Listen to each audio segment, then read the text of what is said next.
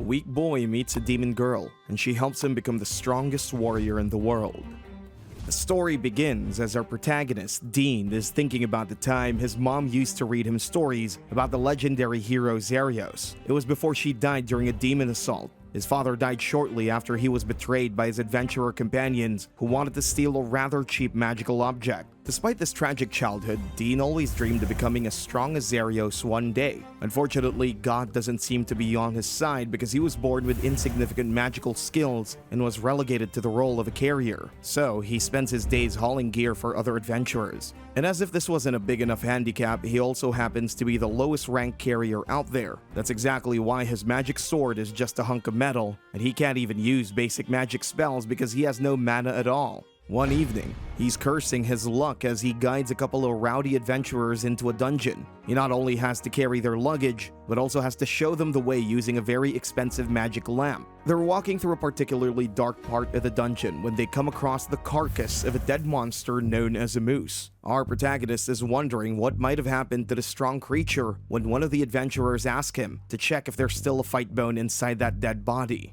This bone can be found inside all animals, and it helps them convert their life force into actual physical strength. As you could expect, such an item can be sold for quite a lot of money. The adventurers, of course, don't want to just leave it behind, but they also don't want to go digging into a sack of rotting meat. So unfortunately, this rather disgusting job falls onto our boy, who has to push down his breakfast as he inspects the dead body. Unsurprisingly, the fight bone is gone, so they're certainly not going to make any money from this. However, just before they decide to resume their quest, Dean makes some rather scary observations.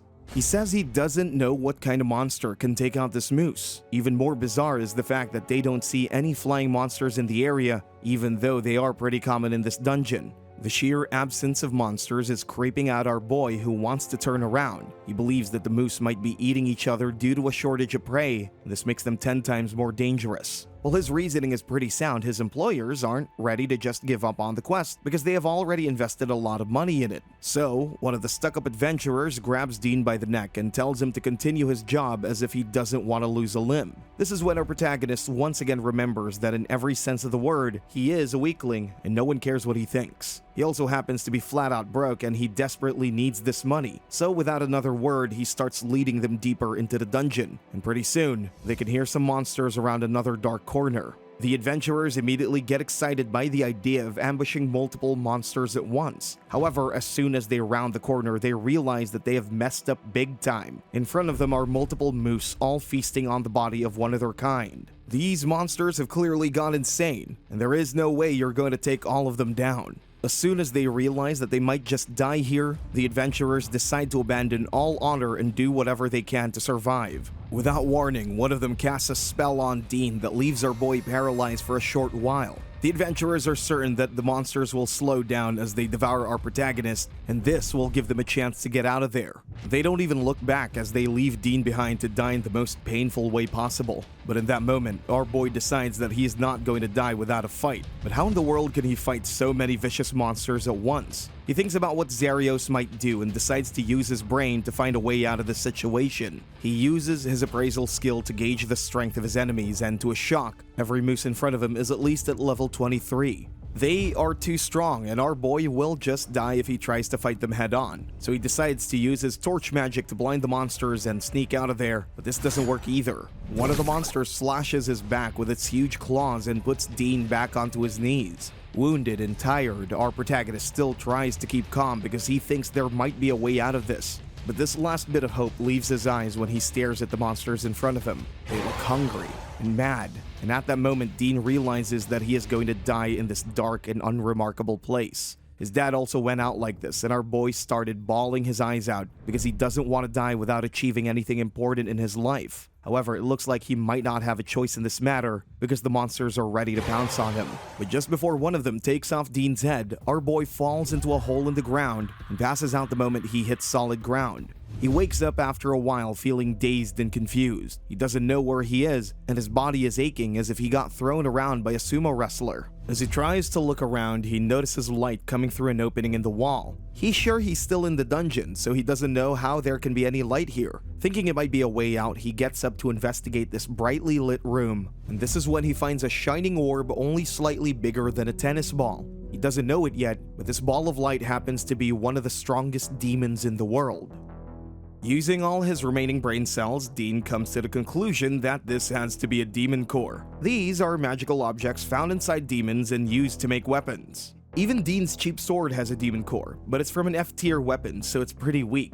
This new core, on the other hand, is anything but weak, and our protagonist knows it by simply holding it in his hand. He knows that he can find out the name of the demon if it's C-tier or above, so without another thought, he uses his appraisal skill on the shining core, and immediately, an intense wave of energy hits his body. Within seconds, he starts panting like a dog on a hot summer day, and to make matters worse, he didn't get any information from the core either. This is strange to our boy, who knows he should have been able to see the name of the demon it belongs to. He's trying to figure out what's going on, when a scary voice from inside the core tells him to keep his paws away from the magical ball of light. As soon as Dean hears those words, he freaks out and throws the core as far away from him as possible. Once again, someone speaks from inside the object and orders our protagonist to be careful, because the core belongs to Lord Beelzebub, who happens to be the king of the 7 deadly sins. Even though the voice sounds pretty serious, our boy is finding it impossible to believe what it's saying. Like most young men, he has heard the story of how the world was split in two by the divine god Marza and his nemesis, the demonic deity Manra.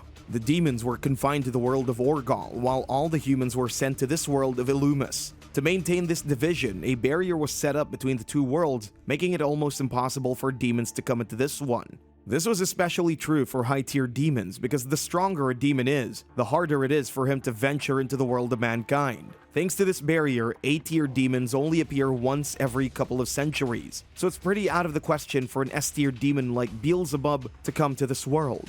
Dean is busy laying out all these facts when the demon asks him to kneel and beg for forgiveness. He offers to make a protagonist his servant as long as our boy obeys his every command. Dean, however, is in no mood to mingle with a scary demon like that, so he just drops his stuff and takes off running before the demon can even finish his proposal. As soon as Beelzebub notices this, he asks our protagonist to stop because he doesn't want to stay in this dungeon for eternity. No human has ever ventured here before, so the demon might have to wait another couple of centuries before someone else pops up here. Of course, he doesn't want that, so his voice immediately becomes sad and he begs our protagonist to not leave him alone. After hearing the desperation in the demon's voice, Dean feels bad for him and decides to stick around. He's still on his guard, but he also wants to find out why such a high demon lord is wasting away in this dark corner of the world. This is when Beelzebub starts telling the story of how he got betrayed in Orgal. His subordinates were afraid of him, so they decided to take him out of the equation before he slaughtered them on a whim. Despite his scary reputation, Beelzebub never really wanted to hurt his companions, but now he thinks he should have crushed them when he had a chance. The other 6 demons made an exceptional plan and left nothing to chance. All of them worked together, and that's how they managed to defeat the mighty Beelzebub. Now, usually that would be the end for an average demon, but the king of the 7 deadly sins is anything but average. Even though his body was annihilated, his core somehow survived. Of course, it wasn't safe in Orgal, so he decided to come to this world. He knew that since he had lost his body, it would be easier for him to pass through the barrier. So he used all of his remaining power to enter this world, but now he has been basically reduced to a glowing orb that can't even move on its own. This is exactly why Beelzebub needs Dean's help. He's once again offering our boy a lifetime of servitude in exchange for his help when our protagonist gives him the bad news. He explains that the entire dungeon is overrun by moose, and unfortunately, Dean can't even take down one of those monsters. This basically means the two of them are stuck here, and this new information immediately makes Beelzebub realize that this human in front of him is pretty much useless. This is when our protagonist reminds the demon that he's nothing more than a shiny ball who can't even stop the rats from wiping their butts on him. He says they're both useless on their own, but maybe Beelzebub can lend him some of his power. This is a great idea because according to the demon, there's a magic known as spiritification. By using it, you can temporarily turn a core into a spirit. Now, any demon higher than D tier can't really use its entire power while in that spirit form, but Beelzebub will still be strong enough to get them out of there. This is a great plan, but there's just one problem. Spiritification is an E-rank magic, and Dean can't even use his torch magic to its full extent. This news once again washes away Beelzebub's excitement because it looks like their only hope of an escape is gone. But he's not ready to give up just yet, so the demon decides to teach our protagonist how to use spiritification. Dean doesn't know if it's even possible for him to learn such a high-level magic. He also doesn't know if he should trust a demon, especially one who's known to be the king of the 7 deadly sins. There's a chance he won't be able to control Beelzebub after completing spiritification. A part of him wants to just leave the demon core behind, but he knows in his heart that he simply cannot take out those moose on his own. So, after realizing that it is his best chance, he agrees to learn the special magic. Just before the start, he accidentally calls the demon a pebble and gets scolded immediately for being a rude jerk. Eventually, the demon starts teaching Dean the basics of spiritification. Beelzebub wants our boy to summon at least a chick spirit before he could attempt to turn the core into a spirit. However, it becomes pretty clear that our protagonist won't learn this magic in a single day, so they're gonna be here for a while. This means they will need food, and in order to get some, Dean ventures back into the part of the dungeon where the moose attacked him. His gear is still there, but it is really damaged and is pretty much useless in this condition. However, our boy knows that it is still worth at least 100,000 temis. He immediately starts breaking it down further so he can sell it after getting out of there. Beelzebub notices his scavenging and makes fun of him, but Dean says that when you're poor in this world, you gotta do whatever you can to survive. He needs money for rent and to pay back his friend Monty, who gave him 10,000 temis when he was flat out broke. He not only wants to pay her back, but also do something nice for her, and that's why he absolutely needs all the money he can get. He was hoping to make at least 10 grand after finishing his last job, but the moose infestation mercilessly dashed all those hopes. And to make matters worse, the monsters also ate pretty much all of the food as well. The only thing they left behind was a water bottle made up of a goat's stomach, which the moose probably didn't like. Luckily, there was still some water left in the bottle, so our boy can use it to cook something. With that in mind, he immediately starts digging for some weird-looking mushrooms. He fries them up and then boils them to make a stock for his soup. However, he then starts throwing them away, and this confuses the demon. This is when our protagonist explains that you can't eat these mushrooms straight up, and you can only use them to flavor your soup. Because of the mushrooms, the soup will taste like meat, and you can add other herbs and salt to make it even more delicious. After carefully putting in all the ingredients, the soup starts smelling really good, and even Beelzebub wants to have a little taste of it. Unfortunately, you can't really drink soup when you don't have a mouth or even a body to speak of. So the demon can only watch as our boy has an out-of-body experience after tasting that soup. He says that the ingredients are of top quality, so even this simple soup is delicious, and it tastes even better because he is eating it in such a depressing place. The Demon Lord is watching him carefully and says that he didn't know humans paid so much attention to food. In Orgal, demons just ate raw animals and fish, so the concept of cooking is pretty new to Beelzebub. He wants Dean to cook him some of that soup in exchange for teaching him spiritification magic, and this request surprises our boy. He can't believe that such a high-ranking demon would want to eat simple food like this. Our protagonist resumes his training as soon as he finishes his meal. With some food in his stomach, he manages to summon a chick spirit. Even though this was a small accomplishment, Dean feels it is enough for his first day of training. He knows that only a small number of people could actually use this special kind of magic, so without someone like Beelzebub, he will not be making so much progress. The next day, he manages to summon a cat-like spirit, and after playing with this fluffy animal, Dean feels even better. On the third day, he cooks up the goat's stomach to get some energy, and then begins training to finally perform the spiritification magic. Unfortunately, he still isn't strong enough to do it. At the beginning of his fourth day in this dark place, Beelzebub is beginning to get mad at our boy for not making any progress in a while. The demon doesn't understand it yet, but in order to perform the magic, Dean has to imagine defeating the moose in his head, and so far he hasn't been able to do so. Feeling tired and hungry, he once again decides to look for those mushrooms, because that special soup sounds pretty nice right now. However, in his depleted state, he has become less vigilant, and that's exactly why he fails to notice as the moose surrounds him. By the time he realizes what's going on, the monsters are upon him, and they've even blocked the entrance to that hole in the ground.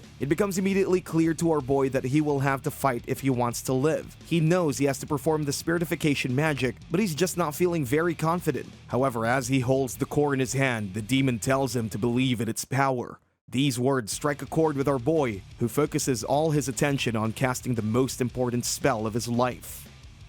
He creates the magic circle and summons Beelzebub to come to his aid. He doesn't know if this will work, but to his surprise, a young girl with horns over her head appears from the magic circle. She looks ethereal, but as soon as she lands from the ground, her wicked smile makes it clear that she is a demon. She tells our protagonist that he deserves a lot of praise for learning and performing such a high-level magic in a place like this. Now that she has a physical form, she really wants to slaughter a couple of things just for fun. However, while she's getting ready to wipe those moose from the face of the earth, Dean exclaims with shock that he didn't know she was a little girl. His expression and words really make Beelzebub mad, and she tells him to stop saying such out-of-pocket things. She reminds him that despite her looks, she is still the king of the 7 deadly sins, so he shouldn't make fun of her. She's going off on him when all of a sudden a moose tries to attack her. However, Beelzebub doesn't even flinch as she stops the monster's huge claw with her small hand. She notices that her hand is bleeding, and it is probably because this isn't her real body. But despite being in this weakened state, she still manages to put a hole through the monster's body with a single punch.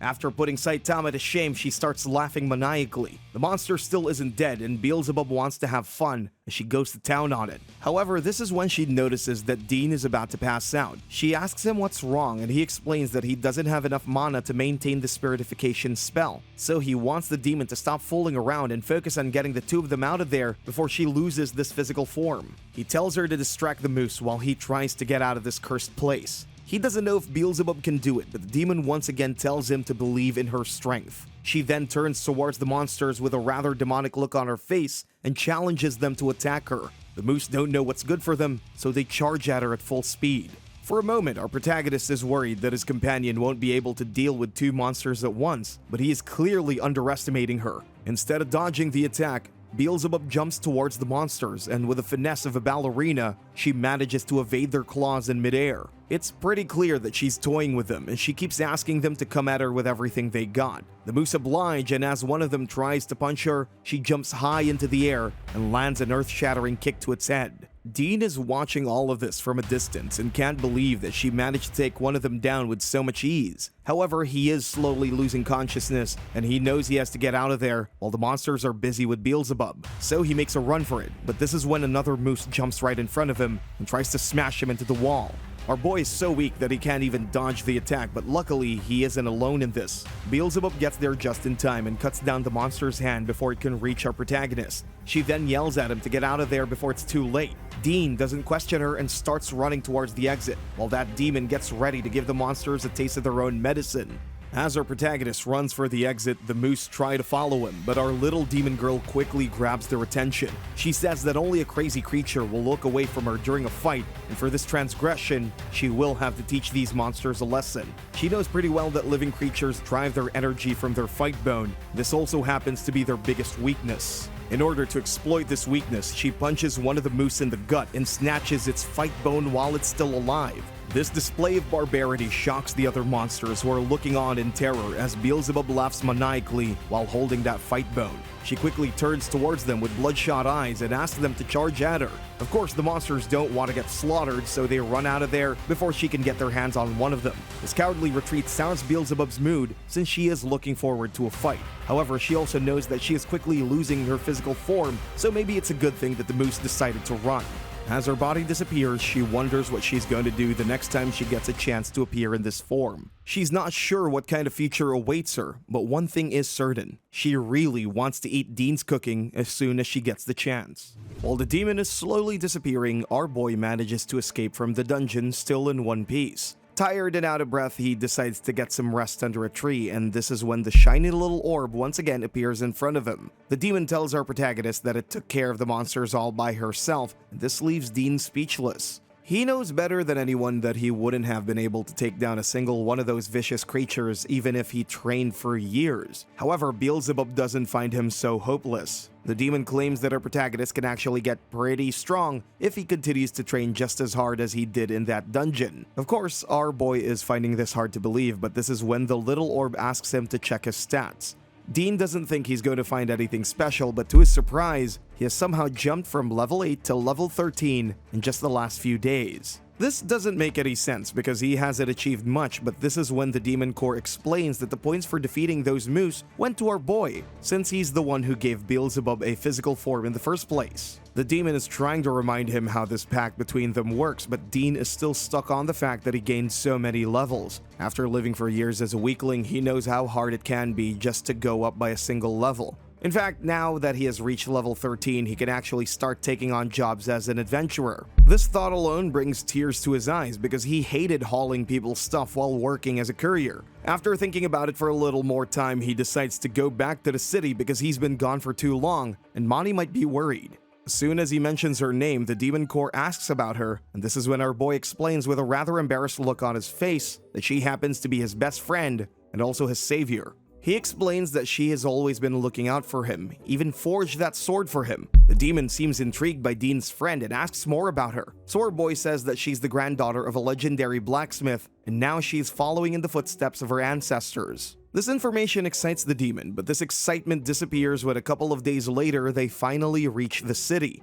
The demon is surprised to find out that this legendary blacksmith lives in the poorest part of the town. This is when Dean shares with the confused demon that even though Monty's grandfather was a renowned blacksmith, he also had gambling problems. He ended up losing all of his fortune and was forced to live in a place like this. Beelzebub is intently listening to all of this and says that she's glad that our protagonist at least has some girl in his life because he clearly doesn't look like a ladies' man. Dean retorts by saying that since he doesn't really have any relatives, Monty is all he got. He also asks the little magical ball to stop speaking because someone else might hear it and get suspicious. Eventually, our boy reaches his friend's place, but to his surprise, the shop is closed. He's wondering where Monty might have gone when he hears some noise coming from inside the shop. He really wants to make sure that his friend is okay. He starts knocking. He's not expecting any answer, but to his absolute joy, he hears Monty's voice. She says that she isn't really in condition to work, so whoever is outside should go back. It's pretty clear that she is worried about our protagonist, and this is affecting her work as well.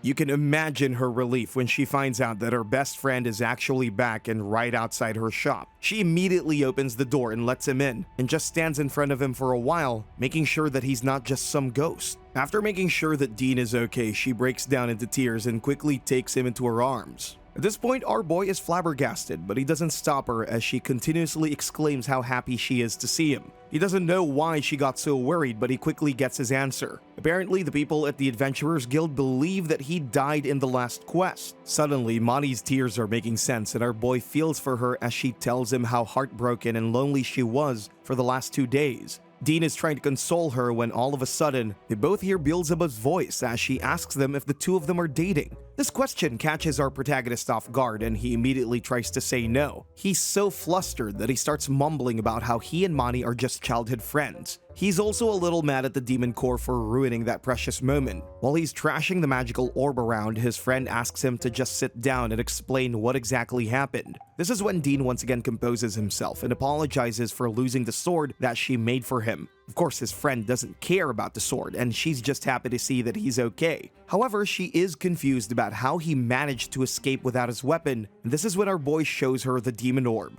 Monty is immediately mesmerized by this magical object because you don't really see such impressive demonic cores every day. However, as soon as she tries to touch the object, Beelzebub tells her to keep her paws away from her. Dean's friend is a little shocked by the demon's response and looks at her friend for answers. This is when our protagonist tells her that this magical core actually belongs to the king of the 7 deadly sins. Of course, the young blacksmith is finding it hard to believe that the two of them are sitting in the presence of such a legendary and scary demon. However, she believes her friend Dean, who says that he has seen what Beelzebub can do, so he is certain that she really is the great demon lord. He also tells his friend that he managed to summon the demon's physical form by using a special kind of magic, and this is when the demon lord saved his life by taking down multiple moose. After listening to all the details, Monty becomes a little serious and asks our boy what he's going to do with this mighty powerful demon core. After all, soldiers, adventurers, and even the frickin' army might come after him as soon as they find out that he has such a precious magical object on him.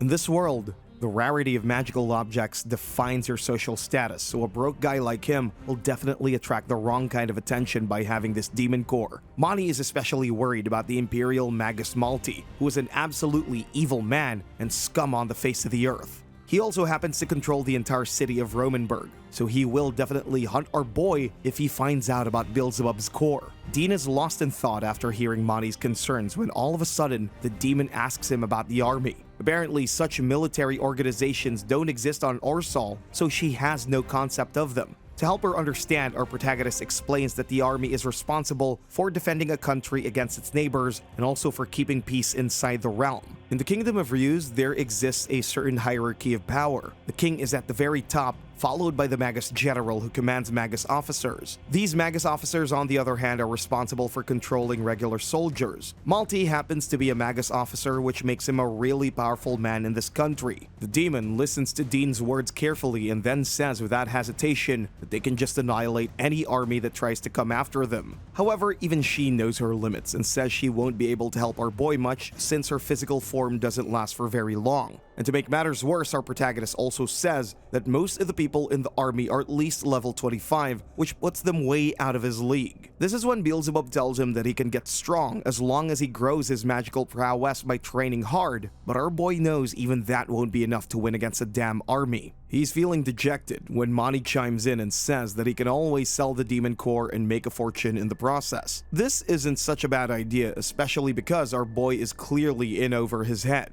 However, Beelzebub is immediately furious after hearing it and tells our boy that his friend is a horrible person for even suggesting such an idea. Clearly, the demon doesn't want to lose our protagonist, but she can also see that Dean's jaw has hit the floor after hearing that he can make 300,000 temmies by selling the core. The demon quickly reminds our boy that he owes his life to her, so even though he can make a lot of money, he shouldn't even think about selling her. She also reminds our protagonist of his dream of becoming a mighty adventurer one day. Even more importantly, Beelzebub asks Dean how he can even think about selling her when he hasn't even fulfilled his promise of cooking something for her. It's pretty clear that Beelzebub won't let our boy get rid of her, so our protagonist tries to think of another plan. He tells Mani that he can't just ignore the demon since she did save his life, so he wants to repay the favor. This is when the blacksmith finally realizes that her friend feels a connection to that demon, so she promises to support him no matter which path he decides to take. Her encouraging words bring a smile to Dean's face and he thanks her for everything and decides to visit the Adventurers Guild. Beelzebub asks him what he's doing in that place, and that's what our boy says he wants to set the record straight by telling guild officials that he's not actually dead.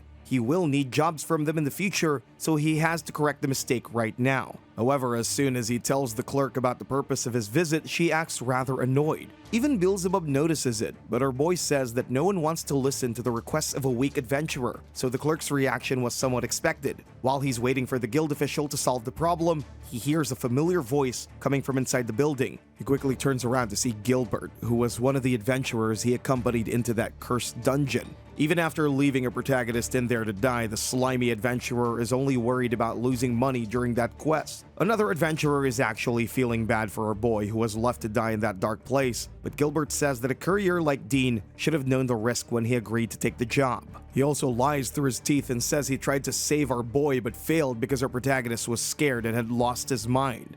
Dean is gritting his teeth as he listens to this coward, but Beelzebub tells him to calm down because a jerk like Gilbert doesn't deserve his attention. Our boy decides to listen to her, but quickly changes his mind when the rotten adventurer starts mocking him for being weak. So Dean walks up behind Gilbert and tells him that he has some cojones to make such claims after leaving our boy to die in there.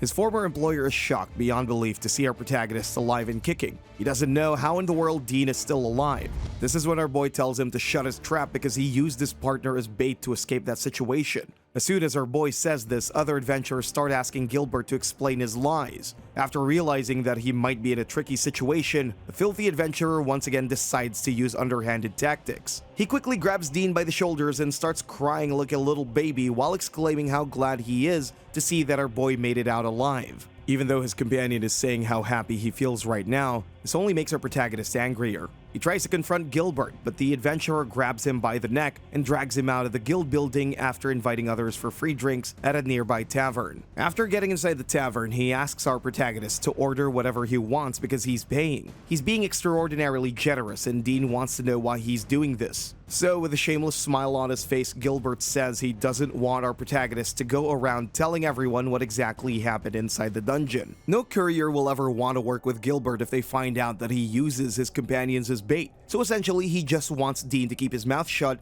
and forget about the whole thing. Of course, this only enrages our boy, who says that he can never forgive Gilbert for using him like that during that quest. Clearly, he is in no mood to keep quiet about this matter, so his former employer says that he will just deny Dean's story since he happens to be the more popular adventurer. He's not wrong, because most people don't even know that our protagonist exists, so they likely think that he's just lying to defame Gilbert. To make sure that our boy doesn't cause him any problems, the filthy adventurer also threatens to hurt Monty. This, of course, is the last straw for Dean, who really doesn't want his friend to suffer because of him. As he gets quiet, Gilbert gets up and offers to make our protagonist a regular member of his party in future quests, as long as he doesn't act out. As he asks Dean to act like an adult, our boy almost loses his cool. Still, he tries to act rationally and says that he'll consider the whole thing an accident. He doesn't want any unnecessary attention on him, but Gilbert just starts rubbing salt into his wounds by saying that carriers are partly to blame for their deaths because they're so weak. At this point, Dean decides that he has heard enough from this filthy coward, so he says that he won't spread the story, but he never wants to see Gilbert's face again. The rage on his face would make anyone tremble, but his former employer still thinks he won by using his mind games. As he steps out of the tavern, Beelzebub asks him why he rejected the free meal when he clearly needs one. She says that he shouldn't let anyone get on his nerves like that. Her words are sharp, but our protagonist knows that the demon isn't wrong. This is a harsh world, and he needs to start acting like a grown-up if he wants to survive in it. Because of his rash behavior, he lost a free meal, probably his job as a courier, and certainly created a new enemy. He's cursing himself for being so impulsive when Beelzebub says that humans are always like that, so he should stop blaming himself since what's done is done. However, Dean is feeling really down, and with tears rolling down his cheeks, he asks the demon to lend him her power because he wants to become an adventurer. Beelzebub says that she'll help him reach that goal, but he will have to learn a higher level of spiritification magic known as Tulpa. She also tells them that she doesn't hate him even if he makes childish mistakes. Her words make our protagonist smile, and he thanks her before going back to Mani's shop.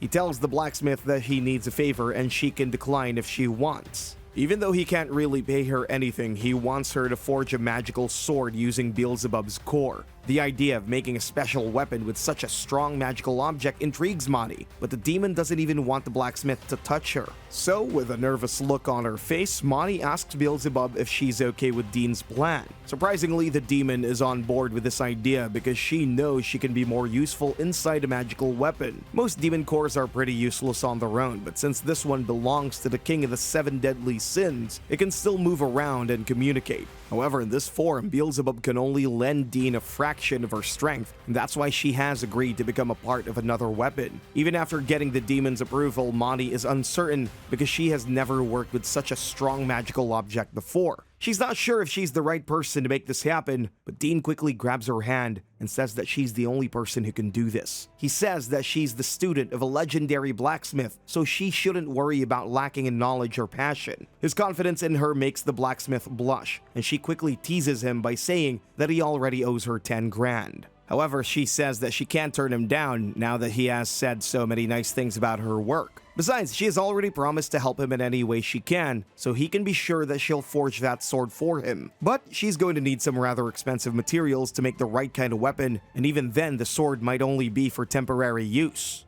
In order to not bankrupt his friend, Dean decides to sell all his belongings so he can get the money for the materials. He sells all the stuff he found in the cave, and also some of the things his parents left behind before their death. To his surprise, he manages to get together 80,000 temmies, and he hands it over to Mani so she can buy everything she needs. She doesn't appreciate the fact that he sold all his belongings and says that she would have gladly given him money if he promised to pay her back by making her happy. As you can imagine, our boy is blushing after hearing such a cute offer, and he tells her that he just sold everything he didn't need anymore. He also tells her that he sold the equipment Gilbert left behind, and this doesn't really sit well with Mani. She knows that her friend isn't a fan of this, and he even used to hate people who would steal equipment. Dean tells her that he only took the equipment after his former employer left him to die in that dungeon. That last bit of information makes the blacksmith really mad, and she wants to know who tried to do such a thing to our protagonist. However, our boy tells her to calm down since he doesn't want to go after Gilbert anymore.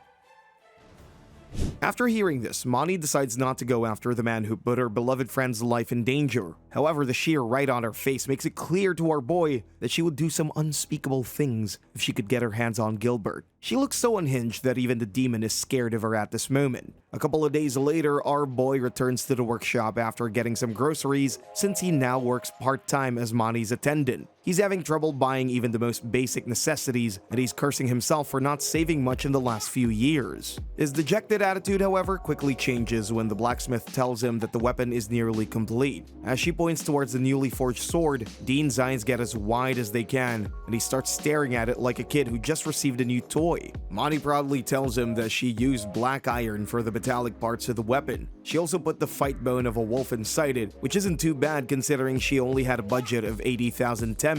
Still, these are only D-tier materials, and that goes to show how expensive weapon making can be in this world. Even though she is happy with her handiwork, she still isn't confident that this low-tier weapon can bring out the true power of the King of the Seven Deadly Sins. However, Beelzebub tells her that it is better than nothing and asks Dean to appraise the weapon as soon as they have put the demon core inside it. Our boy grabs the weapon and uses his appraisal skill to find out just how useful it will be. To his surprise, even this D-tier weapon is pretty spectacular. It is compatible with all kinds of summoning and spiritification magic. It also has some rather mysterious special traits like ancient knowledge. Luckily, it works with all kinds of attributes, which makes it handy in a lot of situations. And even though it cannot fully express Beelzebub's true power, it still has the crazy effect of consuming the abilities of anyone it slays. Our protagonist is silently taking in all this information, but his friend gets nervous thinking that he doesn't really like the weapon. But as soon as she offers to remake it, our boy quickly turns towards her and promises to become a mighty adventurer using this very weapon.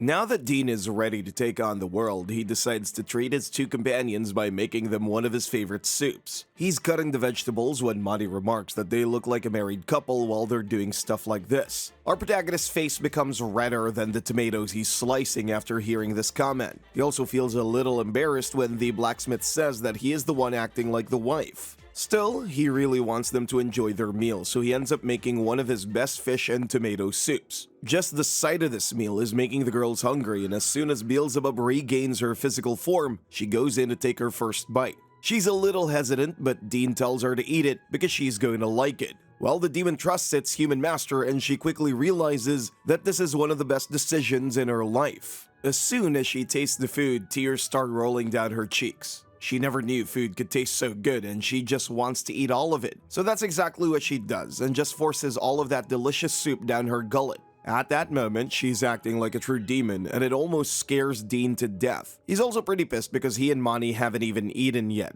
Beelzebub immediately starts complimenting him for using the tomatoes and white fish in the best way possible, and with a rather cute look on her face, she asks for seconds. As you can imagine, our protagonist isn't impressed, and he immediately grabs the new sword and hits Beelzebub with it like he's about to score a home run. This act of domestic violence instantly causes her to lose this physical form, and she once again gets trapped inside the sword. She complains that she can't even enjoy the aftertaste if she doesn't have the physical form, but our boy tells her that she doesn't get to say this after eating that soup like a madman. While the two of them are arguing about it, Monty seems rather calm and asks her friend to just cook more food since he has the time. She says that she can't get mad at anyone today because she's helped a great demon who now owes her a favor.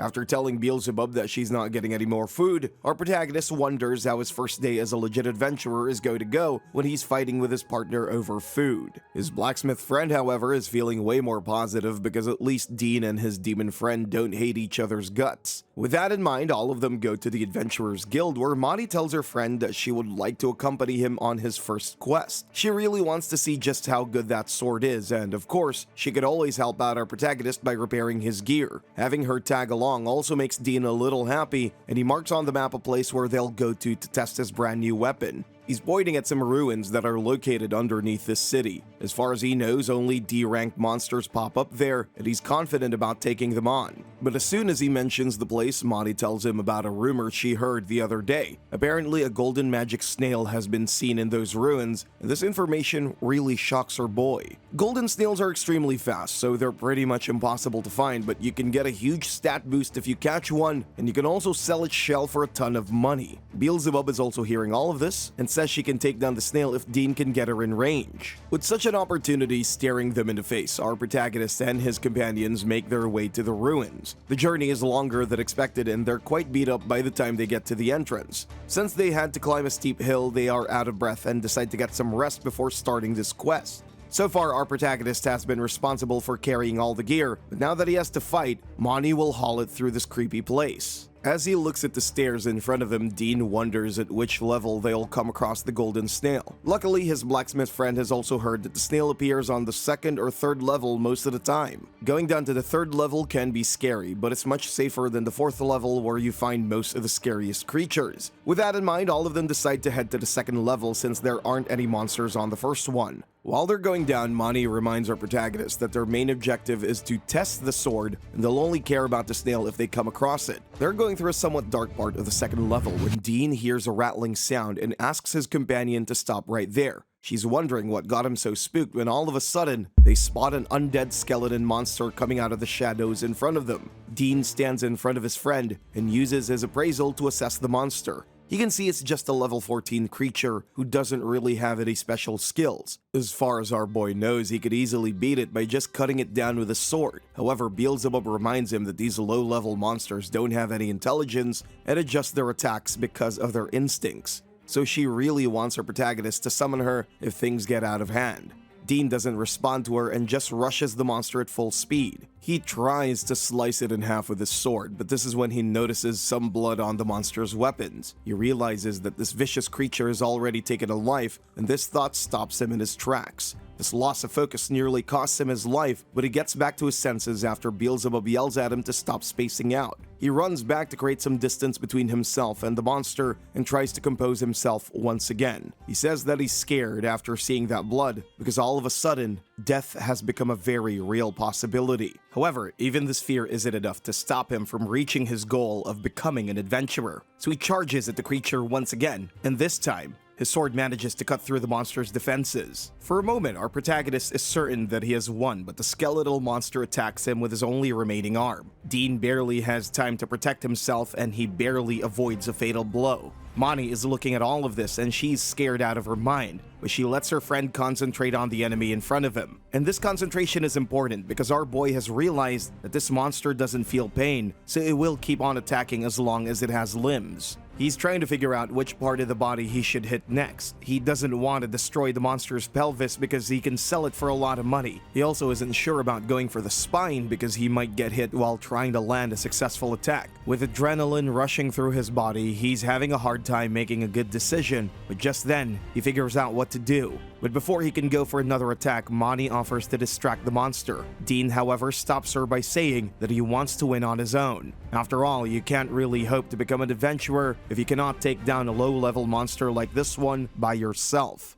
So he rushes at the creature once again. This time around, he hits the monster straight on its head. Unfortunately, the monster still isn't dead, but Dean tells Mani that the fight is already over. He tells that a skeleton monster needs his ability to sense life force to find its target. With the last attack, our protagonist took away the monster's ability, and now he has it thanks to his sword. He uses it to confirm that he's not going to get attacked from anywhere else, and then goes for the final blow. With one strong swing of his sword, he brings down the monster once and for all. When the dust finally settles, Mani is amazed and she starts complimenting her friend for taking out that monster without any help. However, Dean is quick to remind her that he wouldn't have been able to do any of this without the help of his two new companions. Unsurprisingly, his stats have gone up again, and now he is a level 14 adventurer. His companions are even more impressed by the sword's ability to steal its enemy's special skills. Mani is the first one to realize how broken this ability really is, but Beelzebub says that it's not even close to her full power. After gloating for a bit, the demon asks her master what he's doing with the monster's body. This is when Dean quickly turns around to explain that he's taking the fight bone because he could sell it for at least 5,000 temmies. With glittering eyes, he tells his companions that they can survive for 5 or even 10 days on this kind of money if they look after their budget. He's acting as frugal as ever, even though Beelzebub doesn't like that her companion is acting like a grave robber. Mani, however, understands why our protagonist is doing this. She tells the demon that for someone who has lived in poverty all his life, letting go of an opportunity to make money is a rather dumb idea. After looking for a while, Dean manages to get the fight bone and he hands it over to the blacksmith for safety.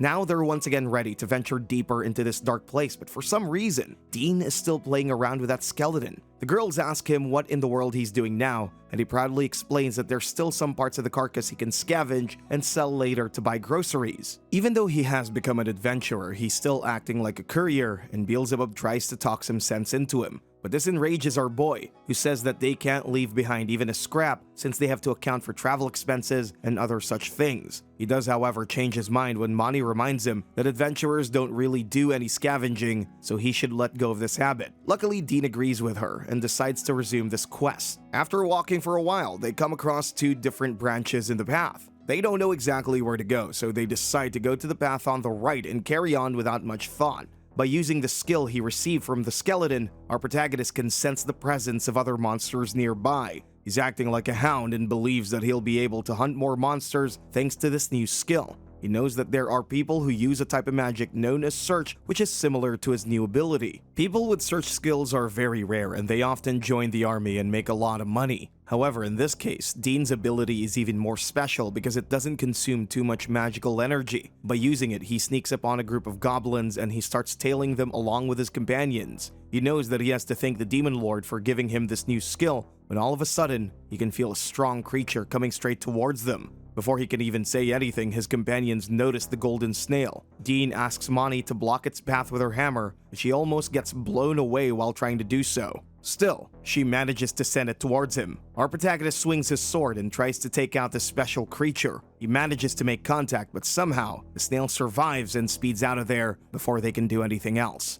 It all happened so fast that he believes he just failed to land a hit. However, after looking around, Monty is certain that our protagonist did hurt the monster since the creature released a lot of slime in the place it got hit. This doesn't make any sense, and Dean wonders if he just didn't cut it deep enough. However, this is when Beelzebub chimes in and says that if the golden snail could be taken out so easily, everyone would have been after it. As far as the demon knows, the snail used some kind of special ability to let the sword go through its body without receiving any damage. This explanation makes a lot of sense, but this also means that their job is going to get a lot harder. Luckily, Dean still knows where the little monster went because he can sense its life force with the help of his ability. He decides to go after it, but instead of just attacking it, he wants to use his appraisal skill on the snail to find out what kind of special abilities the creature really has. He thinks the snail might also be wounded, so they have a good chance of catching up to it pretty soon. Unfortunately, our boy can also sense a bunch of adventurers in the area, which means they have to be sneaky as they try to take out their target.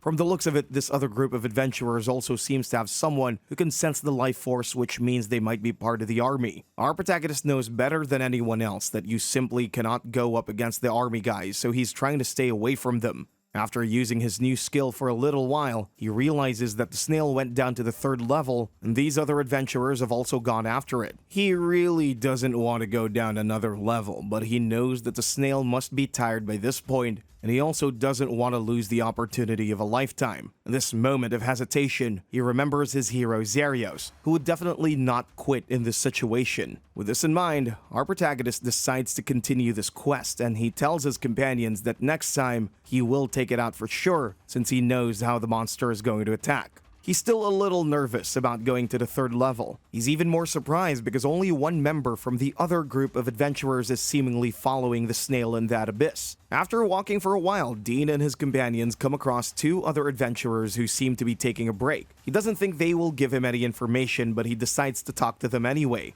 But as soon as he gets close to them, he realizes that the man in front of him is Morgan, who used to be Gilbert's partner. The beefy adventurer also recognizes our boy and wonders how he's still alive. While the big guy is in shock, Dean comes across a kid who seemingly belongs to the clan of the Beast Folk. It doesn't take long for a protagonist to realize that the shy little boy is the one who can sense life force, and they've used his ability to track down the golden snail. By putting 2 and 2 together, Dean also comes to the conclusion that the one going after the monster in the 3rd level is none other than Gilbert. Before continuing his pursuit, however, our boy decides to ask the kid if he's registered with the guild. This is when he notices the huge wound on the kid's leg and tells Monty to take a look at it. While she's putting some bandage on the boy's leg, he says that he caused trouble for Morgan and Gilbert just because he's a weakling. The kid is bawling his eyes out at this point, but instead of feeling any sympathy, the muscle-head adventurer berates him for making a mistake. This is also when Dean learns that the boy's name is Carol. He calmly tells the kid not to worry about what happened because Morgan and his companion are evil men who treat couriers as horribly as they can. He also advises Carol not to accompany any shady adventurers, no matter how desperately he needs the money. While he's trying to cheer up the kid, Morgan is telling Dean not to say another word.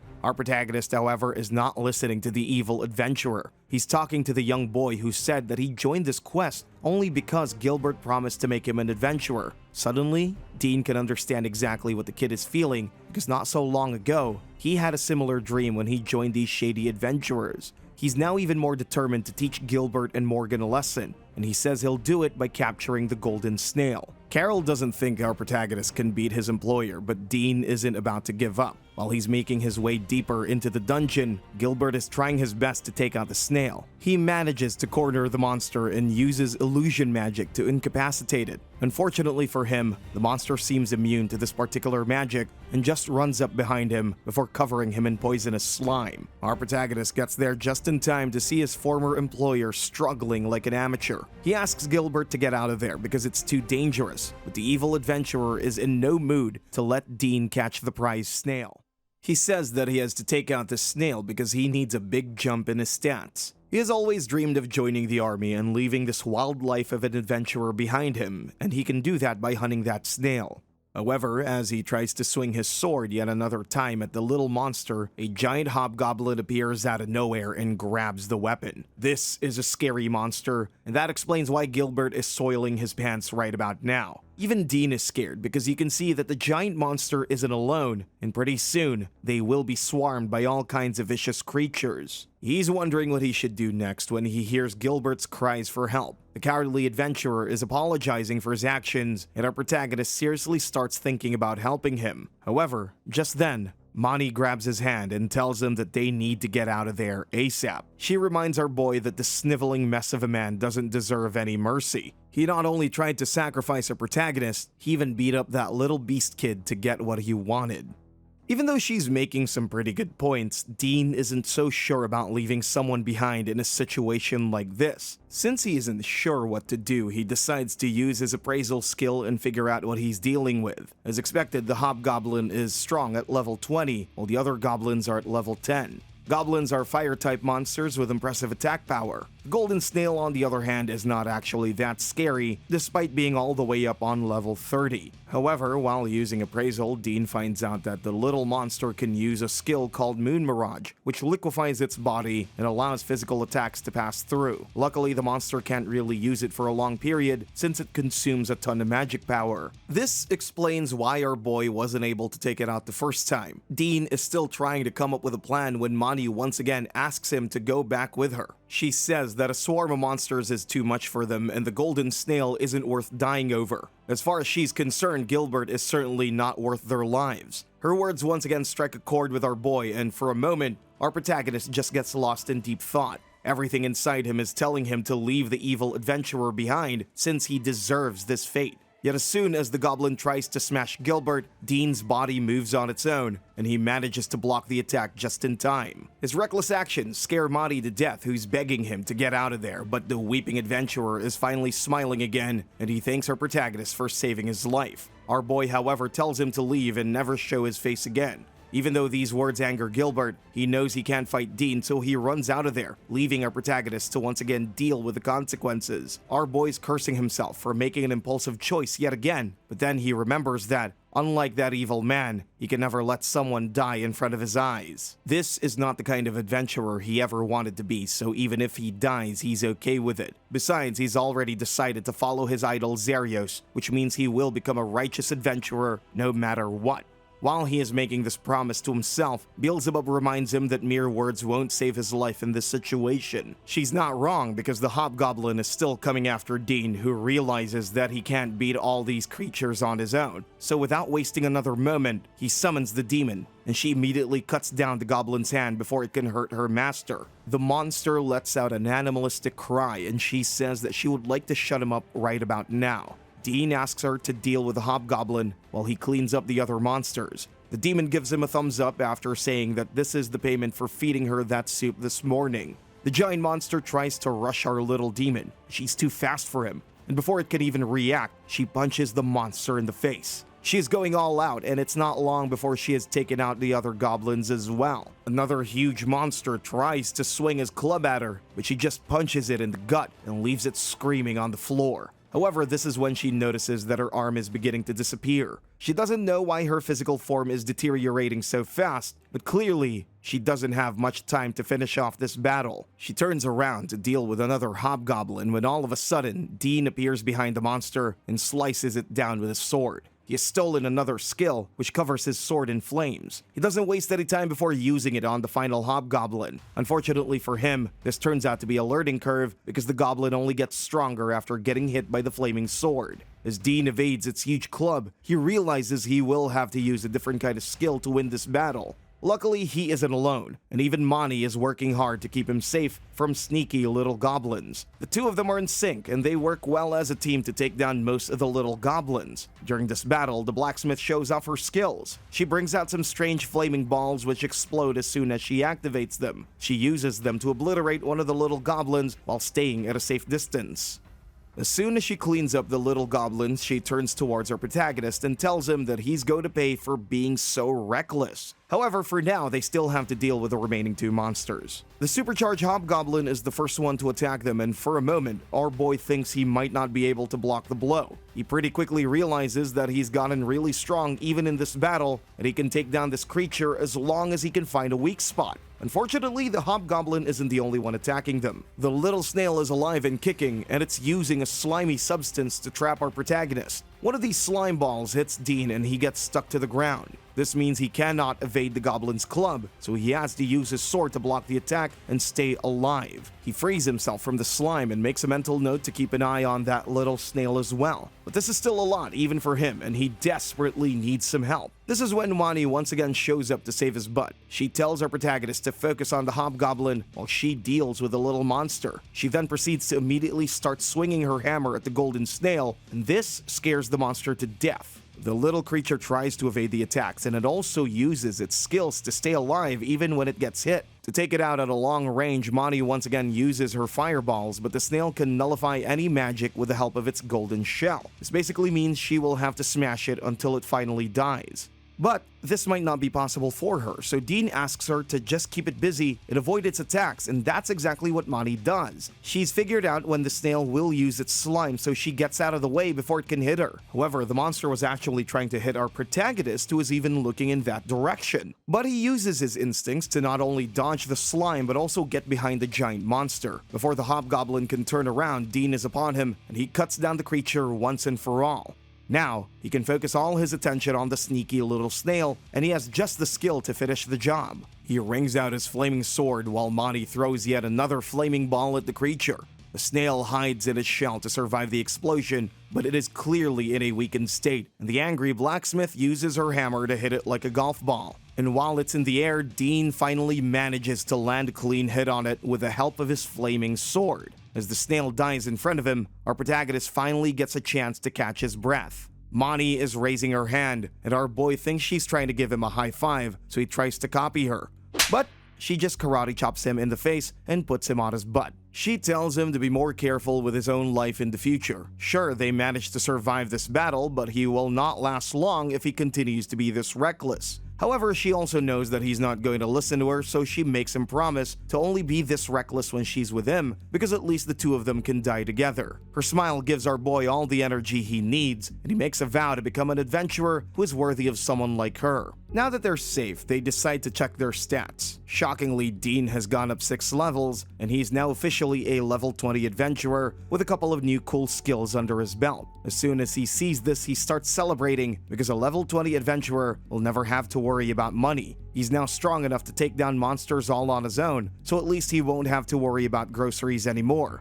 However, he also knows that most of the adventurers who die are also around level 20 because they misjudge their own strength. In order to get stronger than this, he will have to fight some very scary monsters, and that's exactly why most adventurers never go beyond level 20 their entire lives. After making a mental note of keeping an eye on his levels, he decides to check how much Mani has grown. She has also leveled up significantly and now sits at level 12, probably because she played a vital role in taking out that golden snail. She says that Dean can always check her stats, and this makes our boy really flustered because you're not supposed to use appraisal on other people. After joking around for a bit, our protagonist decides to check if the snail has a fight bone, and luckily, he finds the magical object after digging through the carcass with his knife. He wants to get back to Romanburg, and after reaching the city, Dean immediately goes to the market to sell all the goods they've found inside those ruins. By selling the bones of those goblins and skeleton monsters, he ends up making 80,000 temmies, which is equal to his monthly salary as a courier. He can't believe his luck and knows he hasn't even sold the most expensive item yet. He is of course talking about the fight bone inside that golden snail. He hasn't actually extracted it, and Monty warns him not to waste such a precious magical object. She says that she can always sell it for at least 150,000 temmies, and she would also like to make some kind of magic-resistant equipment with it. After seeing her this enthusiastic, our protagonist asks her to keep the fight bone, since she can clearly use it in a much better way than him. While our blacksmith is interested in the magical object, the demon is wondering if they can eat the body of the snail. Dean, however, isn't too fond of this idea, and he tells Beelzebub that they can always buy some meat with all the money they've earned. As he starts telling the demon about why young calves can be delicious, the receptionist at the Adventurers Guild thinks that Dean has lost his marbles because he seems to be talking to himself. After registering his accomplishment at the guild, Dean runs out of there to buy some delicious meat for a party. This part of the city looks much different from the area around Monty's shop. There are beautiful buildings here, and people are enjoying their day as they walk past street musicians and other performers. Beelzebub is surprised by how great this place looks, but Dean tells her that it's just for show. He says that the military headquarters are located in this area, and that's the reason why you can see these awesome shops around here. All these businesses are trying to make money by selling to rich military officers. That's also why you see clean and paved roads only in this part of town. He also tells the demon that most people try to start a business here, hoping to make a fortune, but many of them close shop pretty soon due to competition. While Beelzebub is in favor of this fierce competition, Dean knows that things aren't that simple around here. He's about to tell his partner something when they hear a man begging in front of a couple of officers in the middle of the street. He says he can't pay them because he has used up all his money on his wife's treatment. He's just asking for more time, but the officers are clearly in no mood to show any kindness. They tell the man that he has to pay the tax if he wants to run a business in this area, and by not paying it, he's actually committing a crime. They even suggest that the man can always sell his daughter to make money and pay his taxes. It's pretty clear that these military men are ruthless. Dean is looking at them with disgust in his eyes when he overhears someone saying how there were no taxes when the man started his business in this area. He also hears that the taxes are basically protection money that you need to pay to the military in order to stay safe here. Since the man can't pay, the officers proceed to beat him up without any mercy. Observing this situation, Beelzebub is starting to understand why our protagonist doesn't really like this area. She says that the city will continue to suffer until they stand up against Malty, but right now, Dean just wants to get out of there ASAP.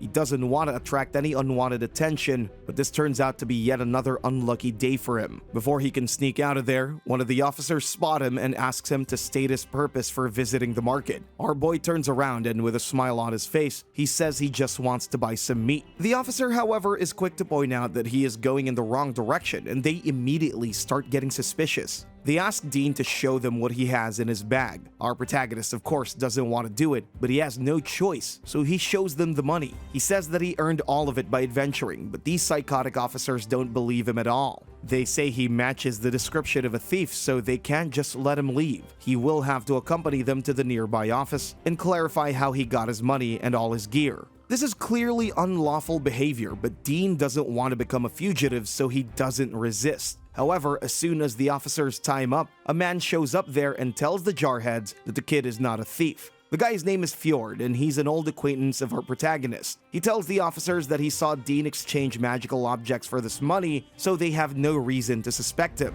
The military officers, however, are still not ready to let our boy leave. Now, any other adventurer might have to run out of there to not get in trouble. Luckily, Fjord happens to be a former soldier, and he whispers something in the ear of one of the officers, and just like that, Dean is free to leave. Our protagonist can't believe his luck and he thanks this goofy-looking adventurer for clearing up the situation. This is when Fjord explains that these officers confiscate anything they like by making up false charges and intimidating innocent people. When Dean asks his savior what he said to the officers, the man in glasses explains that he just threatened to report this to the military higher-ups. Since the officers were bluffing in the first place, they didn't want any trouble, so they left without another word. This is when Fjord tells our protagonist to always be confident in front of these military officers, otherwise they're going to suspect you. Since this old man happens to be Dean's favorite adventurer in the city, he is happy to see him once again. Growing up, our boy would hear stories of Fjord's adventures as he took down monsters with his magical spear and his mastery of magic. He also respects the guy for being an honest adventurer, and we already know how rare that is. Dean can still vividly remember how 3 years ago, someone was not paying him the agreed upon payment for his work. At the time, he was still a courier and couldn't really argue with an adventurer, so he just cursed his luck. This is when he first saw Fjord, who was already a legend and was surrounded by young adventurers who looked up to him. He was like a mentor to a lot of strong adventurers, and he also had a habit of letting new and inexperienced people into his party. At the time, our protagonist didn't really know what kind of man he was, but that's when Fjord called his name out of the blue and invited a novice like him to be in his party. Fjord was the person who taught Dean to extract all the precious bones from a monster. He also allowed our boy to keep pretty much all the minor loot. At the time, Fjord shared that he also grew up poor, so he understood what Dean was going through, and that's exactly why he was happy to look after our young protagonist. However, what really made our boy fall in love with this local legend is the fact that both of them wanted to be just like Xerios. During his time with Fjord, Dean also learned a lot of important things because the old adventurer had a habit of sharing rules at the most ridiculous moments. Since the two of them have so many good memories of adventuring together, you can understand why our boy is very happy to see his old mentor. However, his master is more interested in the brand new sword that our protagonist is carrying on his back. The two of them are talking when all of a sudden, a girl interrupts them, and it looks like she happens to know Fjord. Dean asks Fyodor if he knows this strange girl. This is when his companion explains that her name is Edda, and she happens to be the descendant of the Naruk clan. While the old man is explaining that he's just trying to help out the girl, the screws inside Dean's brain immediately start turning, and he instantly remembers everything he has heard about this mysterious clan in his life. As far as he knows, Naruk clan members are some of the strongest warriors because of their contracts with creatures of the underworld.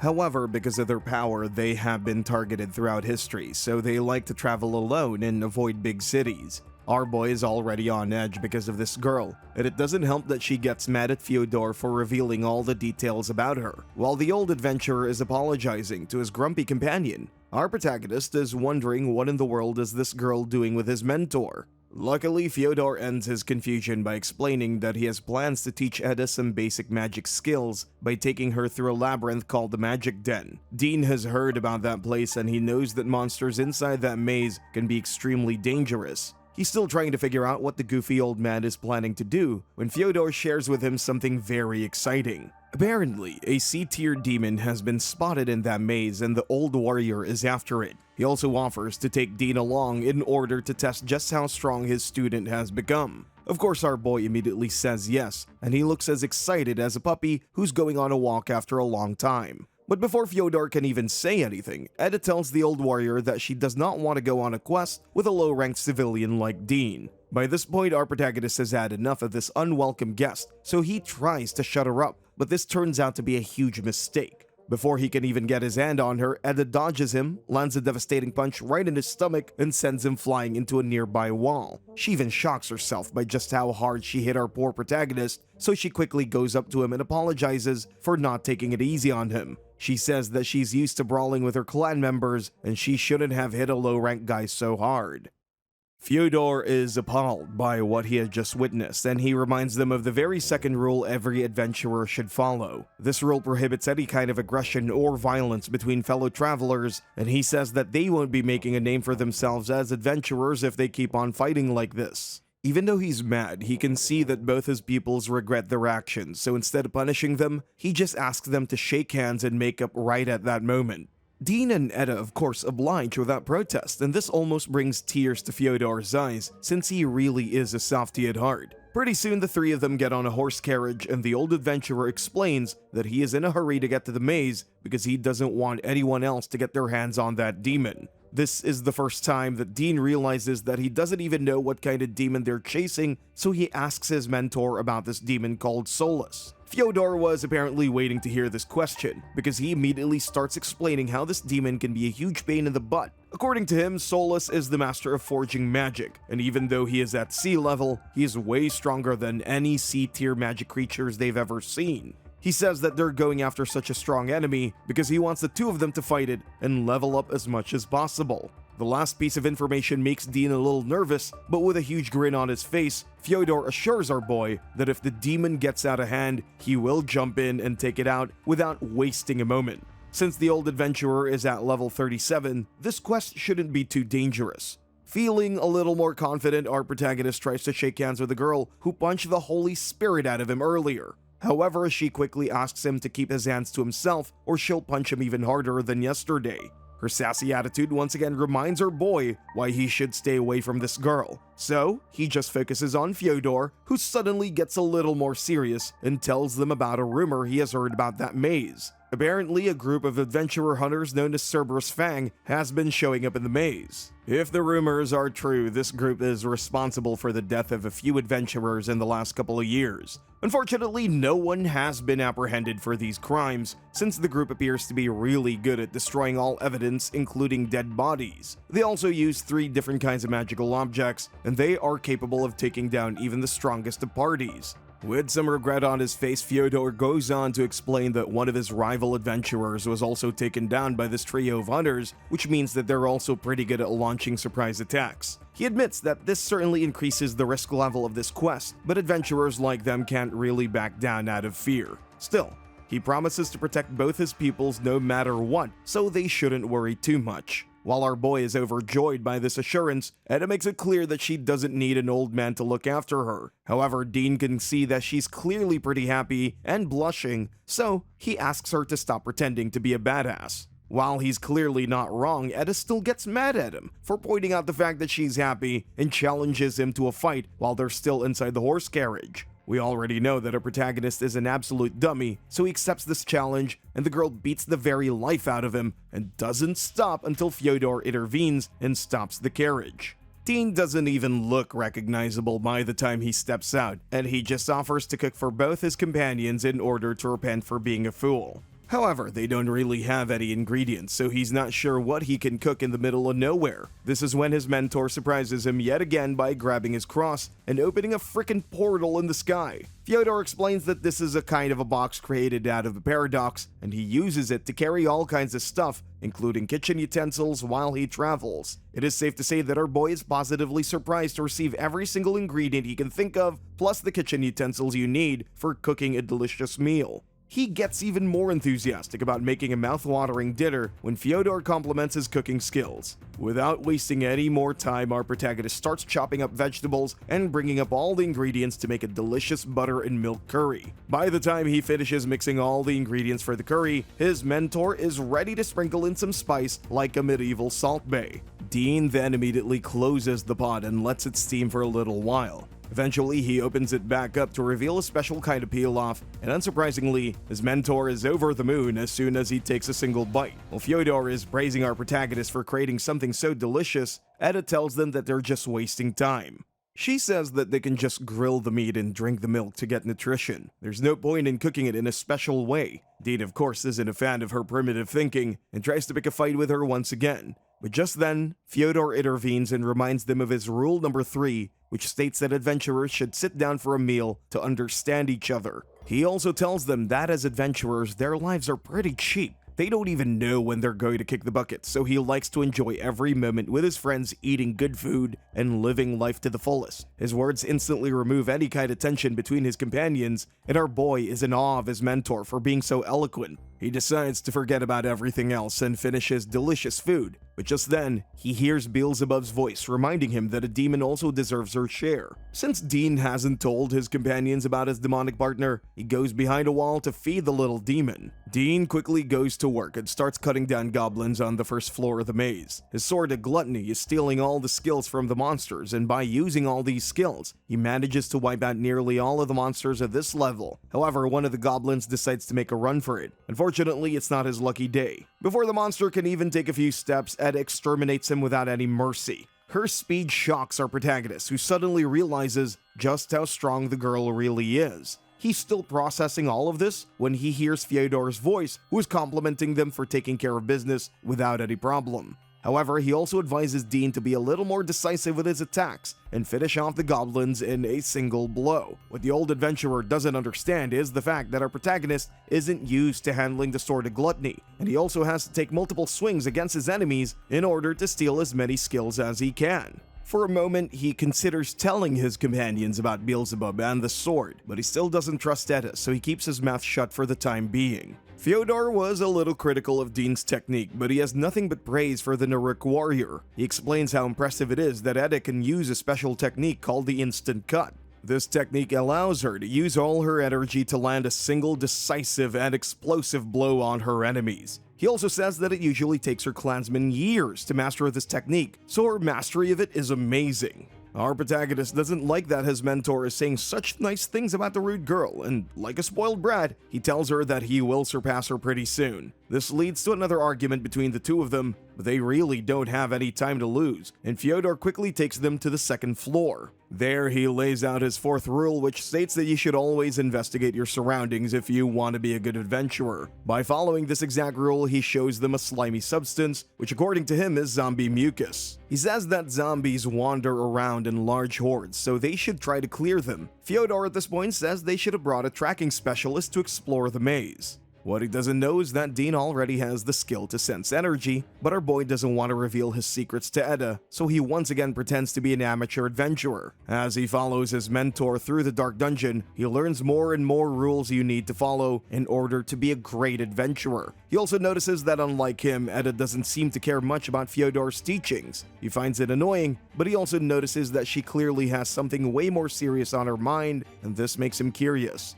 Before he can ask her about it, however, his mentor tells them to be alert because they're entering the third floor. Since they're now in a really dangerous part of the dungeon, Dean quickly uses his energy senses to see what kind of creatures are lurking around them. That's when they come across a girl who seems to be injured. After seeing her in that state, Fyodor quickly tries to check if she's still alive, but Dean knows something that is not right about the scene. Thanks to his skills, he can see that two people are hiding behind a rock next to the unconscious girl. It doesn't take long for him to realize that it's a trap, so he yells at Fyodor to stop right there, but it's already too late.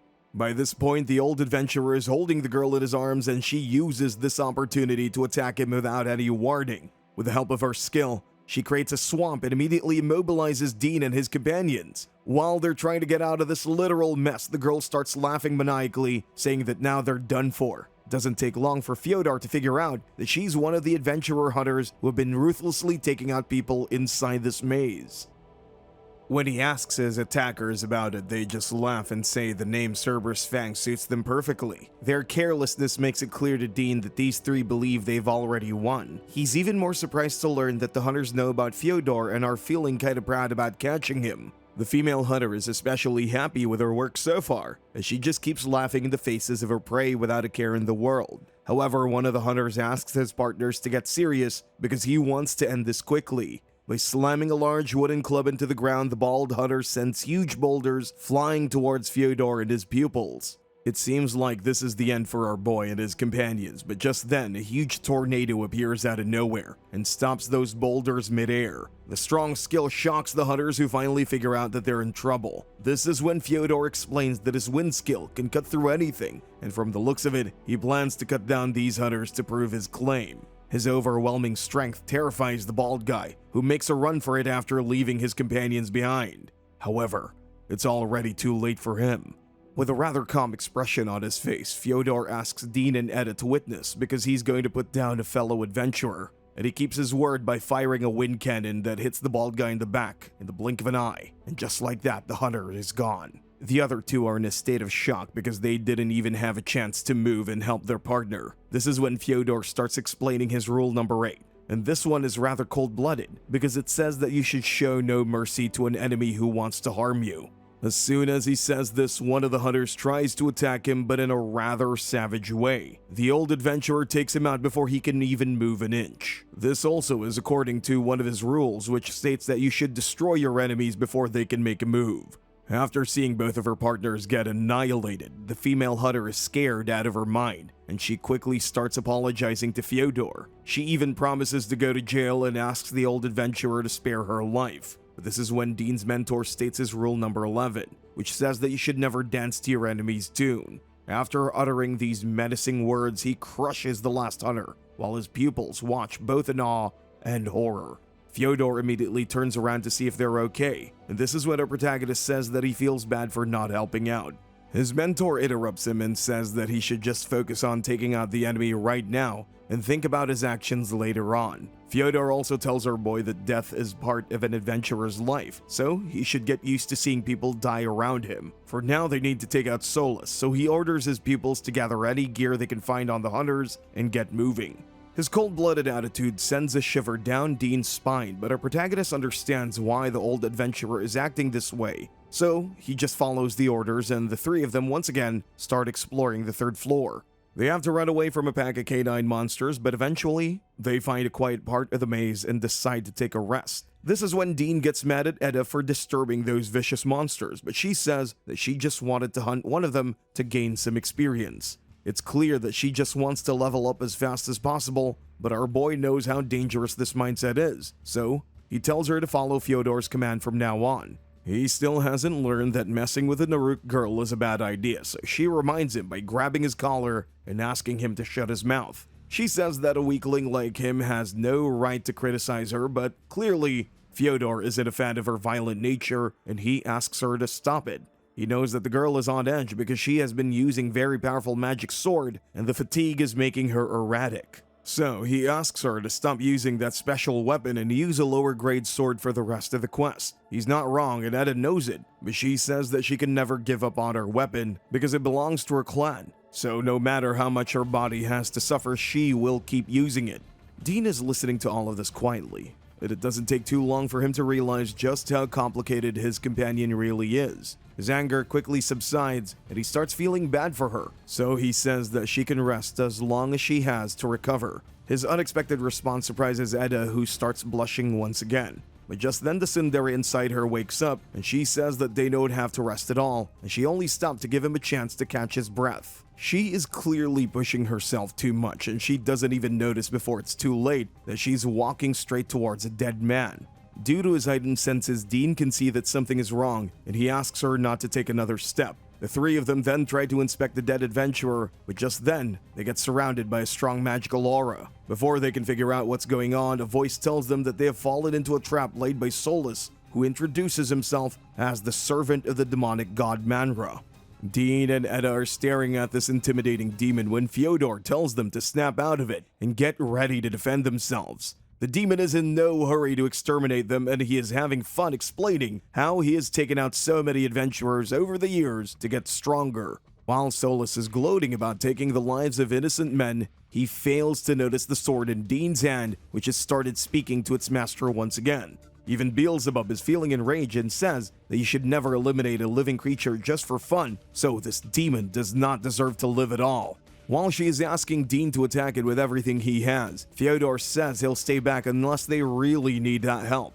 After hearing his pupils get in position to fight this creature, and they're just in time because Solus creates a cloud of poisonous gas around them. Luckily, Fyodor blows it away with his tornado, but this defensive maneuver also sends Dean and Edda flying away from their mentor. As long as the old adventurer is using his wind skills, his pupils really can't get involved, so instead, our boy decides to analyze his enemy.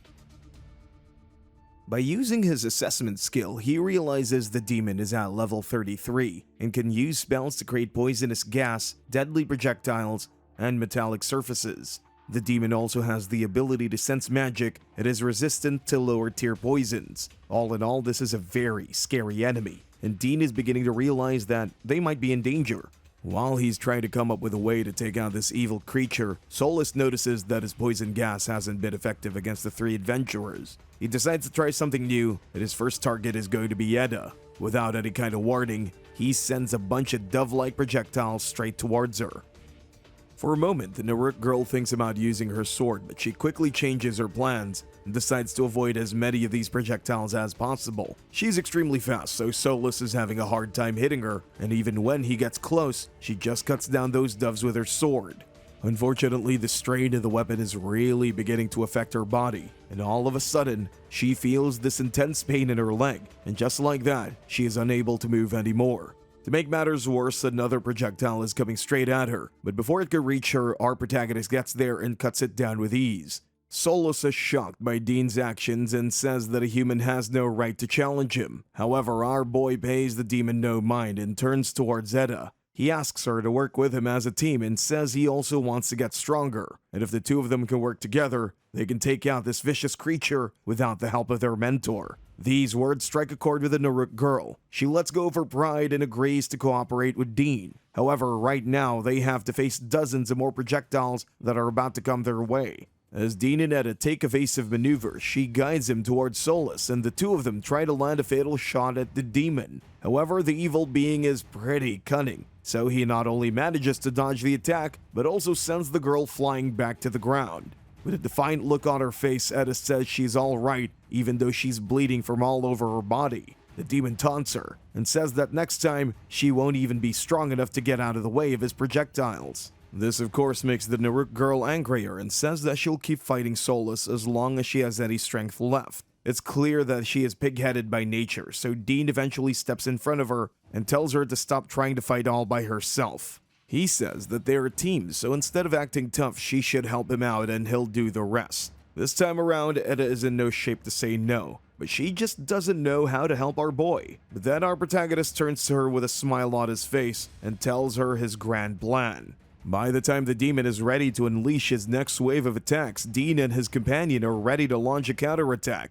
They wait for the projectiles to come their way, and after evading most of them, Edda gets on her knees and uses her sword to launch Dean towards Solus. The demon thinks that our protagonist has a death wish, so he sends a huge projectile straight at him. However, this attack passes straight through Dean's body, as if our protagonist was never even there. By the time Solus realizes that he hit a mirage, the fight is already over, and Dean just slices through the evil monster with his sword of gluttony. The demon is in excruciating pain as he realizes that the sword is eating up all his energy and skills. He uses his hands to grab our boy, but Edda finishes him off by hitting him with one of his own projectiles. As this demon crumbles into dust, our boy falls from the sky and hits the ground pretty hard. Luckily, he isn't dead, and as he tries to get up, his female companion tells him that she was wrong about him. She just thought of him as a low-rank courier, but clearly he has a lot of skills under his belt. Her words bring a huge grin to our protagonist's face as he tries to thank her. However, the Naruk girl quickly reverts back to her usual self and tells him to stop being so clingy and stop thinking that he's special or anything. Luckily, Fyodor is more generous than her, and he compliments the two of them for slaying a high-ranked demon like Solus. He looks genuinely proud, but while he's praising them, Dean is wondering what would have happened if they failed to take out the monster. He's still thinking about it when Fyodor asks Edda to quickly take out the demon core because they have to leave. Our protagonist knows better than anyone else how disgusting and grueling this task really is, especially for someone like her who really hasn't done it before. To make matters worse, her hand is also injured, so Dean tells his mentor that she has done her job and he can take out the core for her. However, the old adventurer says that one should learn to perform all kinds of tasks while they're on a quest. So he asks his pupil to stop his complaining and guide Edda while she tries to butcher the demon and take out the core. The Naruk girl is clearly not happy about this task, and she keeps getting mad at our boy who's only trying to help her. While she's slowly cutting down the demon's body, Dean is lost in thought about those hunters and how quickly they were vanquished by his mentor. He can't believe that those three were able to take out first-class adventuring parties, so he's a little confused about the whole interaction. He's also not sure why Fyodor would ask a strong warrior like Edda to do this menial task of removing the core. She's already injured and doesn't have to do this, so his mentor's words don't make much sense. He's lost in these thoughts when all of a sudden, his instincts kick in, and he feels something approaching them from behind. As he turns around to look, he can see the old adventurer walking up towards them with his hands on his weapon. As Fyodor tries to swing his lance, our protagonist grabs his female companion and gets out of the way before they get obliterated. As the two of them scramble away from the old adventurer, he praises Dean for having such sharp instincts. Of course, our boy is at a complete loss for words, and he just asks his childhood hero, why in the world is he doing this? And to his absolute horror, Fyodor just says that he's doing it because he's Cerberus Fang. Dean can't believe his ears and says that it is impossible for a single person to take out so many adventurers all by himself. But this is when his mentor cuts him off. He says that by using stolen magical tools, he was able to remove all of the evidence and make people believe that a group of hunters was responsible for all these atrocities. He also says that he intentionally made Dean and Edda fight the demon because he wanted to tire them out. He was well aware of their hidden skills, so he wanted to weaken them as much as possible. He then asks our protagonist where in the world he got all those crazy new skills. But at that moment, our boy is in no position to answer that question. With a trembling voice and tears in his eyes, he reminds Fyodor of the time the two of them first met all those years ago. He said he can never forget how grateful he was when someone as legendary as Fyodor talked to him for no reason. He wants to know why the old adventurer was acting so kind. This is when his mentor explains that he had to keep up appearances in order to keep tabs on other adventurers. It's becoming more and more apparent that Fyodor is not the man our protagonist thought he was. His entire world is shattering right around him, and he says that he got so much hope by just being around the old adventurer. He begs his mentor to lay down his weapons and face the consequences of his crimes without resisting, but of course, that's not gonna happen. Instead, Fyodor says that he always hated Dean for being so pure-hearted and believing in such lofty ideals. His final few words break whatever good is left inside our boy, that he doesn't know how to react anymore. Luckily, Edda has not lost her mind just yet, and she tells him to get himself together because their lives are in danger. She also uses a magical circle to enhance her physical capabilities. However, Fyodor says that she cannot take him out even with her ultra-fast attack because it isn't complete just yet. Besides, her body is also at her limit, so she can only try to rush at him and it won't do her any good. He's not wrong, and the Naruk warrior knows it better than anyone else. While she's cursing her luck for being in the situation, Beelzebub speaks to our boy. She said that even though heroes might not exist like he hoped, it doesn't change anything. His dream of becoming a hero is just as real now as it was yesterday, and that's all that matters. These words finally bring Dean out of his trance, and he decides to use a sword to take down an evil man. As the old adventurer gets ready to finish off his next two targets, Beelzebub gets her physical form, and together with Edda, she goes straight for Fyodor's throat. The Naruk girl is using her instant cut technique to finish off the fight as soon as possible, but the two of them fail to even reach their target, as the old man just blows them out of the air with his tornado defense. With a rather cocky look on his face, he tells them that none of their attacks would ever reach him, so they might as well just give up now. He says that he's even more surprised that a nobody like Dean can use the spell to summon a demon. He asks Beelzebub to reveal her identity, and that's when the little demon girl starts grinning like a psychopath. She gets back up and says that she is the ruler of Orgal and the mighty king of the seven sins. As soon as she tells Fyodor her name, a flying dove comes straight at the old adventurer, and he has to use his lance to protect himself. He's surprised that Dean can use that skill, but he doesn't have much time to figure things out because the two girls are ready to pounce on him. His speed, however, is insane, and he manages to dodge their attacks and land a counter blow on Beelzebub, which sends her flying into the air. He also protects himself against Edda's attack by hardening his body. She can't believe her eyes as her sword fails to even scratch him, and before she can react, he punches her in the face and knocks her out. Now only our boy is standing in his face, and he tries to go up against his mentor, but Fyodor is just way too strong for him. He gets punched into a wall and all air leaves his body early. However, he still manages to get back up on his feet because he has made up his mind that he is going to take out the man who betrayed him. While Dean is getting ready for this fight, his mentor uses the assessment skill and finds out that our boy is at level 22 right now. Suddenly, Fyodor could understand why this former courier is able to take so much punishment without dying. After thinking for a while, he realizes that the key to Dean's newfound strength lies in that magical sword in his hand. This realization makes him enraged because he says that a nobody like our protagonist only got his strength because of pure luck. He says that our boy has no right to criticize him because he doesn't deserve his own strength and he should have stayed a courier. With a rather cold-blooded look in his eyes, he tried to end Dean's suffering. But just then, Beelzebub gets there and stops the lance before he can reach our protagonist. Fyodor tells her that there's no point in protecting our boy because he's useless. But to his surprise, the demon has a smile on her face, as she claims that she's only fighting for Dean because he cooks some rather delicious meals. She also makes it clear that she will never be joining hands with someone like Fyodor. After uttering these words, she just sends him flying into the air and then runs straight at him before he gets a chance to fight back. Thanks to her speed, she manages to get past its defenses and even lands a kick to his stomach, but he once again hardens his body and eats up the attack like it's nothing. He then slams Beelzebub into the ground and tries to end her with his lance. However, she gets right back up and tries to aim for his eyes and blind him. Fyodor figures it out instantly and uses his guard to protect himself. He says that he cannot get through his defenses, but he has forgotten that he's fighting a demon and she just keeps attacking him. Unfortunately, she's leaving herself open to counterattacks, and that's exactly what happens. Fyodor hits her with his lance and decides to use an ultra-strong wind attack to crush her out of existence. But this is when he finally understands why the King of the Seven Sins is feared by everyone.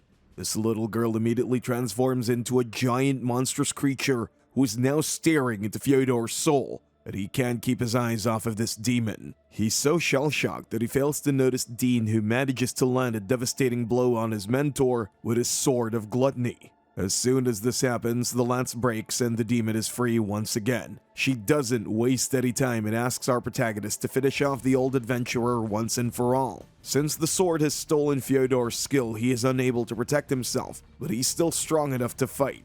So he kicks our boy and says that he will make Dean pay for what he has just done. He says our protagonist is nothing better than a leech who's using other people to get stronger, so he would not understand the value of a skill you have to learn by hard work. His words are sharper than any sword in the world, but they're exactly what our protagonist needed. He finally gets back his resolve and says that he will never give the sword Mani made him to a guy like Fyodor. This, of course, enrages the old adventurer, who decides to eliminate his former pupil, but just then, Edda cuts down one of his arms. She looks to be in horrible shape, but her fighting spirit is still there, as she stands right next to her partner to fight off their former mentor. This surprise attack has clearly shaken the old adventurer, who steps away from the girl immediately. This is the first time he's starting to think that he might lose, so without wasting another second, he brings out that magical box once again. He tells his pupils that they've pushed him to the limit, so he has to use his trump card to end this fight. This is when he puts his hand inside the box and brings out a magic lyre called Havel. Dean can instantly feel the power of this weapon, so he yells at Edda to run as soon as Fyodor gets ready to cast the spell.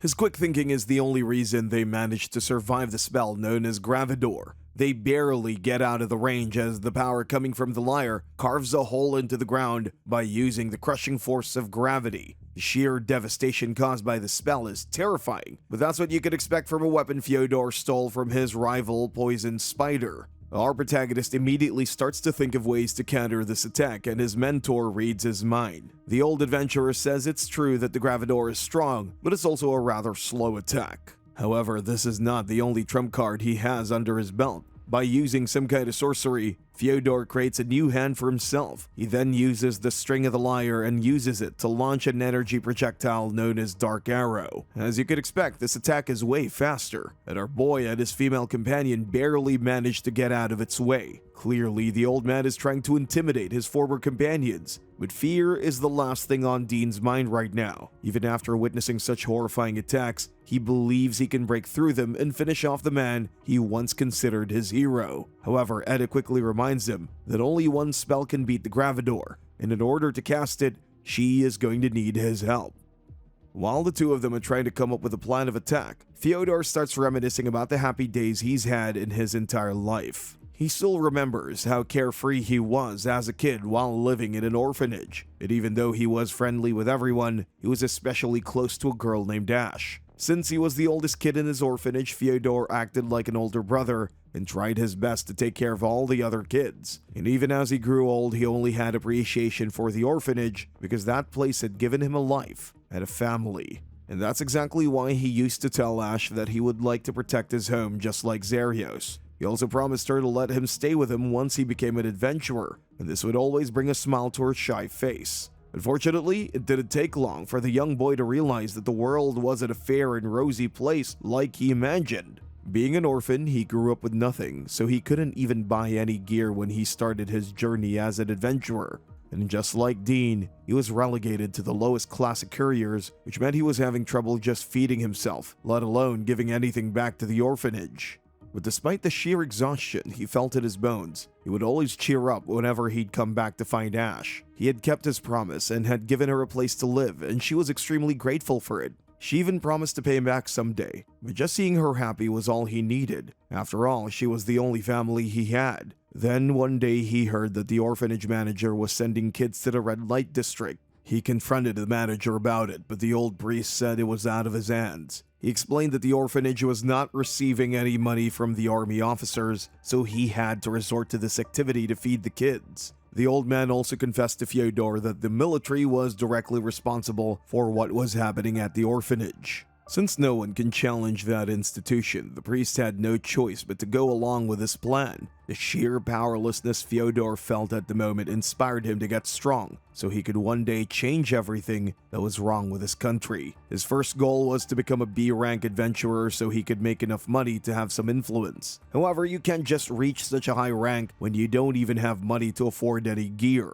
So the desperate young man would go around pubs and ask adventurers to help him out. In a world as dark as that, no one wanted to help him, and they would kick him around and call him a beggar. Then one day, out of nowhere, one of the adventurers agreed to take Fyodor under his wing. This new development made the boy so happy that he immediately shared it with Ash. However, instead of being happy, she was worried for him because he had been risking his life and limb every single day to achieve his goal. Now that he had a master, Fyodor decided to adventure for a little while, and when he returned, his sister couldn't believe her eyes. He looked half dead and every part of his body was covered in scars, and yet he asked her to accompany him because they had to go on their first quest together. Ash didn't really want to venture into a dangerous place, but she just couldn't let him go out alone, especially when he could barely stand up straight. She tried to reason with him, but Fyodor wasn't thinking straight, and he forced her to tag along with him because he needed the money to buy some magic gear from his master.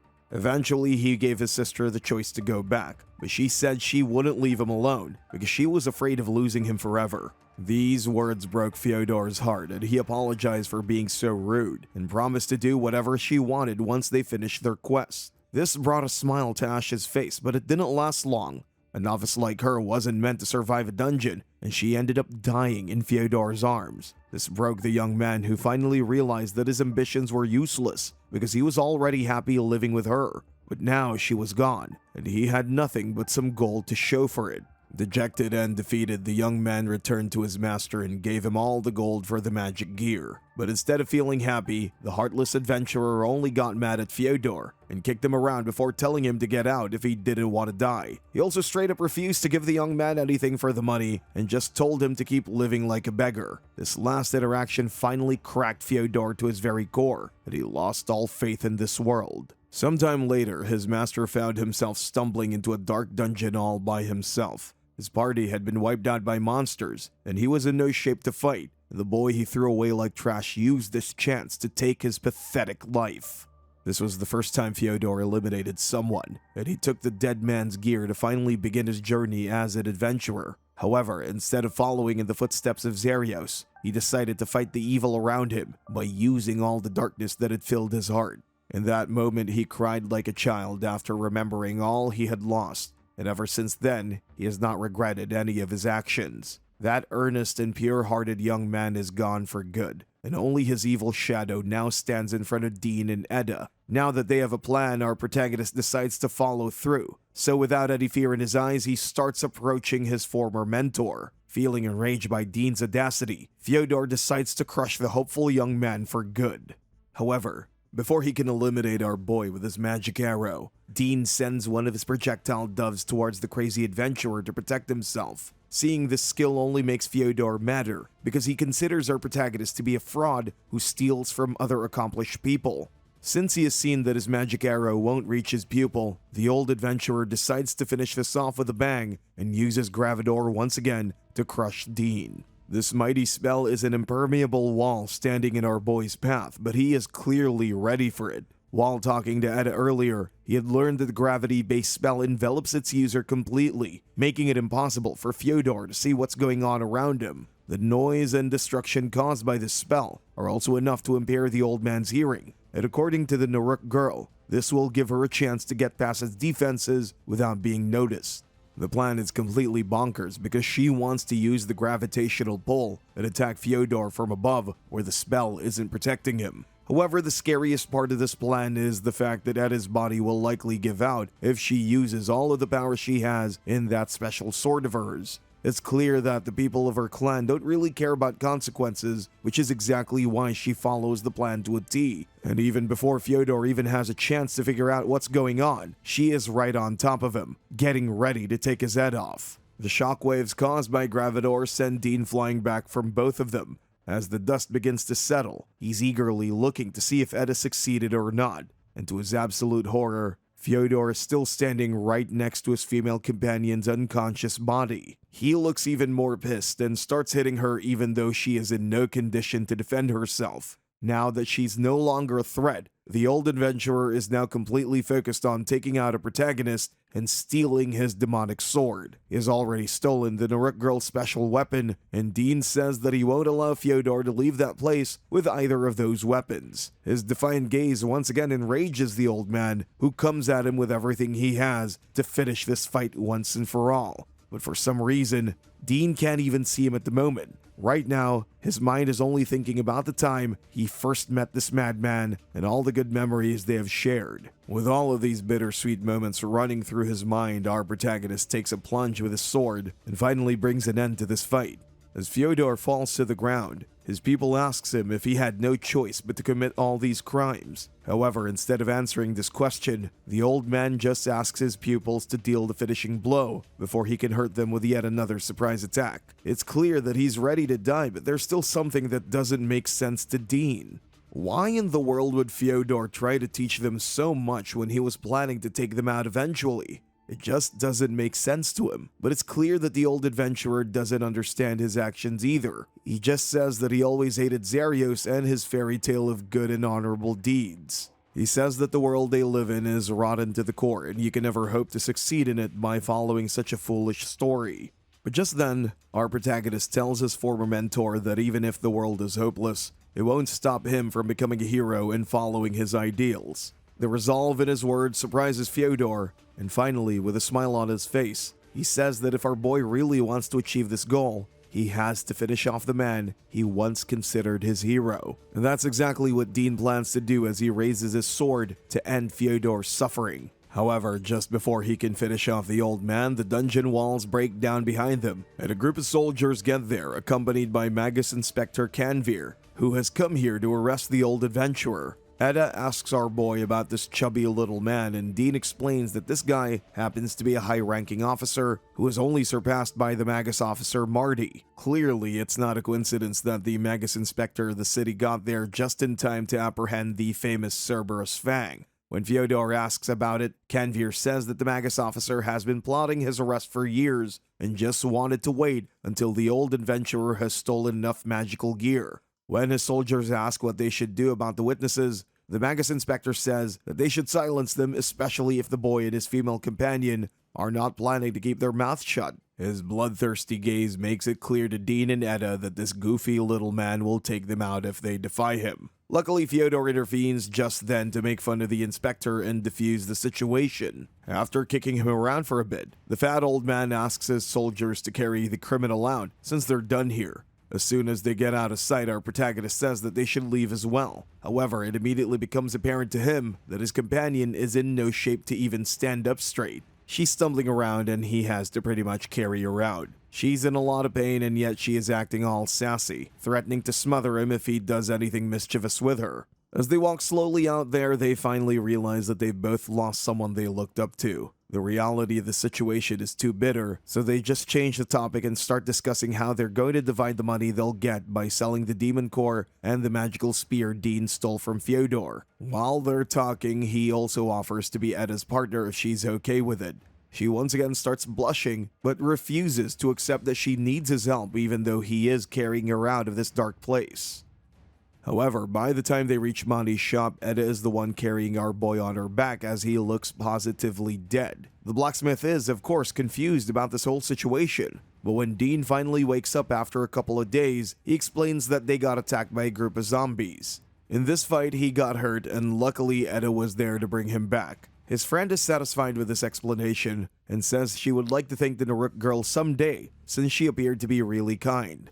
Dean is wondering how can that girl be considered kind when Mani mentions how everyone knows about Fyodor and his criminal past. Apparently, the army took all the credit for capturing him. They even told the public that they saved a couple of adventurers from the maniac. Mani also shares with our boy that Fyodor has been donating quite a lot of money to the orphanage for the last few years. It becomes clear to our protagonist that despite his twisted methods, the old adventurer was still using all that money to do something good. And now that he's behind bars, Dean wonders what's going to happen to those kids at the orphanage. It is hard. He wants to do something about this injustice, but he and Mani both know that going up against the army is like signing your own death warrant. The serious look on his face makes his friend a little worried, and she asks him not to do anything stupid for a while. She also hands him a bag full of money that she got by selling goblin and zombie bones. There are 100,000 temmies in that bag, and she hasn't even sold the most expensive items yet. Our protagonist is of course amazed by these profits, as he will receive 50 grand even after giving Eda her share. He asks about the rest of the items, and this is when Mani explains that they will likely get 200,000 temmies for the demon core they brought back. Dean's jaw is hanging on the floor after hearing this figure, but according to his friend, this is normal for a core that belongs to a C-rank demon. Then there's the most expensive items in their inventory. She is of course talking about the magical lance. She says that they will at least be getting 750,000 temmies for that item alone. This piece of information nearly gives our boy a heart attack because he has never even dreamt of making so much money.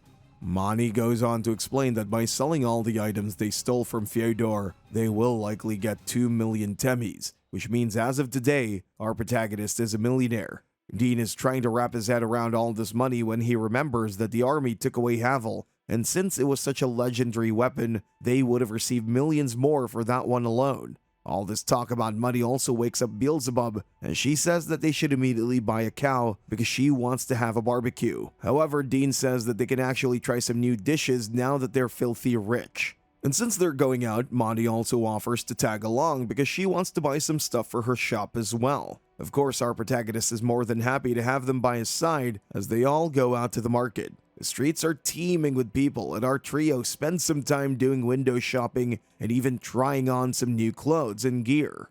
This part of town is always bustling with people, and musicians are trying to make some money by entertaining these crowds. In this kind of environment, Dean finally begins to relax a bit, and this is when he remembers that it's been a long time since he and Monty have gone out shopping like this. And since it's clear that they both like each other, he decides to be brave and grabs her hand as they walk down the street. But just before he manages to accomplish this lifelong goal, his demonic sword starts speaking and tells them to stop acting like she isn't there. Our couple eventually reaches a small restaurant and orders a rather expensive-looking dish. It's liver sashimi, and the demon is a little hesitant to eat raw food, but she can't stop stuffing herself after tasting it. She can't believe that onions and salt can turn liver into something so delicious. Dean starts salivating after watching her eat that with so much joy in her face. However, Monty asks him to keep that drool in his mouth because they cannot eat it even if they want to. The vendor sold it to them for just 2,000 temmies, which is nothing for such an expensive dish. This makes the blacksmith believe that the liver was probably rotting and they would likely get sick if they ate it. However, demons don't really get food poisoning, so Beelzebub can go to town on this meal without a care in the world. And after looking at Dean's sad face, she even stuffs a small piece of that liver inside his mouth without any kind of warning. This shocks Monty, but our boy says that it doesn't taste rotten at all, and he keeps eating more.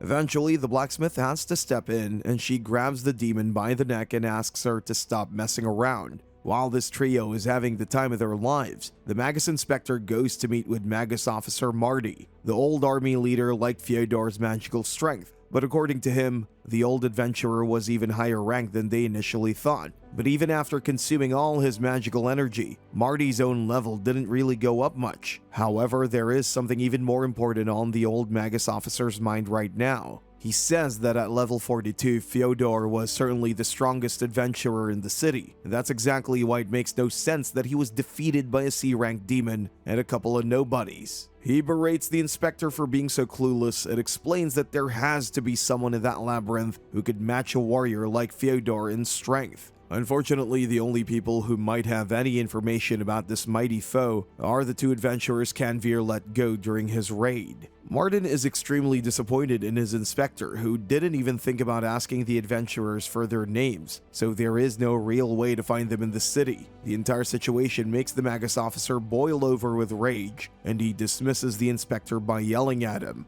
As the old fat man runs out of his boss's office, Marty opens his box that contains all kinds of magical equipment and the aura of other adventurers. He says that sooner or later he will find whoever fought with Fyodor in that maze, and once he does, he will make sure to create a place for them in his treasure chest.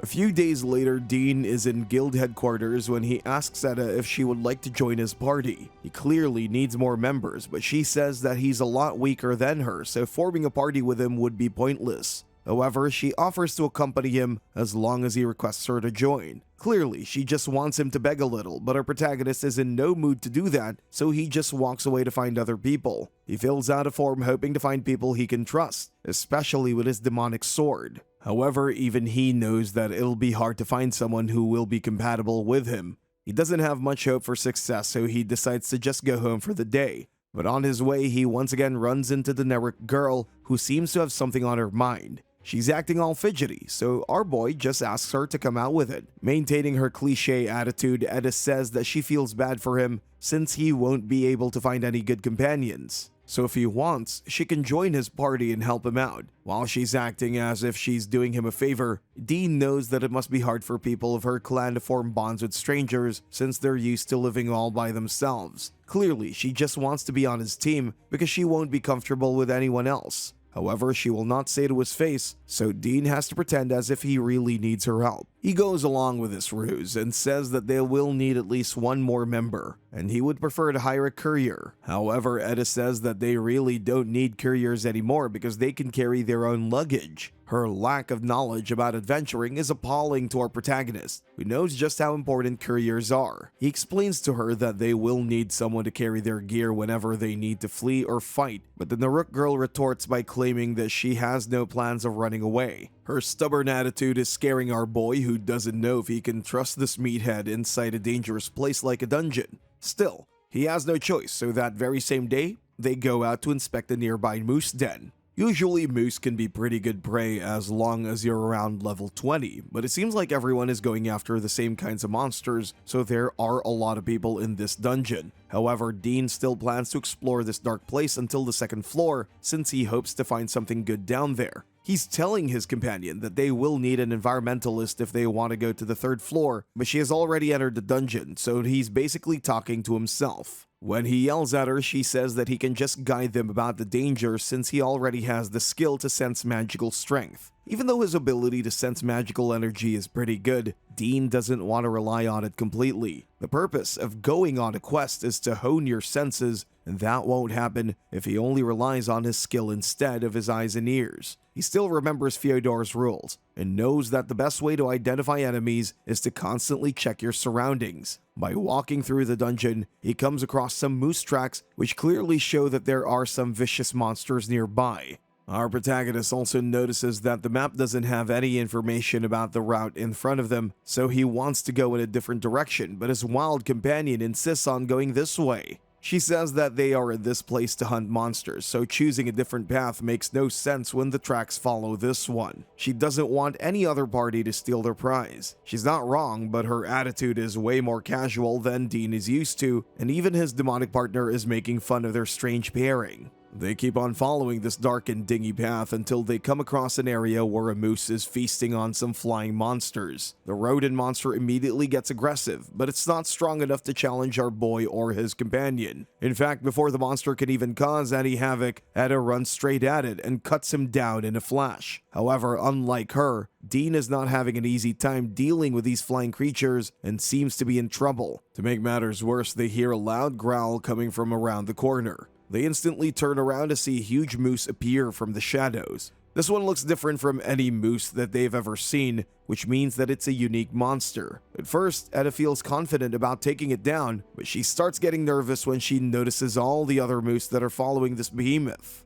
As sweat trickles down her face, she realizes they're in trouble, so she grabs Dean and gets out of there before they get swarmed by those rodents. She was in such a hurry that she didn't even allow her companion to grab the luggage, which contained a monolamp and a canteen. When they finally sit down to catch their breath, Etta realizes how important couriers are and how useful they can be in a situation like this. Surprisingly, she admits her mistake in front of her companion, and he tells her that while couriers can be helpful, it can also be hard to flee when you have to protect someone, so it's not all roses. It looks like this scary experience has brought the two of them a little closer, and even though they lost their luggage, Dean says they can get out as long as they work together. However, the Naruk girl isn't paying attention to his words because her eyes are locked on the canteen in his hand. It belongs to her, and she can't believe that he's drinking from it so casually. When she asks him about it, he offers it to her and tells her to drink as much as she wants without realizing that she can't drink because she doesn't want to have an indirect kiss with him.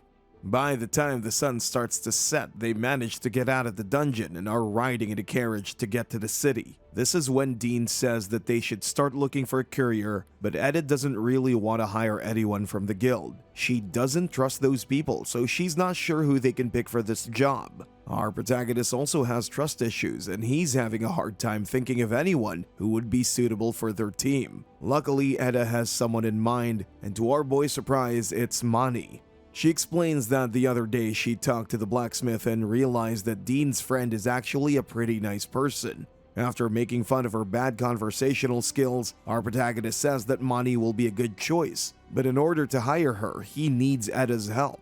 That afternoon, the two of them meet up with the blacksmith and share their idea with her. Mani is a little surprised to learn that two strong warriors like them trust her so much. She's a little concerned about becoming a burden to them during their quest, and that's why she thinks she needs some kind of a magic weapon to at least defend herself. This is when our boy hands her a sack full of magical objects that she can use to create some really cool weapons for herself. Mani can't believe her eyes because these materials are pretty expensive, but Dean tells her that it is his way of thanking her for forging that sword for him. He's trying to act all cool, but just then Edda tells him not to forget about 250,000 temmies he owes her for buying all that stuff. This information shocks the blacksmith, who can't believe that her friend took a loan in order to buy her a gift. She tells him to stop borrowing money from people, and this makes Edda realize that her new companion is extremely bad at managing his finances. After inspecting all the materials, Mani is amazed that her protagonist picked all the right stuff and didn't buy anything useless. Dean, however, says that it isn't surprising at all because he learned about the right materials by watching her work all this time. This casual statement makes Mani blush so much that he starts wondering what is up with her. The next morning, he goes to inspect what kind of weapon the blacksmith has forged with all those materials. Unsurprisingly, she created a hammer which looks insane. She explains that it is a C-ranked weapon that has magical abilities. She even asks him to check all of its stats by using his assessment skills. This is when Dean realizes that the hammer is far more impressive than it looks. In addition to having an affinity to wind and earth magic, it has a special ability called Ogre Rage, which allows its user to deal quite a lot of damage to the enemy with a single blow. Plus, you can always use it like a hammer to forge other weapons and to mine stuff inside dungeons. All in all, it is the perfect weapon for Mani, who is hoping to use it to mine all kinds of materials. Her ultimate goal is to improve that demonic sword, but she needs to increase her levels as a blacksmith to achieve that goal. Now that they have the ability to mine stuff during their quests, they no longer have to rely upon hunting monsters. With this in mind, exploring the dungeon ruins looks like a much better idea than walking into a moose den. Besides, Dean has heard about a mineral called cobalt, which exists in these ruins. However, this special mineral is guarded by monsters known as kobolds. Monty asks her companion if he can really take care of such creatures, but this is when she hears Beelzebub's voice, who says that it shouldn't be a problem as long as our protagonist has her to rely upon. Besides, she's also in favor of exploring deeper dungeons because they can get more money this way, and the more money they get, the better the food she can enjoy. While the two of them are talking, Edda seems to be standing in the corridor minding her own business. Just then, a bunch of army personnel enter the guild building and startle everyone inside it. They're following a female officer who finds this place rather disgusting. She's a Magus inspector, and she quickly walks up to the receptionist and asks the girl to hand over a piece of special magic gear. The poor receptionist looks terrified, and she doesn't know what magic gear this scary-looking woman wants. The guildmaster hasn't instructed her to hand over anything either, so she doesn't know what to do. But just then, the Magus inspector grabs her hand with a smile on her face and rubs it while complimenting her looks. But before the receptionist can even react, the inspector shoves her fingers through the girl's hand, leaving her in a lot of agony. Fortunately for the poor girl, the guildmaster gets there just in time and stops the inspector from causing any more trouble. He bows in front of her and also makes the receptionist apologize for being ignorant about magic gear. Apparently, it was delivered to the guild, and the guildmaster is quick to hand over his special gemstone to Inspector Priya. The military officer looks really happy to see it, and after hurling some more insults at the people around her, she leaves the building alongside her soldiers. Only Monty knows how close Dean was to going berserk just then, and she compliments him for keeping his cool. While our boy is feeling sick to his stomach about what he just witnessed, the blacksmith is wondering what kind of magic gear that gemstone really is. However, before they can begin their quest, our protagonist feels an intense gaze upon him, so he turns around to see who it is. He's expecting to see Edda, but a complete stranger is standing behind him with a rather creepy smile on his face. The stranger explains that the gemstone is called the trapezohedron of Black Radiance. Dean and his companion are of course confused to see this guy, but the man says he was just trying to share some useful information with them, so they don't have any reason to be on edge. However, for some reason, our protagonist seems to be nervous around this guy, even though he pretends not to know him at all. The guy points towards some documents that contain more information about the gemstone. These documents basically tell the story of a man who was found outside the underground ruins experiencing a psychotic breakdown. The army investigated him and found out that he was a member of an adventuring party that had 5 high-ranking individuals. They all ventured into a part of the ruins known as the Demon Labyrinth. However, only one of them survived this quest, and according to the stranger, this insane man brought something back. It didn't take long for our boy to put 2 and 2 together, and he realizes that the gemstone came from the Demon Labyrinth and was brought here by a man who had lost his mind.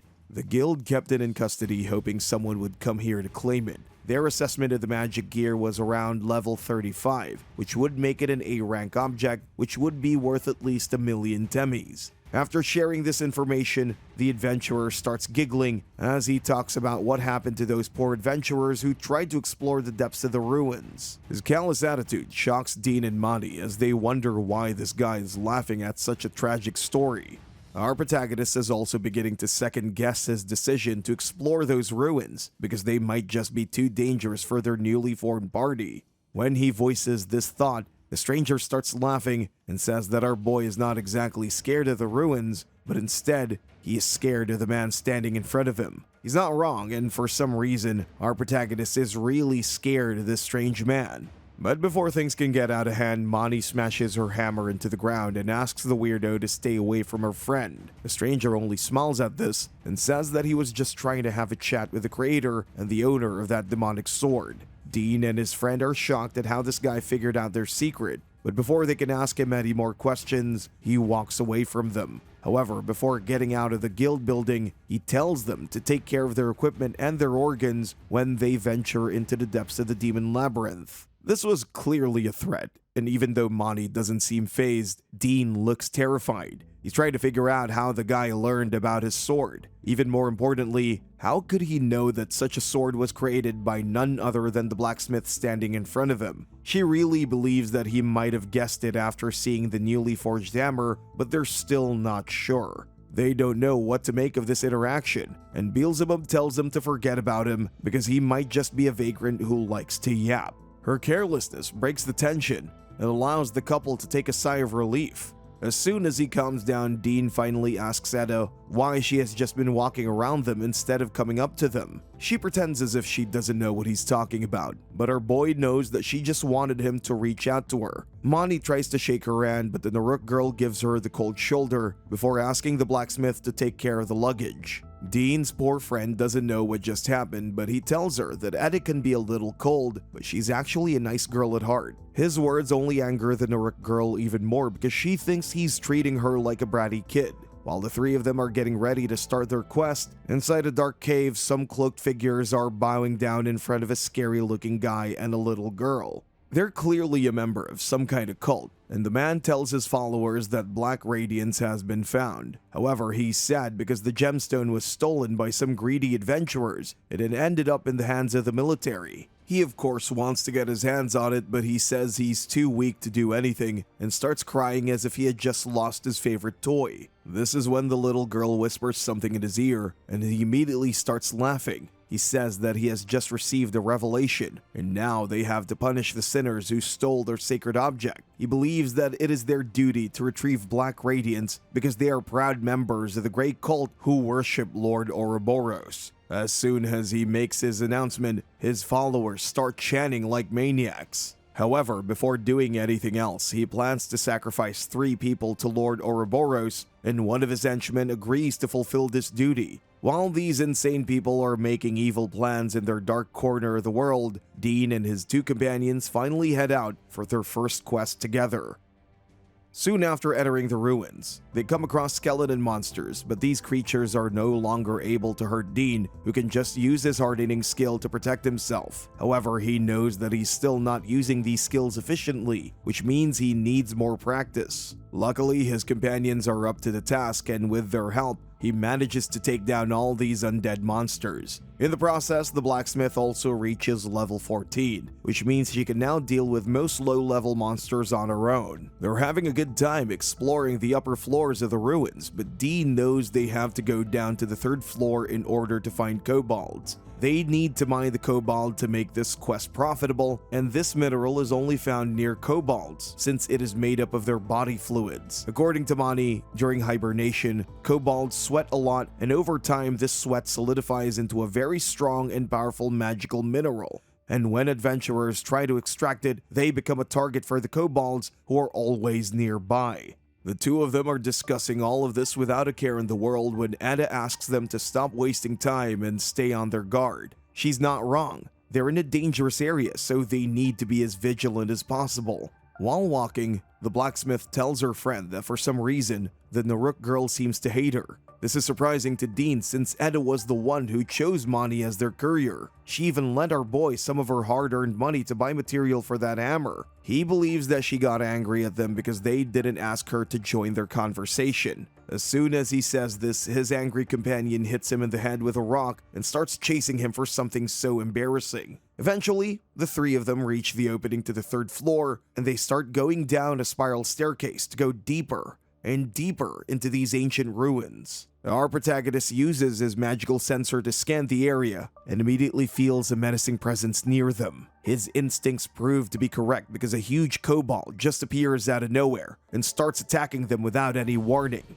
Dean uses his assessment skills to find out that this beast is at level 32, has night vision, and can use some magical abilities to deal a lot of damage on unsuspecting adventurers. Eda tries to slay it with her sword, but the monster is using a huge axe, and he manages to defend against the Naruk girl's brutal attacks. The movement of this monster makes it clear to our boy that they're dealing with a special kind of kobold, and this creature can likely use an attack called Tempest Roar. So, he asks his companions to stay out of his way whenever it tries to shout, but it's too late for Eda, who gets caught up in that attack. While she's off balance, the kobold grabs her, but Dean quickly hits the monster with his projectile doves. The creature lets go of the girl and starts screaming in pain. But before it can launch another attack, Dean lands a decisive blow on it, which gives Edda a chance to finish it off with her sword. Her destructive power decimates the creature, and at the end of this battle, both warriors go up a level. In addition to that, they also get the fight bone from this rare monster, which means they'll be making some good money once they get out. And while they're on guard duty, Mani is busy mining as much cobalt as she possibly can. She looks really happy, and our boy is really pleased to see that cheerful look in her eyes. While Dean is busy polishing that fight bone, Edda asks him if he really can't use any magic. Our protagonist doesn't really know how to answer this question, so he just stays silent for a moment. His companion immediately tells him that it's okay to keep his secrets. She says that she only asked because in her clan, people don't mind sharing their weaknesses with each other. As soon as she says this, Dean opens up to her and explains that his sword has a devil living inside it. Whenever he uses it against an enemy, the sword steals abilities and he can eventually use those abilities in combat. His carefree admission makes it clear to Edda that he's starting to trust her. But instead of saying some words of encouragement, she just teases him a little before walking away. When they eventually decide to turn around, Mani proudly explains that they will likely make at least 250,000 temmies by selling everything they have scavenged during this quest. Since they're tired, our protagonist starts using his energy sensor to steer clear of any monsters because he doesn't want to fight anymore. For a while, he doesn't feel any evil presence, but then he can sense the agony of a soul. He has never felt this before, and he's trying to make sense of it when they come across an extremely gruesome sight. Someone has taken out a couple of adventurers and painted the walls as if this was all part of some kind of ritual. But while the girls are feeling sick, Dean knows that they're in real danger and they need to get out now. The trio stared at the monster's body. Edda pointed out that its heart had been torn out, but the body was still warm. Hearing this, Dean, surprised, said he should have sensed something. Suddenly, Edda saw a large shadow in front of her and wondered what it was. Mani also noticed a severed head lying nearby. Out of nowhere, a girl appeared, dragging the headless body with a scythe in her hand. She remarked that the three of them would make perfect sacrifices. The trio stared at her in shock. The girl introduced herself as Gaza of the Grey Order and told them that this was where they would meet their end. Dean's mind raced with questions. Why hadn't he sensed her or anything else around? He began to suspect she was using magic to interfere with his abilities. Gaza, noticing his confusion, said that if he could sense things, he must have figured her out. Smirking, she snapped her fingers and declared she didn't need any cheap tricks. As she snapped her fingers, a powerful aura surged from her, accompanied by looming shadows. Dean's eyes widened in shock at the overwhelming power she revealed. Gaza swinged her weapon, remarking they would make perfect sacrifices for her great master Ouroboros, and that they would be devoured with joy. She launched a medium-range attack towards Mani, but Dean quickly stepped in to save her. "Mani, get back behind the corner," Dean instructed, realizing her weapon had a medium-range advantage. He wondered if it was some kind of shockwave attack. Edda rushed at Gaza with her sword. Gaza acknowledged Edda's talent, but boasted that she was just as skilled. Their weapons clashed, forcing them both apart. They quickly engaged again, exchanging strikes and continuing their intense fight for a while. Dean stood frozen, realizing he couldn't even comprehend Gaza's abilities. He thought that if he tried to intervene, he might only make things worse, as they were clearly on different levels. Gaza laughed with excitement, telling Edda that she might even be able to face her master. Dean could see that Edda was in real danger, and despite his doubts, he couldn't just stand by and do nothing. Suddenly, Gaza found an opening and prepared to punch Edda, but a magic circle appeared in front of her. Gaza paused, wondering if it was some kind of trick. In the next moment, Beelzebub's arm was severed. Mani and Dean were in complete shock while Gaza stood there, grinning with her weapon in hand. "How unfortunate," she said, with a chilling smile. Dean was stunned to see Beelzebub defeated. He realized it must have been some kind of magic-canceling ability since Beelzebub's body was just a temporary form of a D-grade tulpa. Taking her out must have been easy for someone as powerful as Gaza. This meant Gaza was far stronger than any D-grade powers he could use, making them useless in this fight. Dean stood there, stressed, knowing he needed to find the right moment to take her down. He couldn't waste time or energy on ineffective attacks. He needed a plan. Edda and Gaza continued their battle. Gaza taunted her, asking why she didn't understand that death could have given her salvation. Eda questioned if dying really meant being saved, saying that even now she was walking towards death, fueled only by anger and hatred. Just as she finished speaking, Gaza landed a kick to her face. Gaza swung her weapon, declaring this was the end, and unleashed a medium-range attack towards Eda. Eda called out to Dean, who responded that he had it under control and would handle it himself. Suddenly, Beelzebub appeared, blocking the attack with her arms, commenting that she never imagined that she'd be used as a shield. She then told Dean he'd have to repay her for this. Dean dodged the attack and, with a smirk, told her that she could eat as much as she wanted later. Gaza swung her weapon at Eda, but Eda dodged each strike with ease. Gaza relentlessly kept attacking, yet Eda skillfully avoided each blow until one finally connected. Smirking, Gaza remarked that using Flash Step was far too advanced for someone who hadn't trained for decades. She warned that using the technique against someone who mastered it would only put Eda at a disadvantage. Standing her ground, Eda summoned a magic circle and activated her ability, Haste. She defiantly told Gaza not to underestimate a woman of Noruk, vowing to kill her next time. Gaza laughed, amused that Eda was combining Flash Step with support magic. As Eda sprinted forward and leaped to attack, Gaza activated her power, chaining Eda in midair. With a sinister smile, she unleashed her ability, Crucifix, binding Eda to a cross made of chains, immobilizing her. Mani and Dean were in shock, watching helplessly as Gaza overpowered Eda. Dean stood in pain, realizing he had used too much of his Odo energy. He shouted for Gaza to stop, but she struck Eda again with her weapon, causing blood to spill from Eda's mouth. Gaza laughed cruelly, saying it was the best feeling in the world. Furious, Dean rushed toward her, yelling that he would never forgive her. Just as he got close, Gaza spun around and kicked him in the face, and then quickly chained him to a crucifix like Eda.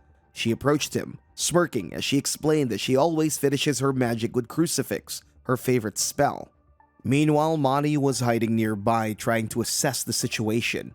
Gaza laughed wickedly, calling out and taunting Mani, asking where the little sheep was hiding. Mani realized it was likely a trap to lure her out. She knew sacrificing herself wouldn't guarantee Dean's safety, but at this rate, Dean could die. Suddenly, Dean shouted her name, telling her not to worry. He vowed he wouldn't let Gaza kill him and wouldn't let her hurt anyone any further. He urged Mani to hold on and trust him. Hearing Dean's declaration, Gaza laughed loudly, mocking him for his confidence. She was about to strike him down with her weapon when suddenly, he broke free from the chains and attacked her before she could react. He told her she was a strong woman, which was why she had become so focused on winning, her fatal mistake. With his attack, her magic turned against her, chaining her to the cross. Gaza was bewildered, wondering why her own magic had affected her. She quickly tried to cancel it, but Dean used her moment of distraction to stab her with a sword, piercing through her. He told her that now she could understand just a fraction of the pain she has caused others. To his surprise, Gaza smiled through her blood, calling it so nice before collapsing to the ground, dead. Dean looked at her in confusion, thinking about how psychopathic she had been.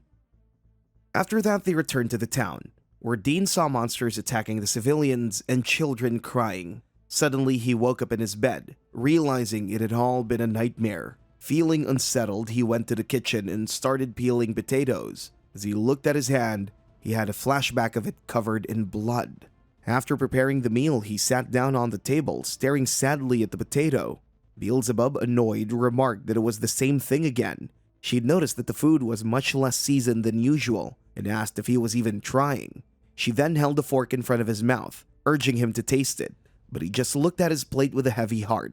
Suddenly, she snatched the plate and ate all the food herself. Seeing this, he shouted at her to eat her own food. She winked at him, playfully saying it was the first time he had ever said anything to her. He felt sickened after killing that girl, wondering if it was ever right to take someone's life. Beelzebub told him he would get used to it, saying that idealistic thinking was just a waste of time. She insisted that nothing would change if he didn't get his hands dirty, and questioned whether killing one person was enough to shake his resolve. He remained silent at her words. Beelzebub added that as long as she got to eat delicious food, it didn't matter to her. He thought to himself, wondering if what he did was truly self-defense, and if it was acceptable to kill someone to save others. While Dean was lost in thought, he suddenly heard a knock on the door. It was Mani. He looked at her, Surprised that she had come to visit since she usually didn't, she laughed and said that she sometimes did stop by. Beelzebub, annoyed, shouted that if she was there to steal potato soup, she couldn't because it was all in her stomach. But Monty had brought bread with her. Beelzebub immediately took the bucket of bread and started eating. Monty asked if her body was healing, but Beelzebub replied that she really wasn't injured. After finishing the bread, she lay down on the bed, satisfied and full. Meanwhile, Monty informed them that Edda's injuries were getting better too, and she could even walk around town by herself now. He wondered if the magic device had something to do with it. While lying on the bed, Beelzebub asked Dean what was for lunch and dinner, even though they had just finished breakfast. He then turned to Monty and asked if she would like to go out shopping and have dinner with him. She winked and happily agreed. At the South District Gate in the city of Romanburg, there was a long queue of people. Among them was a man in a mask and cloak moving like a shadow. Monty and Dean were walking together, chatting. She mentioned that this place was always the most crowded at this time, but it had an energy she loved. They noticed portions of gourmet being sold for around 6,000 temmies each. Dean thought they might need 6 portions for Beelzebub as well. Monty hesitated, saying it was a bit too expensive, but Dean insisted it was fine to treat themselves once in a while. He then asked the shopkeeper for 6 portions of gourmet. However, the shopkeeper rudely told him not to waste his time, saying it was something a boy like him couldn't afford. Dean simply handed him the money, which shocked the shopkeeper, who then began to speak to him with respect. Monty remarked that it reminded her of when Dean paid Edda back. Dean explained that he had a reasonable payment plan, and Monty added that she thought Edda was responsible too. Suddenly, a man called out to them, saying he never thought he would see a dirtbag like Dean walk out of that store. He asked Dean if he was doing well. Dean turned to see it was Gilbert.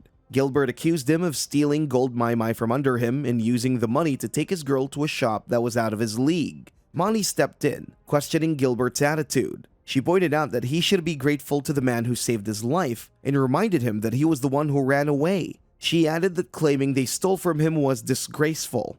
Gilbert angrily remarked that when they came home empty-handed, the idiot who picked up his sword had given it back to the guild. He told Dean that he had paid a lot of money for that sword and blamed him for stealing the gold mai. Dean thought Gilbert was just a mess and decided to walk away, wishing him good luck. Gilbert shouted for him to return the gold mai or give him his magic sword. He then charged at Dean to try to take the sword, but Dean easily stopped him. With his current level at 25, he was far stronger than Gilbert, who was still level 18. Dean couldn't help but wonder why he had become so strong. Suddenly, they heard a man's voice shouting about what the hell was going on and directing his anger at someone on the roof of a nearby store. The man wearing a mask and cloak caught Gilbert's attention, but he couldn't see his face. Dean was shocked. He thought it couldn't be possible. The man on the roof introduced himself as Brad, a priest of the Grey Order. He announced that a criminal among them had killed Gaza, and as a warning to their army, he would unleash a massive attack on the town. With that, Brad used his power to open a shadow gate, and chaos erupted as he moved among them, starting to kill people while announcing that the purge had begun. Gilbert panicked and ran for safety, while Monty and Dean stood frozen in shock. People around them screamed and fled in a wild rush. Dean couldn't believe what he was seeing. He wondered if this was the same person he had encountered before, and how someone could kill so many so easily. Just then, another man appeared with a dagger, telling Brad that it was enough. It took 10 years of continuous battles for an adventurer to reach level 25, a level at which they could enlist in the military. Most adventurers choose to enlist for the stability it provided, often at the cost of their freedom. Because of this, there were very few adventurers who rose above level 30. In the entire town, only 10 people had achieved that level. One of them was a man named Heidal. After Fyodor disappeared, Heidal became the strongest and most famous adventurer in Romanburg.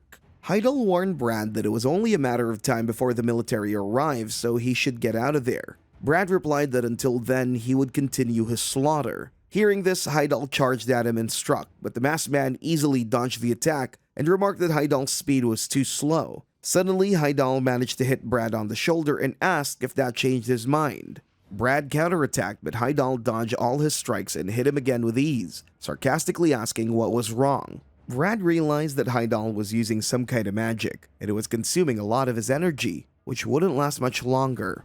As the people in the town ran for their lives, Dean urged Gilbert to use his curse on Brad. However, Gilbert refused, saying he wasn't going to run back just to die, as not everyone had a death wish like Dean.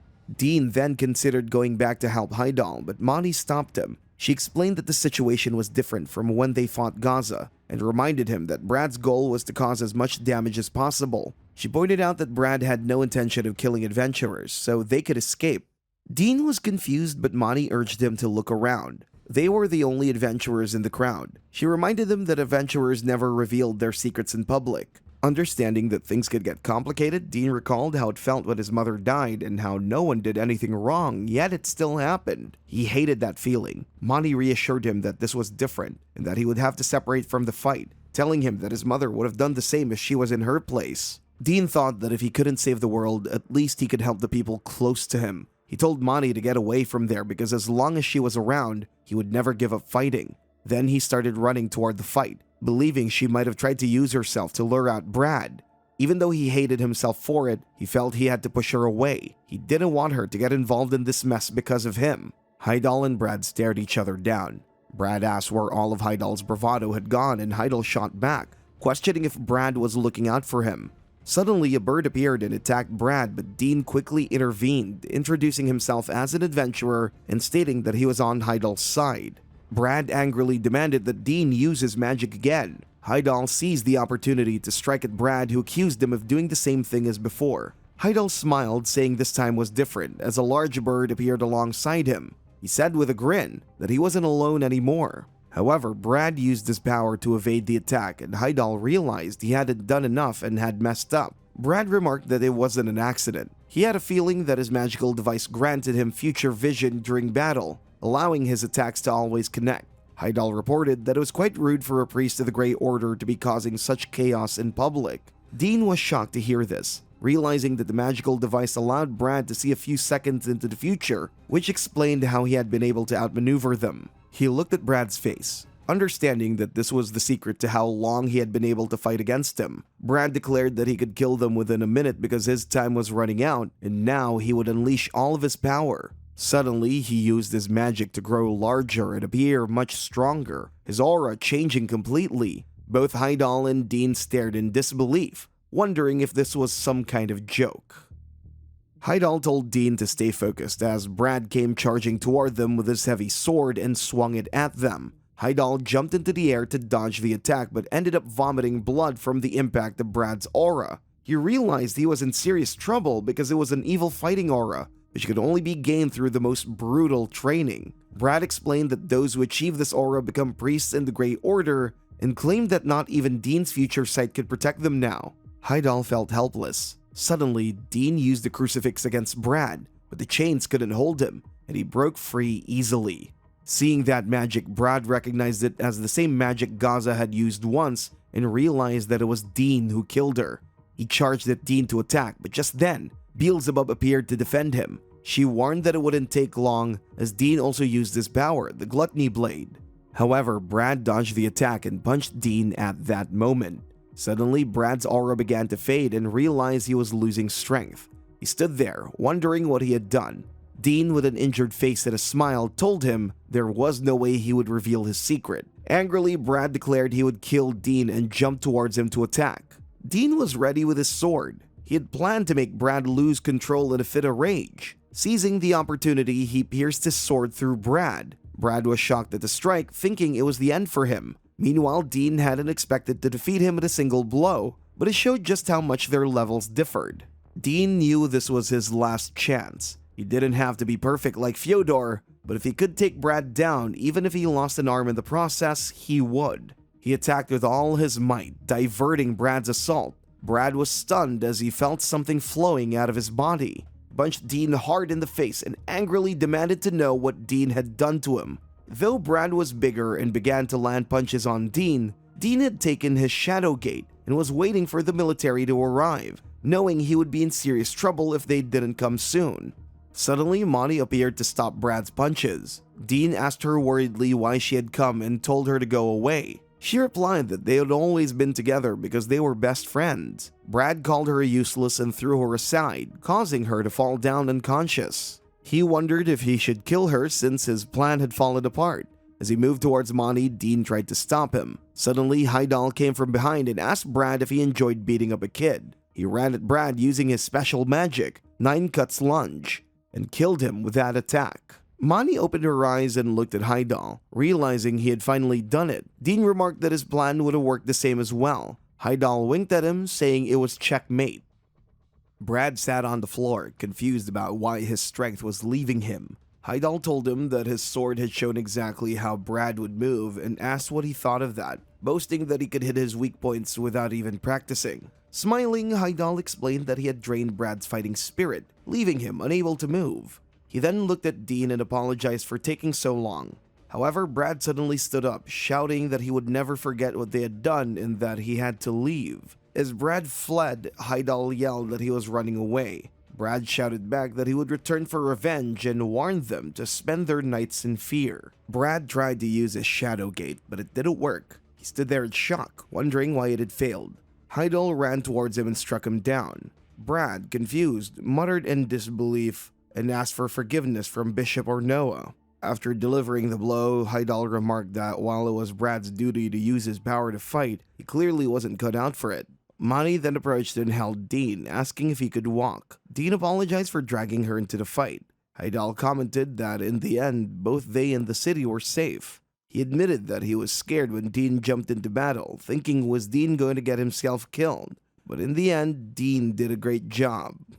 Dean, reflecting on the battle, said he understood how much it hurt and why he was terrified Brad's attacks could have harmed Mani. He thought to himself about what kind of swordsman would put his friends in danger, realizing he was still pretty weak and that he needed to become much stronger.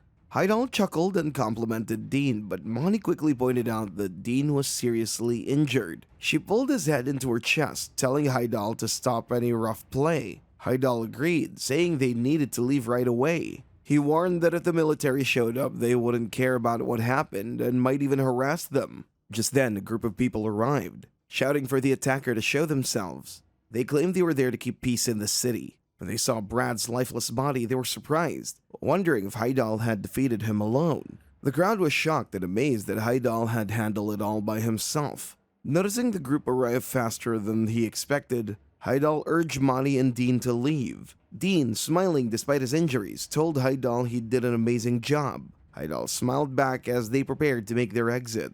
After that, they started walking away, and during the walk, Dean reflected on everything that had just happened. He came to the conclusion that Mani was probably right. They just wanted to cause a scene while staying calm. Suddenly, Mani stopped and Dean asked her what was wrong. A voice called out, telling Dean he had done well and that he had been quite impressive. Dean, surprised, asked the voice how long he had been watching them. The guy replied that he had been watching from the very beginning and asked if Dean hadn't noticed him. Dean didn't respond, thinking it was better not to get involved with this person, especially since he had to run away during the chaos. So Dean told Mani they should keep moving. Suddenly, the boy asked how the Naruk girl's injuries were. Hearing that, Dean angrily demanded to know how he knew about her. The boy smiled and said the girl was a close family friend. Dean, growing more furious, asked what the boy was planning to do with such private information. The boy calmly replied that it didn't matter whether Dean believed him or not, but questioned how much Dean really knew about her. He explained that the Naruk clan were nomads who explored unknown lands with their tribes. He then asked Dean if he ever wondered how she ended up staying in that city, suggesting that wasn't enough to make him curious. The boy implied that Dean had questions but had been too afraid to ask them. Mani told Dean not to listen to the guy, and they started walking away without responding. The boy laughed and said, "What a nice friend," adding that they might meet again, until Dean changed his mind. He said he really hoped that day would come. Dean glanced back, but the boy had disappeared. There was no one there. In the next scene, a woman named Priya reported that a man from the Grey Order had been subdued after encountering a C-grade adventurer. The man asked if there was anything else he needed to know, but she replied that this was all the information her subordinate had reported. The man then ordered her to send her subordinates out to gather rumors from witnesses. Priya agreed, calling his plan wise. The man mentioned that Lieutenant Kanveer had let a suspicious adventurer escape. Priya found it strange that an adventurer could evade Kanveer, to which the man responded that he had warned Kanveer not to overdo things, but Kanveer was a fool. He even joked that his cat did a better job than Kanveer. He also mentioned that Fyodor had once threatened to take an orphanage hostage and got away with it. Priya then asked how they should deal with the Grey Order, which seemed to be spreading in the city. The man said nothing had changed. the guild still saw them as mere bandits or brigands. He explained that the Grey Order's main target was him, so they couldn't ignore the possibility of an attack. Priya acknowledged this, and the man remarked that he never thought he'd have to use the Black Stone, something very precious to the Order. He said that depending on how it was used, it wouldn't be hard to remove the Grey Order from the picture. Priya wondered if they would attack directly. The man admitted he didn't know for sure, but said that the Grey Order would eventually get impatient and try to target him directly. Depending on the damage they cause, it could ruin his reputation and involve other cities and even the old man. However, with a smirk, he revealed that he already had a plan in place. Dean was strolling through the market with Beelzebub, who had taken the form of a magic wand resting on his shoulder. She happily remarked how fun it was to go shopping, suggesting they should get some roast since it was cheap, but also asking if he wanted to try different cuisines. As he walked, listening to her chatter, his attention was suddenly drawn to Edda, who was sitting cross-legged, quietly training. Out of nowhere, Edda unsheathed her sword and performed a move. Impressed, Dean began clapping, telling her that her form was excellent.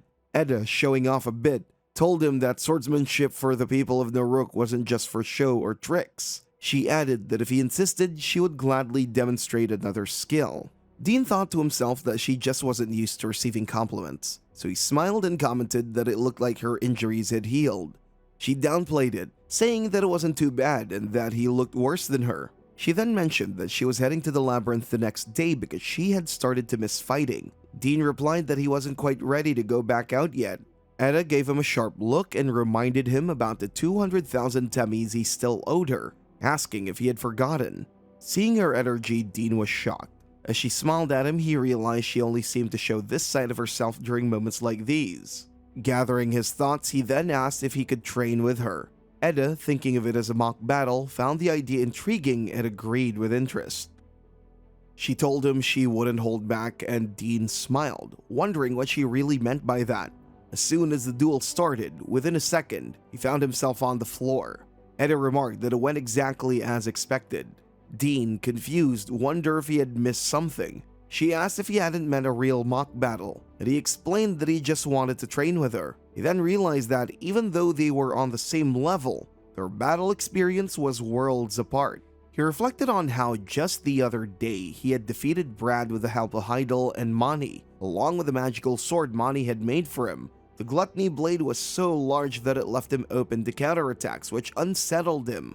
To prevent attacks, he had used techniques like Floating Moon and Harden, which both required a lot of skill to perform. He realized he needed to master them. Edda asked if that was why he had asked for help, pointing out that she trained with her sword alone and was wasting time. Annoyed, he thought it was a hassle and apologized for bothering her, saying he would just go to the guild tomorrow. Suddenly, she attacked him from behind, causing him to jump in fright. She said she had no choice but to help him a little since he kept asking so insistently. He wondered why she hadn't just agreed the first time. After that, his special training began. He ran toward Edda to attack, but with a single strike, she knocked his sword from his hand. She told him not to look around and to focus on his wrist, urging him to try again, but faster this time. In the next round, he charged at her again, but with one swift strike, he found himself on the ground. Sitting there, he thought to himself that he just didn't have the talent to be a martial artist. This frustrated Edda, as if he was dismissing their training and hard work by labeling it as a matter of talent. She reminded him that Fyodor's blade rejection was perfect because he had trained hard for it, and not just because of talent. He told her that in all his battles, he had poured everything into his blade while ignoring his own strength. He wanted to become a man worthy of wielding that sword, just like the legendary hero Zerios. With renewed energy, he asked her to continue his training. She smiled and agreed, and they started again. During that training session, he took almost 2,000 hits, and the wounds that had started to heal were reopened.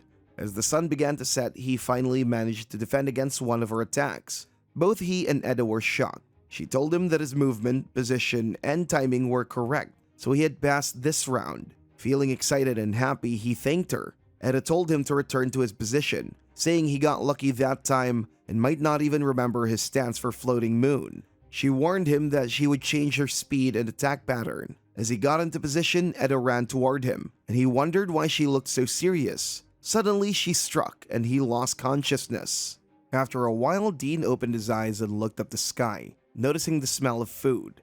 He saw Etta nearby and she noticed he was finally awake. She pointed out that he needed to start his endurance training. He sat there, stunned, realizing he had been knocked out. She asked him to say something, as if it felt like she was just talking to herself. Dean smiled and thanked her for watching over him. Etta replied that it would have been a hassle if he had been eaten by a wild dog, so she made food while keeping an eye on him. He smiled and asked what she had cooked since it was dinner time. Etta showed him a barbecue of grasshoppers and he was shocked. He told her that he would eat later instead. Annoyed, Etta snapped back that he should just say no if he didn't want to eat.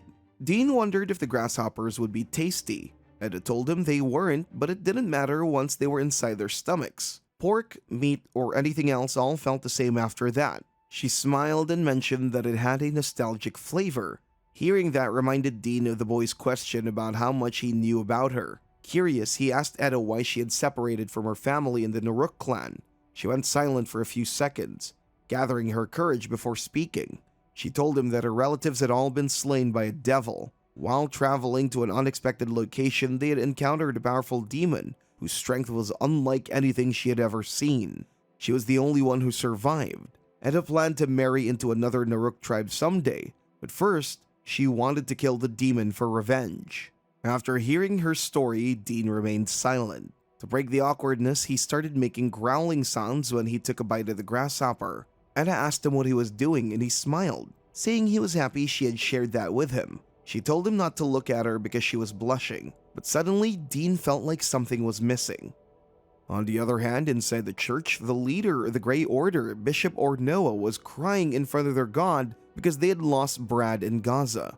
His followers were there too, all bowing their heads in respect as he recounted what had just happened. In that moment, he thought that if they were unwilling to hand over the trapezohedron, they would have to show them justice through war, just as their beloved guide Thala would want. So he ordered all his members to gouge their eyes, pierce their noses, or tear their own skin for revenge. They believed it wouldn't be long now. On the other hand, with a smile on his face, Dean greeted Etta in front of the guild where she was waiting for him. He told her it would have been fine if she had waited inside the guild, but she replied that she didn't like crowds, and this way, they could easily see each other. Suddenly, Beelzebub spoke up angrily, complaining that they couldn't make it to the market, which is why they had to eat potatoes again last night. Etta scolded him, asking why he didn't treat her with respect. Dean tried to calm her down, saying not to disrespect potatoes because they're very strong. However, Etta insisted that she didn't want to eat them anymore. After listening to their murmurs, Etta remarked that Dean's sword was trembling as if it was waiting for the next battle. He explained that Monty hadn't given him the okay to dive in yet, so he was going to keep his promise and wait. When they entered the guild, they saw a lot of commotion about the Grey Order. People were asking the army why they weren't doing anything since the Grey Order had threatened them by writing in blood on the walls. They wondered what the army was doing. Etta questioned whether it wasn't the army's job to maintain public order in the city. Dean also remarked that they clearly didn't know how to negotiate and wondered what they were up to. Suddenly, a girl named Priya, Magus Inspector, appeared and told everyone that the Adventurers Guild was under the army's jurisdiction. Anyone who interfered with their duties would face disciplinary action. Hearing this, everyone fell silent. Then a man appeared, crying as he bowed in front of her. He asked what this meant, admitting he knew he was overstepping his boundaries, but his wife had been brutally murdered and his daughter had been kidnapped. He begged her for help, shouting and crying. Without hesitation, she said it was perfect timing because she was going to make an example out of someone, and now the example had presented itself. She ordered the soldiers to give him a taste of that punishment. The soldier held his sword as he walked towards the man, but suddenly Dean stepped in front of him and asked him to wait. Beelzebub praised Dean for taking a stand and urged him to fight back, but Dean replied that it wasn't possible because there were hundreds of soldiers, many of whom were above level 25, and Priya might be level 35. He realized that it was better to keep things under control rather than start a bloodbath. Dean acknowledged that the man had a good reason for his behavior since he had lost his family. He agreed that it wasn't right to act that way, so he bowed and asked for forgiveness on the man's behalf. Dean didn't really want to say those words. Instead, he wanted to teach them a lesson. However, he knew it wasn't the right time, and he wasn't strong enough to face all of them. The soldier then asked Priya what they should do now. She replied that Dean had a point and that it was nonsense for them to ruin their reputation over a piece of magic equipment or two. Dean kept his head down, feeling defeated. Suddenly, Eda shouted at him to look up. He raised his head just in time to block Priya's attack aimed at his eye. Eda wondered if Priya had gone easy on him this time, while Dean was shocked to see that he really had aimed for his eye. Priya said that as he requested, there would be no disciplinary action for obstructing duty, but since they were part of the army, they couldn't be looked down upon by adventurers. Eda was also ready with her sword. Just then, Heidal appeared and asked Priya to cut him some slack because he was Dean's friend. Dean was shocked when Heidal winked at him. Seeing this, Priya agreed and warned Dean that if he was going to hang out with them, he better fix his way of speaking. After that, the army left, and Heidal, Eda, and Dean sat outside the guild, chatting with each other. Heidal apologized for arriving a bit late, and Dean thanked him for saving him from a close call. He noted that it seemed like Heidal had made some connections in the army. Heidal replied that it looked like he had caught their attention. They had even gone out of their way to summon him just to see him face to face, because they believed he was the only one who had beaten Brad. With a sad expression, Dean asked if Heidal was going to join the army. Heidal explained that things could get complicated if he refused, especially since this was the second time he owed them. Hearing this made Dean feel guilty, so he apologized to Heidal. Heidal appreciated Dean for stepping up and said that he was sure Dean would become an amazing adventurer. He said that the army was full of nonsense, especially that Officer Priya, who was the worst of them all. Angrily, Dean agreed, saying it was unacceptable that the current Officer Priya allowed the Great Order to go unchecked. Seeing Dean's anger, Heidal suggested there would be a meeting for adventurers only and encouraged them to join. Dean looked puzzled, but Heidal reassured him that he was really good and had amazing skills. Heidal gazed at the sky and said he didn't know if Dean really wanted to protect the city, but he would naturally be putting himself in danger, so he asked Dean what he thought. Dean smiled and gave Heidal a firm handshake. At the adventurers' meeting, a large man named Gamden welcomed everyone. He asked for their attention and started a loud speech, claiming that it was the adventurers, not the corrupt soldiers or even the legendary hero Zarios, who were truly protecting the city. He shouted so loudly that Eda, Dean, and Heidal had to cover their ears. Eda asked Heidal who the loudmouth was, and he explained that it was Gamden. He added that the Radiant Training Company was involved in the meeting, and Gamden was trying to make a name for himself with them. Eda mentioned she could barely hear him, let alone Dean, because of all the noise. Gamden then announced his plan to replace the soldiers who ignored them and vowed to take down the Great Order. He also mentioned that the Radiant Trading Company was backing them, so this was their chance to make a name for themselves with the nouveau rich. This made Dean angry, but Heidal advised him to relax and not make such a scary face, reminding him that they couldn't expect people to work for free either. An adventurer named Childick from the back interrupted and told Gamden to move on to the next topic. Gamden then began talking about the hostages held by the Grey Order. He mentioned that if this information went public, Alti wouldn't be able to ignore the demands of the residents, which is why the army was desperately trying to cover it up. He implied that the treasure must be extremely valuable. One of the adventurers spoke up, saying if they exposed the situation, they could get rid of the army and that this was their chance to rise in power. Gamden, annoyed by the interruption, was about to shout, but Childick stepped in and took over the conversation. He explained that there were already rumors spreading in the city, and making it public now would be pointless since the information was so mixed up. He warned that if their actions became known, it would embarrass the army, and asked if they were prepared to make an enemy out of Malti. Heidal mentioned that Childick was sharp-minded, and the reason the discussion had been settled so quickly was because he was quick to act during explorations, and that's how the environmentalists had developed. Eda, curious, asked what an environmentalist was.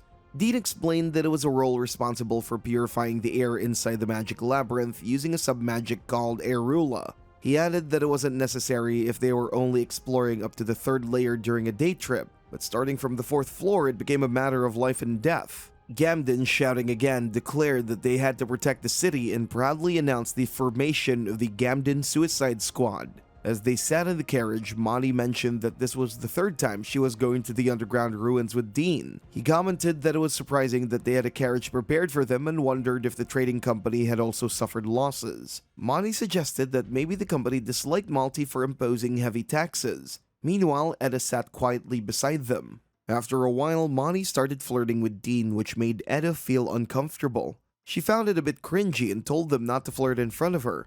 Monty then questioned whether they could really take on the Grey Order, mentioning that their group had 16 people, while the Grey Order seemed to be a small group of about 5 or 6. meaning they must be tough opponents. They added that it would have been easier if the army could get involved. However, Monty pointed out that as long as there were hostages, the army had no choice but to meet the enemy's demands, making it difficult to subdue them.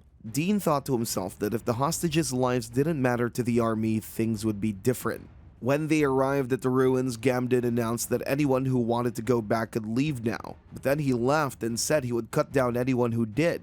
He continued shouting, and Monty and Dean were clearly getting tired of it, while Etta looked bored. Monty thought Gamden was just lowering everyone's morale. He then pointed out to Etta that Gamden was glaring at her. Etta replied that she was only tagging along because Dean said he would join. Otherwise, she didn't care about Gamden's attitude. Suddenly, Childick asked how many environmentalists were present. Only 2 people, including Childick, raised their hands. Monty, who was also an environmentalist, didn't raise hers to keep her identity hidden. The other environmentalist, a novice named Ciel, mentioned he could use the Arula spell. Gamden looked at him angrily, but Childick quickly stepped in, saying he would handle most of the purification himself and that he trusted Ciel.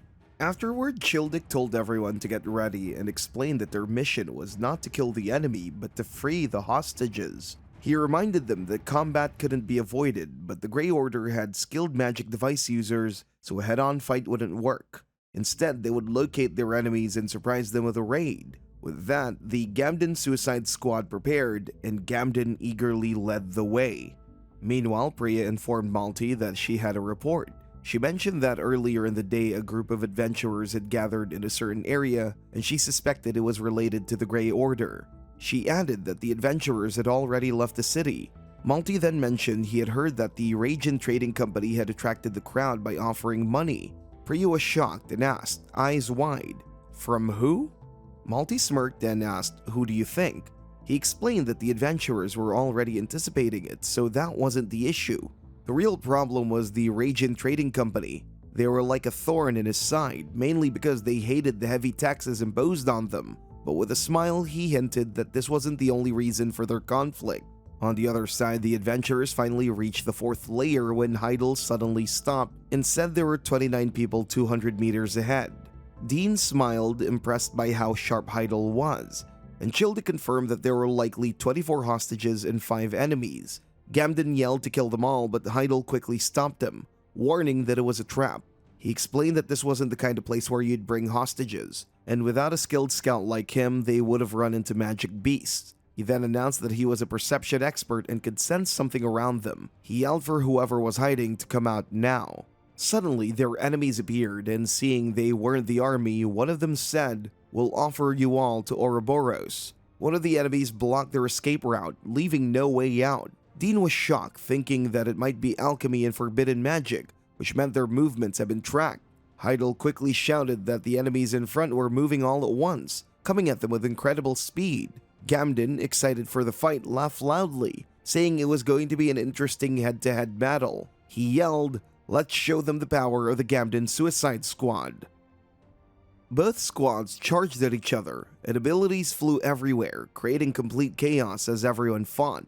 Dean rushed towards the enemy, realizing they were losing ground and needed to get closer, especially since the enemies were attacking from mid-range. He noticed Etta running towards one of the mid-range attackers, trying to close the distance. The enemy sneered, thinking she had a death wish, and cast a spell, saying it would fill her with holes. Etta dodged all the attacks as she got closer, but suddenly a huge fist struck her. The enemy chuckled, mocking her, saying she couldn't reach him. He taunted the adventurers, wondering why they couldn't handle just 6 people.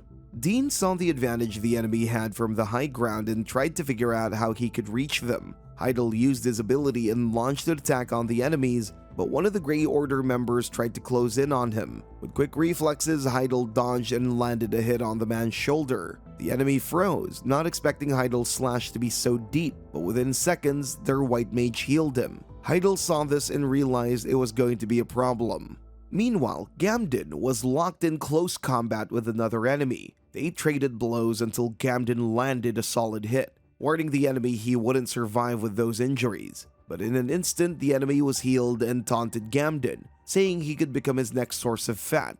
Gamden was shocked, and before he could react, the enemy used magic and attacked again. Gamden realized the enemy's quick recovery must be the work of a white mage. Frustrated, he shouted for someone to deal with the white mage and asked Heidel if he could help. Heidel, however, said he was too busy and asked Childick for assistance, but Childick also said it was impossible for him. Heidel reminded them that they had left the hostages behind in the miasma, and if either he or Jer stopped, they wouldn't be able to purify the air in time to save the hostages, so they would need to figure it out on their own. Hearing this, Dean understood the situation better. It seemed like the enemy's white mage was key to their struggle, constantly healing their opponents. Determined to take the mage down, Dean left the others to Sakasa and started running towards the white mage. As Dean ran towards the mage, he called for Madi and Edda to help him. The three of them rushed forward together. The mage noticed Dean approaching and knew he had to stop him first. Suddenly, he attacked Dean with a massive skill, but Madi used her powers to confuse him. Angered, the mage turned his attention to Mani, but Edda quickly intervened and saved her. Mani thanked Edda, but arrogantly called her low level and told her to stay back since she couldn't win. The enemy mage began casting a powerful spell, launching a huge blast towards them. Just then, Beelzebub appeared and asked how Dean could use her as a meat shield again. He jokingly said he would prepare her 8 servings of steak later. Hearing this, she felt happy and flew towards the mage to attack. The mage was shocked to see Beelzebub coming at him and tried to dodge her attack. In that exact moment, Dean leaped towards the mage with his sword. His strike knocked the mage's mask off and the man asked for forgiveness. Dean announced to his allies that the white mage was down and everyone was shocked to hear that. Meanwhile, Mani looked at him with a proud smile. With that, Dean felt that the tide had turned in their favor and victory was within reach. Suddenly, as he was thinking this, he noticed a huge magic circle forming nearby. It was paradox magic. He sensed something was coming and everyone gasped in surprise. It was the leader of the Grey Order, Bishop, who floated in the air with a sinister smile on his face. Edda remarked that she never thought the day would come where she would stain that holy place with unholy blood, while Bishop greeted them with a wide grin. Everyone was stunned by the spell. Heidel realized that Bishop must be an incredibly powerful monster, as only such beings could cast a paradox spell. One of the Grey Order members then spoke up, surprised, saying that Bishop was supposed to be on leave and that they were the ones dealing with the adventurers. Then he noticed the dead body of their white mage and tears began to fall from Bishop's eyes. Perched on his shoulder was a puppet girl named Thala. Bishop turned to her and asked what he should do with these people. Dean stood frozen, staring at Bishop, a strong instinct warning him that the man was extremely dangerous. He knew he couldn't take his eyes off of him. Suddenly, Gamden appeared behind the Bishop, ready to strike, but Thala effortlessly stopped his attack with just her fingers. Dean was shocked. That blow could have easily taken out 10 battle rats. In an instant, Thala attacked and sliced Gamden into pieces. Bishop laughed, taunting them to come and play. Under his control, Thala charged at the adventurers, cutting through many of them with ease. Heidel watched in disbelief as Thala rushed towards him. Just in time, Gamden jumped in and attacked her, saving Heidel. Relieved, Heidel said he thought Gamden had died. Gamden laughed and said, "No way I'd die to something like that." The adventurers cried out that they couldn't stop Thala, and Heidel realized they were trapped. He tried to break through the barrier, but it wasn't working. He noticed that Thala was specifically targeting the environmentalists, heading straight for Childick and another environmentalist. The second environmentalist tried to create a barrier, but Thala shattered it with a powerful kick and killed him. Everyone was stunned, while Bishop laughed loudly, clearly enjoying the chaos.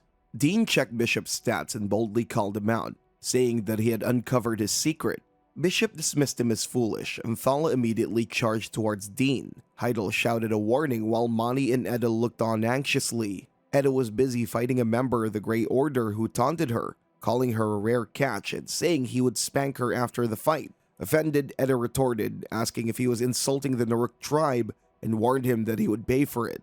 Dean realized the young girl, Thala, was just a puppet and knew he couldn't defeat her without a solid plan. He quickly asked Beelzebub to buy him some time. As Thala attacked, Beelzebub stepped in with a smile, saving him from the blow. They clashed, exchanging powerful strikes. Beelzebub activated her ability, Petit de Mordi, and thought to herself that it had been a while since she had done something this cool. But Thala managed to land a hit, sending Beelzebub flying. Bishop smirked and remarked that her spell was useless against Thala.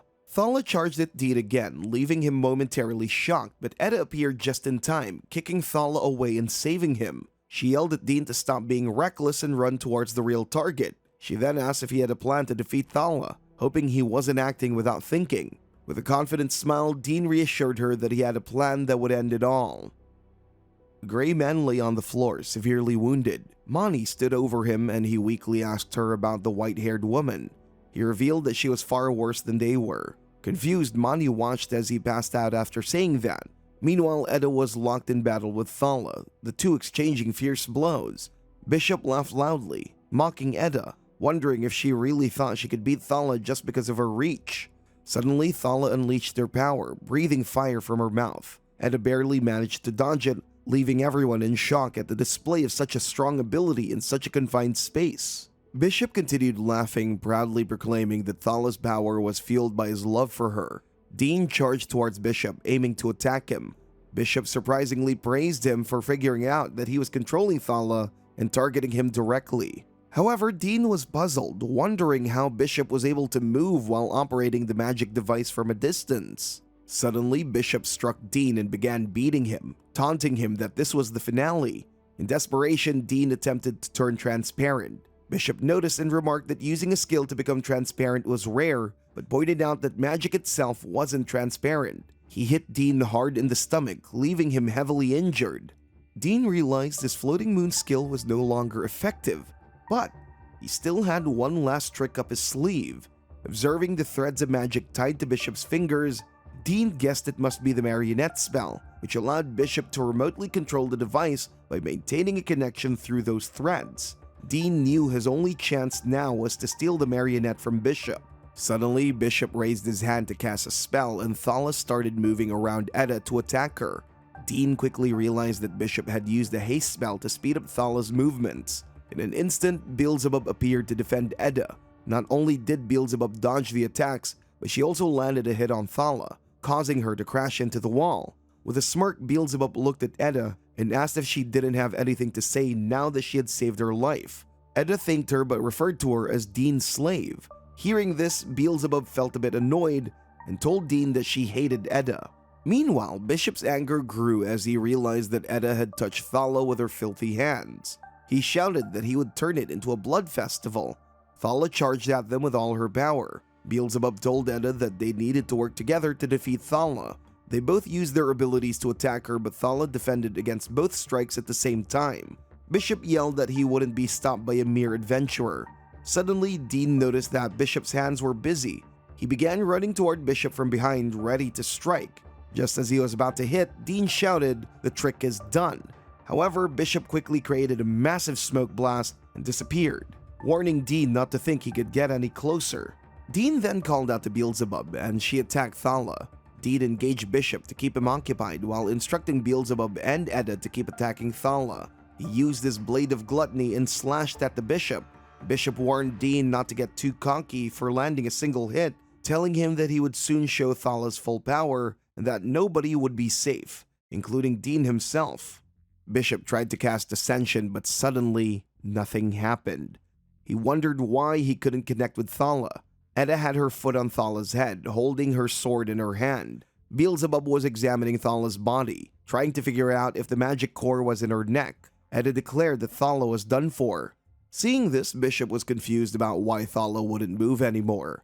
Dean informed him that she wouldn't move because he had snatched the doll during his earlier attack, which Bishop thought was just a simple slash. Dean claimed that with that one slash, he had won. Edda then picked up the doll and sliced it with her sword.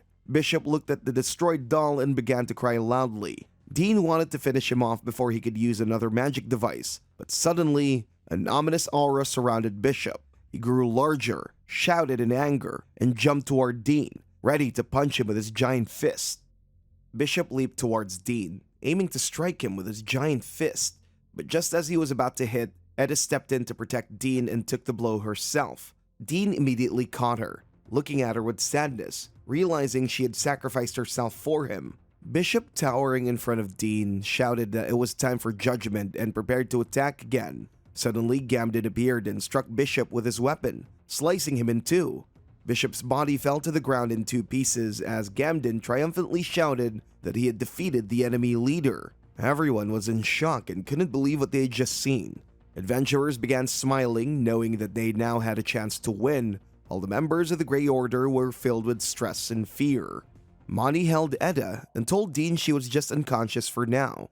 He also mentioned that both the White Mage and the leader were dead, so their victory was certain. Meanwhile, Heidel said to one of the Grey Order soldiers that he had heard when they die, they return to their evil lord, and told him that his death was now inevitable. But suddenly the soldier used a spell called Blind Darkness, which caused everyone's vision to blur, and he quickly ran away. One of the adventurers pointed at him, shouting that he was escaping. Heidel, along with some adventurers, chased after him. Childick then announced that it was likely that the enemy wanted to kill the hostages, and he ordered everyone who could move to pursue the fleeing soldier immediately. As Dean was about to run, Monty stopped him, telling him that there was no need. She explained that the fleeing soldier was wounded, and the fact that he went out of his way suggested that there were no traps or guards left to harm the hostages. She mentioned that it might be a trick to make them think that, but before she could finish her explanation, needles suddenly flew towards them. Monty shielded Dean from the attack. An adventurer standing nearby noticed that it was Childick who had thrown the needles and wondered why he attacked Dean. Before anyone could react, Childick quickly sliced the adventurer's neck and declared that he was the only one capable of purifying the miasma, claiming he had killed the environmentalist. Childick began walking in the other direction, saying they were all destined to die. But suddenly, a weapon came flying and hit him. It was Mani's weapon. Her clothes were almost torn from the earlier needle attack, and her demon battle aura had been activated. However, she suddenly collapsed to the floor, and Dean quickly asked if she was okay. She shouted that Childick was a traitor and warned that if they let him escape, they would all be wiped out by the labyrinth's miasma. Dean was shocked to hear this. Meanwhile, Childick, wounded by Monty's attack, started running towards the exit. Dean called after him, demanding he stop, and asked if he was a spy for the military. Childick responded by saying they were the only ones who could fight the cult without plotting, and if the adventurers succeeded, public trust in the military would decrease. He warned Dean that the military was just using him. Childick smirked, saying that young people didn't understand that in this world, power and level were everything. He explained that this was how wise adults survived. Dean replied that if that's how adults lived, he'd rather stay a kid forever. Both of them drew their weapons, preparing to fight. Dean declared that he would take Childick down even if it meant cutting off one of his limbs. In the room where the hostages were held, there was no hope left. The children were crying and everyone believed they were going to die. Suddenly, the Grey Order soldier burst in, kicking the door open, shocking everyone. Panic spread as people began running in all directions. The soldier, with his knife drawn, shouted, "Kill! Kill!" But just then, Heidel appeared and kicked the soldier in the face, stopping him. The hostages immediately began praising Heidel, and everyone was filled with relief and joy.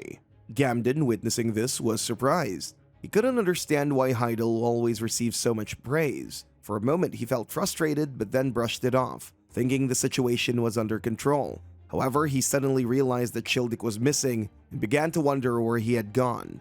Meanwhile, Dean, injured by Childick, struggled to keep fighting. Childick complimented him, saying he was pretty good, but then added that Dean was now at his limit and taunted him, asking him what had happened to a stealth attack. Dean, furious, realized Childick had been watching him all along.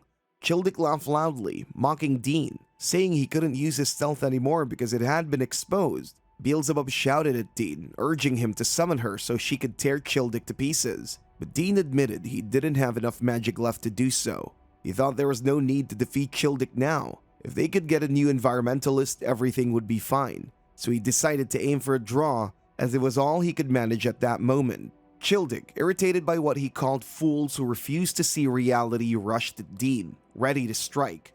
He attacked with his weapons, but Dean managed to dodge it with his arm, surprising even Childick.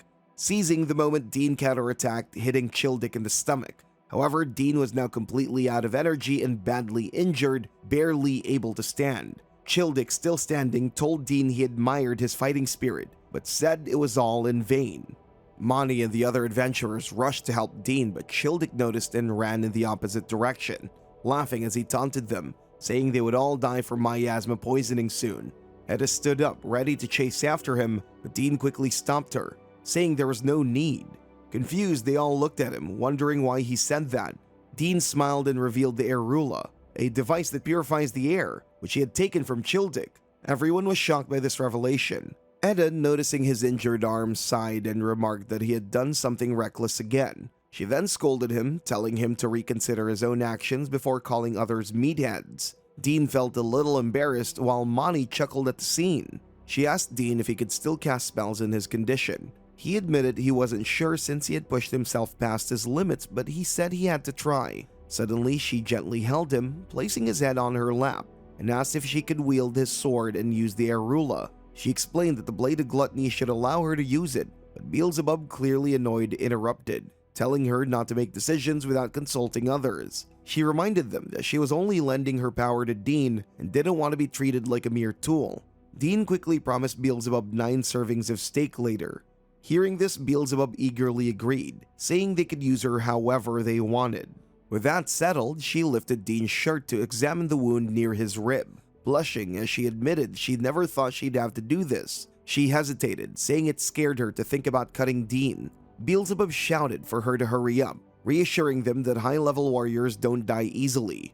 Suddenly, Edda appeared behind them and without wasting time began the process. Dean let out a cry of pain and Mani panicked, shouting that he was going to die. Afterwards, Dean was fine and, with a smirk, asked what they thought he was.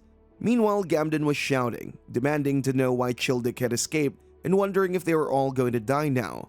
His loud voice annoyed Edda, Mani, and Dean. Gamden then shouted that Mani could use the Arula, and she calmly admitted that she kept it a secret because she didn't want to be taken advantage of. But now that Childick had run away, she revealed that she was actually an environmentalist. Hearing this, Gamden became furious and prepared to punch Dean, yelling about how they had hidden such an important secret.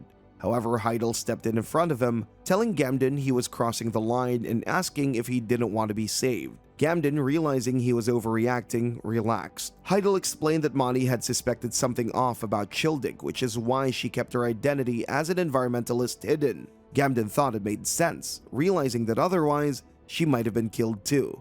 Relieved, Gamden shouted, "Good job," in excitement and playfully tapped Dean's head, but the force sent Dean crashing into the ground. Shocked, Gamden quickly apologized, laughing loudly as Mani rushed to help Dean. With that, the battle against the Grey Order had ended, and Dean, along with the adventurers, returned to Jizo with all the hostages safely rescued. Meanwhile, at the same time, Childick was coughing up blood, suffering from the effects of the miasma. It was attacking his stomach, and as he ran, struggling to breathe, he couldn't remember how to use magic.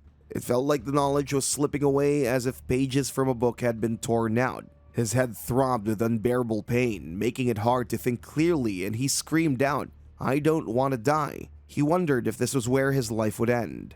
Suddenly, Canvia appeared before him, with soldiers by his side. Childick, gasping for air, told him that he had dealt with a reserve environmentalist from the adventurers team and that the Grey Order was finished. He said that without passing the 4th layer, the adventurers might die, and then asked if Canvia would now recommend him for the position of Magic Lieutenant as promised.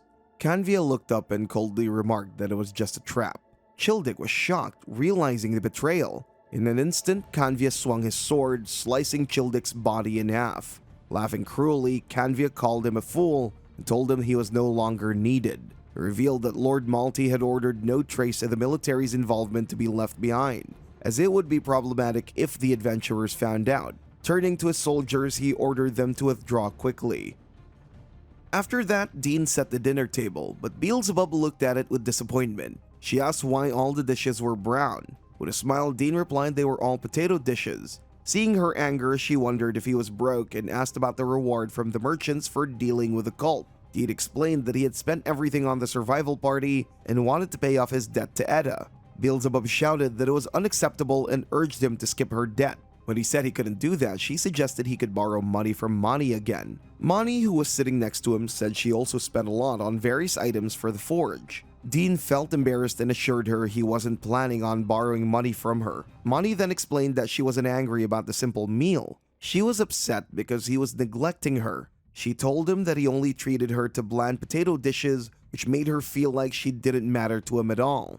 Dean felt a bit sad hearing her words, and then he scolded her, reminding her that she even ate his share of 9 servings of steak at the party. He pointed out that most of the reward money went to cover her food expenses, and Beelzebub took a deep breath, smiled, and then quickly hid away. Mani chuckled, saying she ran off after eating it all. Afterward, Monty asked Dean if he had decided on any short-term goals. He replied that he was planning to take on some adventuring jobs to make money and was also considering getting a new magic sword. Monty mentioned that with his current abilities, it seemed like he could handle a C-class monster without much trouble, and Dean agreed, thinking that was his next goal. Beelzebub suddenly shouted, asking if he was going to abandon her. Dean quickly reassured her that that wasn't the case, explaining that by hunting C-class monsters, they could save on the cost of its bones. Monty then thought that to make the most out of the materials, the skill level of the blacksmith was important, so she needed to level up even further. After that, they went to the Adventurers Guild where Dean, Monty, and Etta sat together at a round table. Dean said that with their current strength, they should be able to take on the Arena of Strength. He explained that since he and Etta weren't leveling up from hunting moose, they needed to go there to make money and level up more efficiently. Monty wondered what kind of magical beasts appeared in the arena. Dean told her that Marquis could be found in the shallow levels and ogres in the deeper levels, but neither would be too much of a problem. He then explained a bit more about Marquis and ogres, adding that they should be able to defeat ogres just like they handled C-class kobold monsters. He mentioned that when they fought the ogres during the hostage rescue, the creatures didn't use any tricky moves, so he asked the group what they thought. Monty smiled and said she was fine with the plan since there hadn't been any reports of demon sightings. Etta, however, remained silent. Dean asked her again, and she finally raised her head, asking if they had come to a decision and wondering where exactly they were headed. Disappointed, Dean realized Etta hadn't been listening. She admitted she wasn't well informed about the city or the magic labyrinth, so she would leave the decision to them. Dean told her that wasn't enough, and it would be better if she paid attention, but she shrugged, saying he sounded like an elder and that his advice or plans were too big and boring for her. She added that she was placing her trust in him and he should be grateful for it. Dean, slightly annoyed, asked her not to dismiss the discussion with careless remarks. That triggered Etta, and she glared at him angrily. Sensing her frustration, Dean quickly tried to defuse the situation, admitting that maybe he'd gone too far with his words. But Etta, still fuming, insisted she wasn't upset. They both started arguing with emotions running high, while Monty quietly observed them, shaking her head with amusement. The receptionist announced the other day that there had been a sighting of someone resembling the Flame Princess Latita and warned everyone to be cautious. Most of the adventurers smirked, not taking it seriously. Etta, curious, asked who that was and if she was famous. Dean explained that she was a notorious criminal who used magical devices and was ranked similarly to a hobgoblin or ogre-class monster. He added that the highest rank was disaster class and Latita was one of them. She had once incinerated an entire city, killing countless people, and was still at large. However, Dean sighed and mentioned that there were many false reports about her sightings, and he didn't believe this one was real either. He then turned to Etta, asking if she was done arguing. She replied that it didn't matter anymore. They soon arrived at the cave, and Dean said their goal this time was 700,000 temmies, which was about 10 times the value of Marquis bones. Beelzebub remarked that he had gotten quite ambitious, as even 100,000 temmies used to excite them. Dean explained that preparing new magical devices and covering travel expenses like the carriage ride costs around 150,000 temmies, so they needed to aim higher. Dean noticed Monty seemed deep in thought, so he asked her what was on her mind. She mentioned that they had just passed through the nearest village, and it bothered her that the villagers didn't seem surprised to see adventurers. Dean shrugged, saying it might be because adventurers were no longer unusual to them, or perhaps they'd already heard about their presence. Monty, still unsure, pointed out that there hadn't been much information from the guild either. Reassuring her, Dean told her it was nothing to worry about. Etta chimed in, saying there was no point in hesitating now.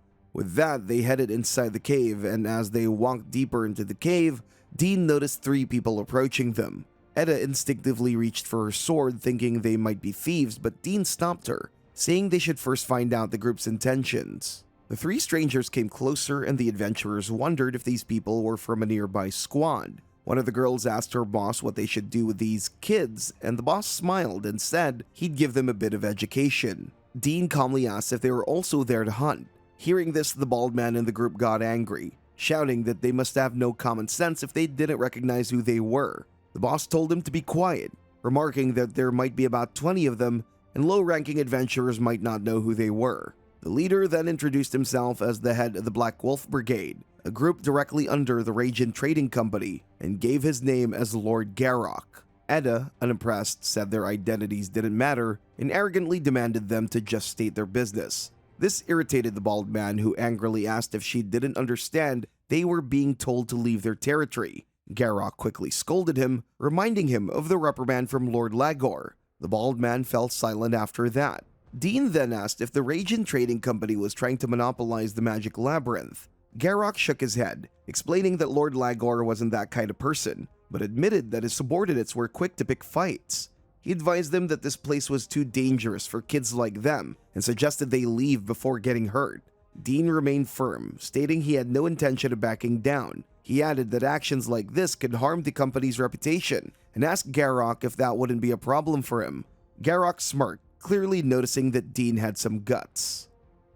The bald man taunted Dean, saying he would show them the difference in strength, but Garrock interrupted, saying he would handle it himself. Garrock then added that if Dean could satisfy him, he would step aside. The bald man was excited to see his boss in action, and Garrock smirked, admitting he hadn't had this kind of fun in a long time. Dean tried to reason with him, saying there was no benefit in fighting, but Garrock had already started moving like a blur. He told Dean he wouldn't even use his magic sword. Suddenly, Garrock was struck without knowing what happened. Even the bald man and the girl looked confused, unsure of what just happened to their boss. Edda, irritated by Garrock's attitude, said she would be his opponent.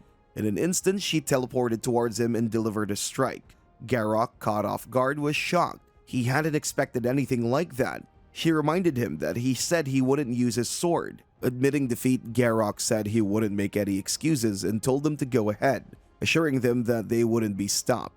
The bald man, interrupting in, said that if they had fought seriously, the group would have been easy to beat, but Garrock angrily scolded him, telling him to stop embarrassing them further and to keep his mouth shut. Garrock then told Dean that they would take a different route, adding that while they may not part on good terms, his subordinates ahead are easily angered, so Dean's group should stay cautious. With that, Garrock began walking away. The bald man, shocked by the outcome, angrily warned Dean not to think that they had truly won. Edda mentioned that in the Naruk tribe, the rule was to offer an arm if defeated in a duel. Dean, a bit shocked, remarked that it was a difficult situation and wondered if they could have handled things peacefully. Edda explained that she only accepted the duel because Garrock had approached her with such a disrespectful attitude and asked if Dean really thought he could have avoided it through a discussion. Dean realized she was serious and the two started arguing again. Monty, trying to calm both of them down, apologized to Edda on Dean's behalf. But when Dean said something that triggered Edda once more, Monty had to step in again to calm her down. After their argument, they continued walking on the third floor where they encountered some monsters. Edda quickly jumped into action and easily took them down with her sword. More monsters appeared and both Dean and Edda prepared themselves for battle, attacking together. Dean got hit while thinking his speed and strength should be enough to handle these monsters, just like when he fought the moose. He considered using his floating moon technique but realized that relying on it too much could be risky, especially since it was sealed when he faced Childick. Instead, he decided to use his new trump card, Marionette. Monty, shocked, recognized it as the magic Bishop used to control puppets and wondered what Dean was planning. Dean used the power on a monster, deflecting its attack and striking it down. Monty realized that Dean was using invisible magic threads to manipulate the monster, which caused it to lose balance in the air. He had applied the threads to the monster's arms, which is why it couldn't control itself and was easily defeated. After defeating the monster, Dean stood triumphantly and Monty, impressed, playfully tugged at his cheeks, teasing him about how he used the marionette technique. Dean, still concerned, turned to check on Edda. To his surprise, she was sitting on top of several skulls, far more than the number of monsters they had initially seen. Confused, Dean wondered how there could be so many more skulls than expected. Edda, unbothered, told him to hurry up and collect the bones. Dean thought that at this rate, it wouldn't be long before another group of 10 monsters arrived. She asked what the monsters ate, and Dean casually mentioned that in some places they ate brains. Meanwhile, Garrock and his squad were traveling when they suddenly encountered a massive monster. The sight of it drained color from their faces as they were shocked by the size of the creature in front of them. Dean and his crew continued walking, and after a while, more marquees appeared. Edda immediately moved towards them, while Monty used her stone to cast Petit Deforma, which caused the marquee's eyes to flash. At that moment, Edda swiftly sliced off his head. Monty clapped in appreciation, but Edda seemed puzzled by the gesture. Monty explained that clapping is often done to praise someone. Despite the explanation, Edda still seemed confused. As she examined the Marquis's skull, Edda asked if it was necessary to physically touch others to honor their achievements. Monty, equally confused, explained that it was just something friends did. Suddenly, Dean called for them to bring the corpses to him. Monty carried the corpses over and Dean began removing the bones. Monty offered to help, saying she was the assistant, but Dean insisted it was fine, thinking it might be too difficult for her to do it alone. After a while, Edda asked impatiently if they were finished yet. Dean, slightly annoyed, wondered why she couldn't even pretend to help. Edda responded that she wasn't like him and didn't find any enjoyment in dissecting a magical creature. Dean excitedly suggested that she might actually enjoy it if she gave it a try. Suddenly, they heard footsteps approaching. Dean quickly shouted that it was the Wolf Gang, but they saw the bald man and the girl running back towards them. Confused, Dean watched as they stopped abruptly. He asked them what they were doing here and inquired about Garak. The bald man, clearly in pain, replied that it was none of their business. The girl called him by his name, Rob, and tried to help him. Dean offered to escort them until they reunited with their group.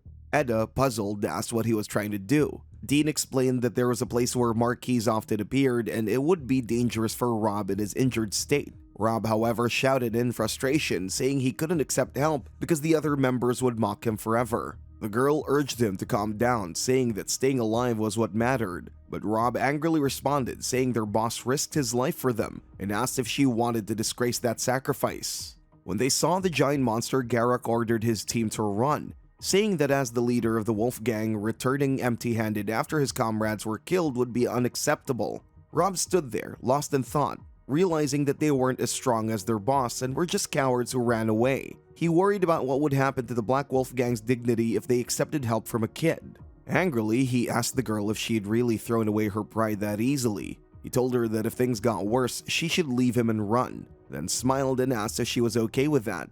After thinking it over, she refused Dean's offer for help. Rob, still frustrated, advised them to leave as well, explaining that the monster was an abnormal ogre. He added that it wasn't a C-class monster like they expected, and was actually a lower-tier B-class, which they wouldn't even see until the fourth layer of the labyrinth. Rob said they had gathered enough information and began walking away, telling them that there was no need to thank him. Monty commented that they had gained valuable information without having to explore and noted that encountering a B-class creature seemed unlikely. Dean thought it over and then asked if they should go and take down the unique ogre. Monty was completely shocked while Edda seemed a bit impressed by his determination. Dean explained that if it really was close to a B-class creature, its bones would sell for a good price, and since the ogre was likely severely injured, it was a great opportunity. Edda smiled, agreeing with his plan, and told him that he sometimes came up with good ideas. Monty, though still hesitant, agreed to go along, saying she wasn't sure what he was really thinking.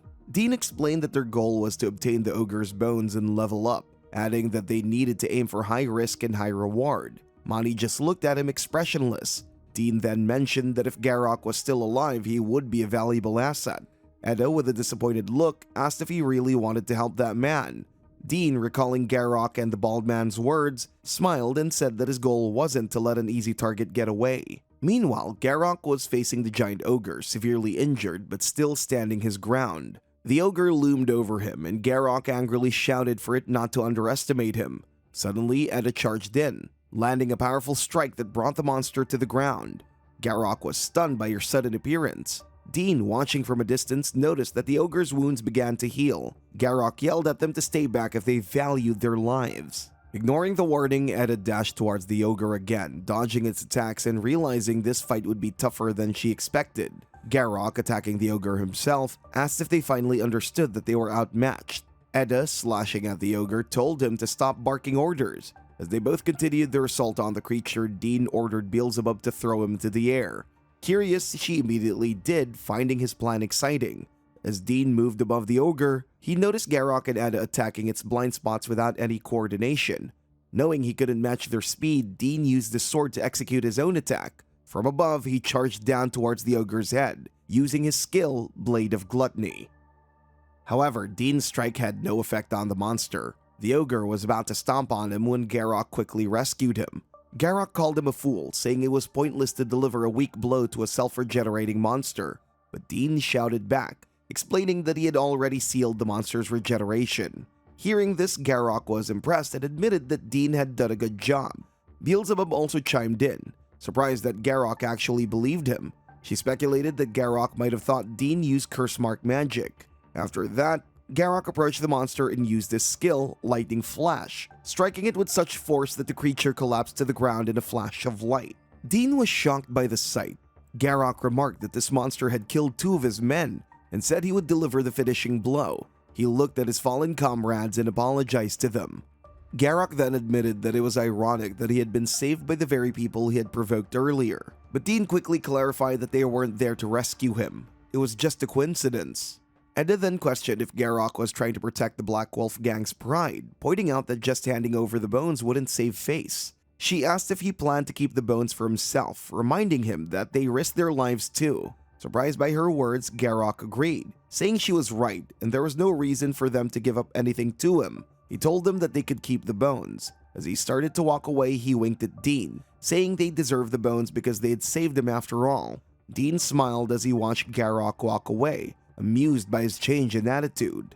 In the office, Priya informed Malti that Heidel had agreed to join the army. Malti was pleased and mentioned that Heidel had a strong sense of justice, which could be troublesome at times. However, because Heidel was capable of making calculated decisions, betrayal wasn't something to worry about. Priya wondered if it was wise to give someone the position of a magic officer, but Malti reassured her, saying it was a fair evaluation of Heidel's strength. He added that retribution against the Radiant Trading Company was necessary for damaging the military's reputation. Malti then asked Priya about the preparations, and she confirmed that everything would proceed as planned that night. She noted that his approach was rather aggressive, but Malti responded by saying that while he was a cautious person, he knew when to strike. He pulled a letter from his drawer and showed it to her, mentioning that he had his sights set on further advancements.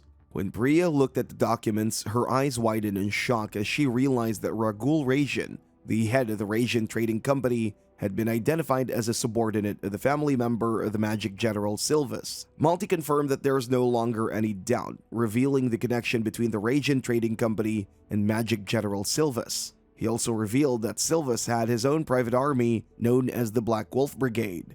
With a smirk, Malti said there was no way they could escape now. On the other hand, Dean had once again spent all his savings, which Monty pointed out while laughing. Suddenly, Edda appeared and called his name, scaring him. She smiled and reassured him that she wasn't his enemy. Curious, he asked what she was doing there, and Edda explained that she was bored and thought she'd help out. Dean, blushing with happiness, sarcastically remarked that she really had grown, and Edda, confused, wondered if he was joking. She put on an apron and grabbed a knife, asking what she should cut. Dean began teaching her, and at first, she accidentally nicked her finger. He quickly helped bandage her up and showed her the proper way to cut. After that, she followed his instructions perfectly. Once the dishes were ready, Beelzebub was excited and immediately started eating both her and Dean's portions. Monty laughed at the sight and then looked at Edda, who was quietly eating, and commented that Edda looked really adorable while eating. Edda cringed at the comment, spitting out some of her food and telling Monty to stop saying weird things.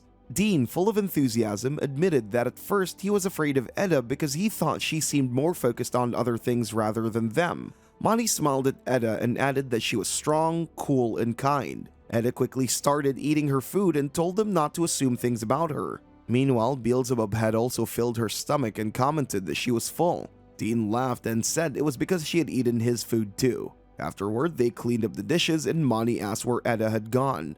Dean told her that Edda had stepped out for some fresh air.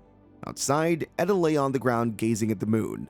Dean came over, sat beside her, and asked what she was doing. She replied that it was none of his business. He smiled and lay down next to her. Edda sat up and confessed that after returning from the magic labyrinth and coming to this place, she thought she had found her way back. But she explained that there was no place she could truly call home. Dean was surprised by this realization. He understood that for someone who traveled the world, there often wasn't a place to call home. If she had a sanctuary, it might have been with her family, but that was shattered by a demon. Dean now understood why Edda acted the way she did. Perhaps she didn't want to get attached to anyone. She might even be thinking of leaving soon. As her friend, Dean didn't want to abandon her, but he wasn't sure what to do in that moment. The next morning, Monty mentioned she really needed money to fix her magic device because it was difficult to handle a D-class blade. Dean chuckled and said that Eda might scorn her for not training enough. Monty agreed. As they entered the guild, they noticed something seemed off. Monty read a report that said there had been a robbery and a fire at a mansion. She commented that maybe the Hellflame Princess was responsible. Dean asked why that particular mansion was targeted and pointed out that it seemed strange for the whole city to be affected. Monty explained that there had been similar incidents before, and it was rumored to be part of a personal grudge against the authorities. She then left, saying she would gather more information. While Dean was looking at the bounty board, he suddenly noticed a poster with Garrock's image on it and was shocked. He grabbed the paper, wondering why it was there. Just then, Monty appeared and told him the bad news. The mansion that had been set on fire belonged to the Radiant Trading Company, and it seemed that everyone, including the president, had been killed. Dean wondered if the Hellflame Princess was responsible or if Garrock was involved. He began stressing, thinking it might be retaliation by the army. Monty reassured him, saying he was overthinking it. She found it hard to believe the military would take such obvious actions, and she didn't think Garrock was the culprit either. However, she admitted she had a bad feeling and suggested they avoid getting involved. Dean, still worried, thought about the possibility that the rumors of the Hellflame Princess were just lies spread by the military to distract the public. Suddenly, Gambia appeared at the door with a big smile on his face, commenting that the place was still filled with the same gloomy complainers.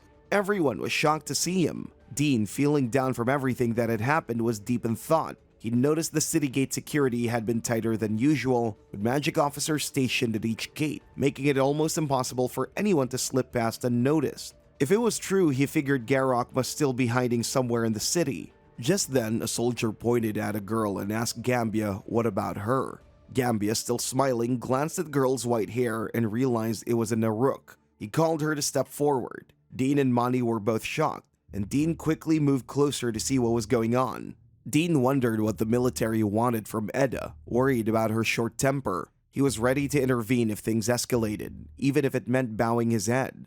Gambia asked if she knew that the president's family had been brutally murdered. She responded that she didn't know anything and told him to ask someone else. A soldier, annoyed by her tone, pointed out how she was speaking to a magic lieutenant, but Gambia smirked, saying it was fine because a woman was more captivating when she acted like that. As she began to walk away, Gambia suddenly asked her if she was familiar with face-stripping Durga, the blood-winged Hirya, or Rotia of Massacre.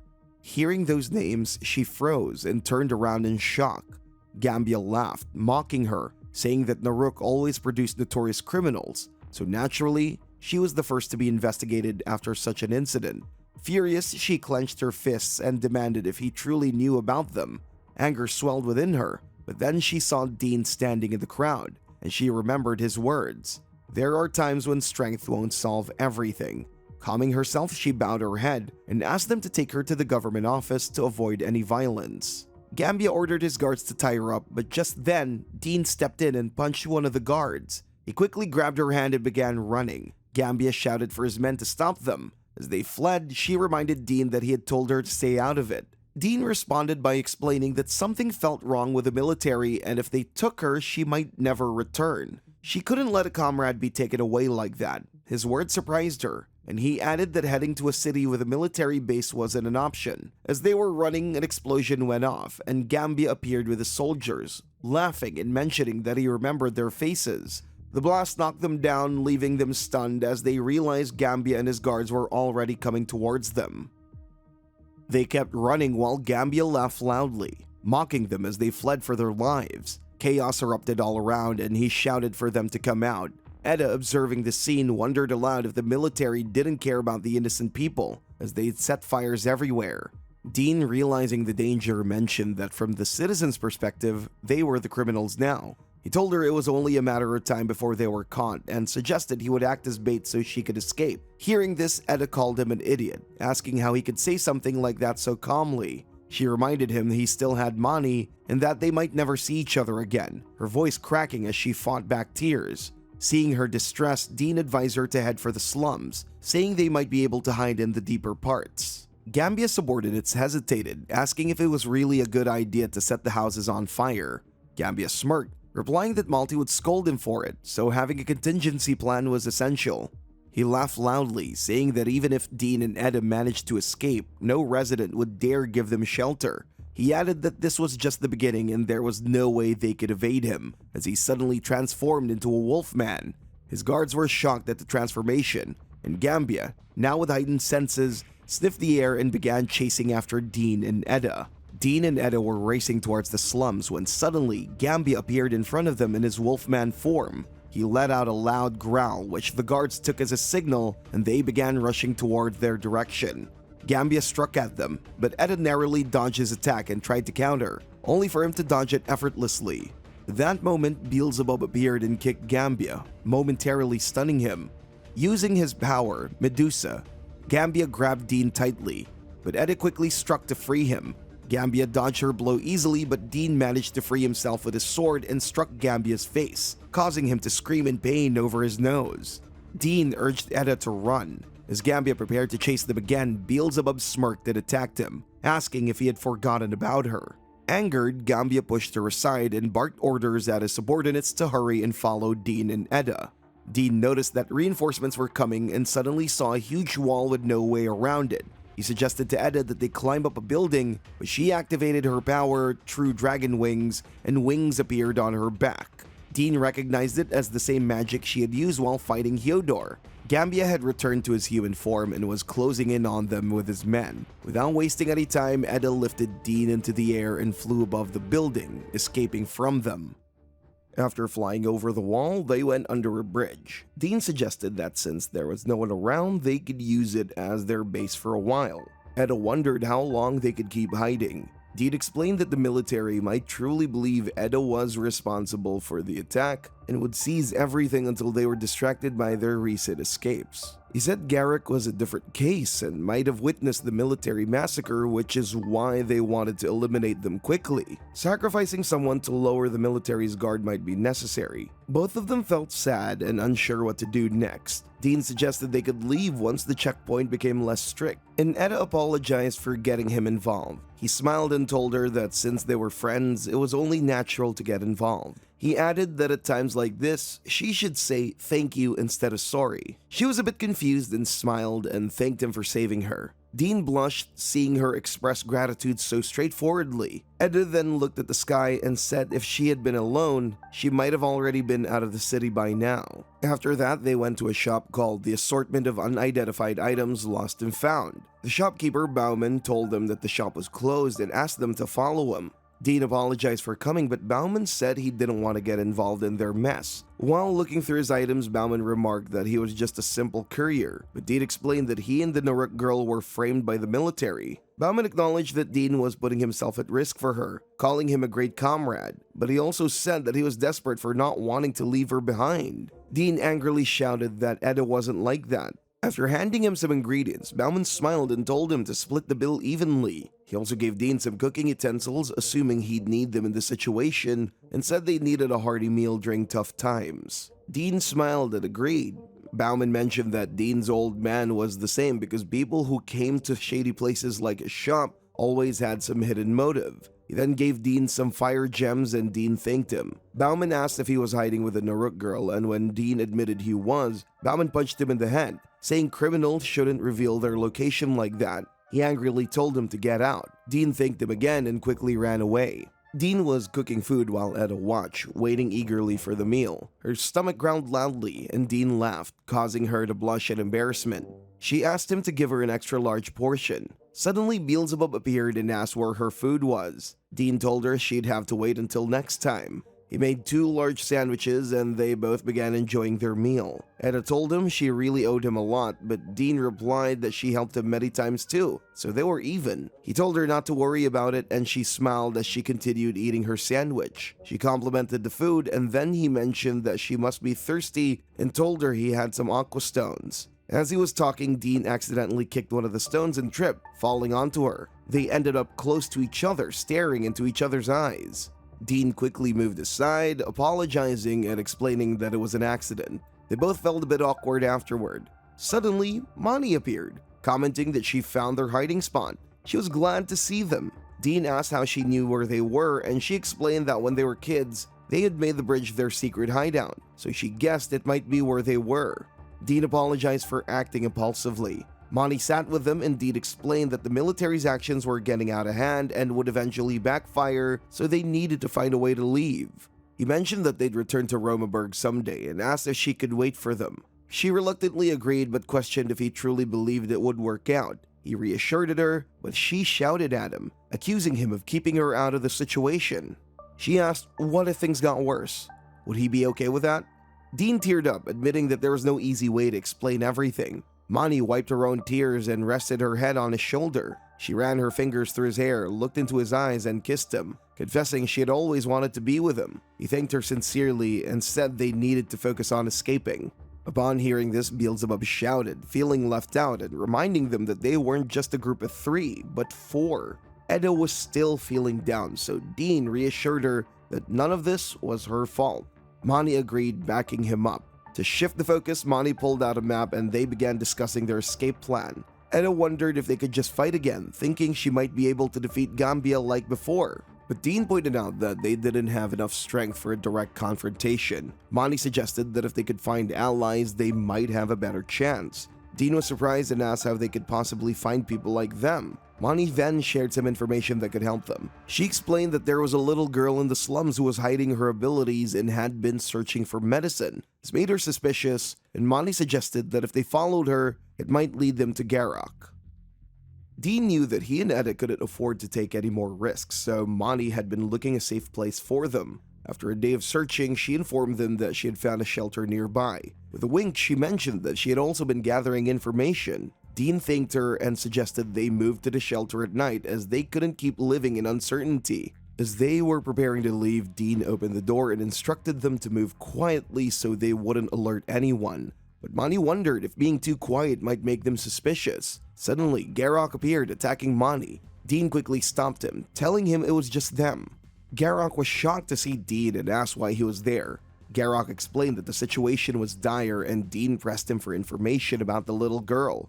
Garak revealed that her name was Missy, and she wasn't in a position to go outside carelessly. He also mentioned that he was being closely monitored by the military, and that if Maltese subordinates found them, they would be killed. Garak asked Dean if he was there to betray him and save himself, but Dean assured him that he wanted them all to escape together. He explained that breaking through the military's line was impossible on their own. Garak made a condition. They had to escort Missy to Palm Guard even if it cost him his life. In exchange, he wanted them to join the escort. Mani, however, pointed out that it would be difficult because even by Iquo, it would take a week to reach Palm Guard. Garak called for Missy and she timidly stepped out, looking scared. He explained that she was the daughter of Lagor, though this information wasn't public yet. Her father was under the command of the magic Lieutenant Silvus in Palm Guard, which shocked Dean. Garak continued, revealing that Malti likely knew Missy was alive but pretended she was dead. Missy had witnessed an important incident, and if a magic general or someone ranked higher than a magic assistant learned the truth, Malti would be stripped of his title as a magic advisor. Dean started to recall all the tragic events that have happened: the death of his mother, the atrocities committed by Hyodor, and the attacks by the Grey Order. All of these were results of Malti's tyranny. Dean was stunned by the revelation. Garak then said he couldn't let Lagor's death be in vain. Dean understood the gravity of the situation and promised to lead them to Palm Guard once they left the city. Monty tried to stop him, but Dean insisted this was their only chance. He explained that even if they managed to escape now, they would spend their lives running from the military. By going to Palm Guard, they could finally put an end to Malti's rule. Monty smiled and agreed, saying Edda would feel the same way. Garak smiled, saying the deal was settled. Missy, with tears in her eyes, thanked them. Dean introduced himself and Monty, reassuring her they would make sure she reached Palm Guard safely. Then Dean asked Monty to call Edda to join them. After a while, Edda appeared and declared that she would cut them into pieces. Garak was impressed by her determination. Annoyed, she asked if he was mocking her, but Dean quickly told her not to start another fight. Edda then asked if Magic General Silvus could be trusted. Garak assured her that while Silvus was intimidating, he was nothing like Malti. Silvus had worked with Lagor and was actively trying to capture Malti, so Garak promised that they wouldn't turn against them after understanding the situation. Dean then asked Monty if she could arrange a meeting for them. During the meeting, they looked at a map and Monty suggested that they strike when Haidar was on guard duty, as he wasn't fond of Malti. Dean agreed, saying Haidar might go easy on them. However, Garrock disagreed, warning that it wouldn't matter since they could track them down just like they had found him. Missy nervously asked if they could escape on Aquo, but Garrock shook his head, explaining that even a common soldier could outrun the Aquo using battle aura. Seeing her fear, he reassured Missy that he would carry her himself to safety. Dean then pulled Monty aside, asking if she could arrange an Aquo to help them escape through the east gate, thinking it would be an unexpected first move. Monty replied that there might be someone willing to provide one for 500,000. Shocked by the amount, Dean said they should forget about it. Monty laughed and told him she had already brought the money just in case. She then turned to Garrock, saying he would be on board if the plan was convincing enough. At that moment, Beelzebub chimed in, asking if they could eat the Aquo after dismantling it. Dean smiled and told her that a sword would play a crucial role in the plan, leaving Beelzebub confused by what he meant. The next day, Priya announced in the city that they would be tightening inspections at the checkpoint due to the recent incident, and everyone had to show their identification. People were furious, blaming Dean and the Naruk girl for their situation. Priya, however, was pleased, seeing it as a perfect opportunity to link magic devices with adventurers, something she had wanted for a long time. Suddenly, a man approached her and reported that a suspicious person, possibly Lagor's daughter based on her actions and height, had been spotted near the slums. Excited by the news, Priya was eager to investigate. Just then, they had heard a girl shout about a child stealing a horse. The crowd was shocked, but Priya swiftly appeared in front of the horse. Unsheathing her sword, she used her skill to kill the horse, causing the girl to fall to the ground. As Priya approached the girl, Beelzebub suddenly revealed herself from under the cloak and punched Priya in the face, catching her off guard. Priya was stunned, realizing that the girl wasn't Lagor's daughter, and wondered if Beelzebub was a demon, which meant the real target must be nearby. Before she could react further, several more cloaked figures attacked the soldiers. Dean then stepped forward, declaring that they had chosen to force their way through and demanded that she step aside. As the others revealed their identities, Priya gave an evil smile, amused by the situation. She told Dean that this wasn't the end yet, but he replied that it didn't matter. With determination in his voice, he insisted that their numbers wouldn't stop them and they would force their way through. Then they charged at the soldiers. Chaos erupted as everyone began to attack each other. Dean fought fiercely, using his abilities to kill the monsters around him. The soldiers were shocked to see how powerful a child from the slums could be. Meanwhile, Garrock and Priya were locked in a fierce battle, exchanging blows. Priya swung her weapon, but Garrock dodged him, and then he struck back, narrowly missing her.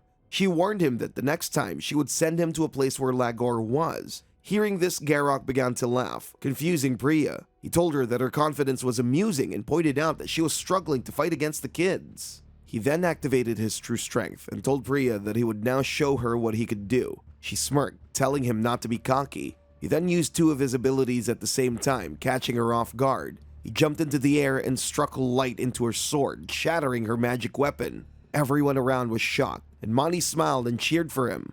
However, as he landed, Priya used her hand to wound him. Missy looked sad at the sight. Priya smirked and remarked that his wound looked serious. He smiled back, expressing his gratitude for the injury, saying it seemed he had won because techniques wouldn't matter anymore.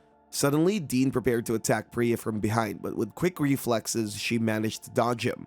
Dean told Garrock to support Edda and the others while he handled Priya. She smirked, asking if he really thought he could fight her just because she had lost her magic sword. Then like a flash, she ran towards him, telling him not to get cocky. She used her skill to counter his floating moon and began hitting him. As she landed her blows, Dean shouted that he wouldn't be defeated here. He then used the Kobold's Storm Roar ability and Priya started to bleed. She sat down, feeling it was impossible to continue.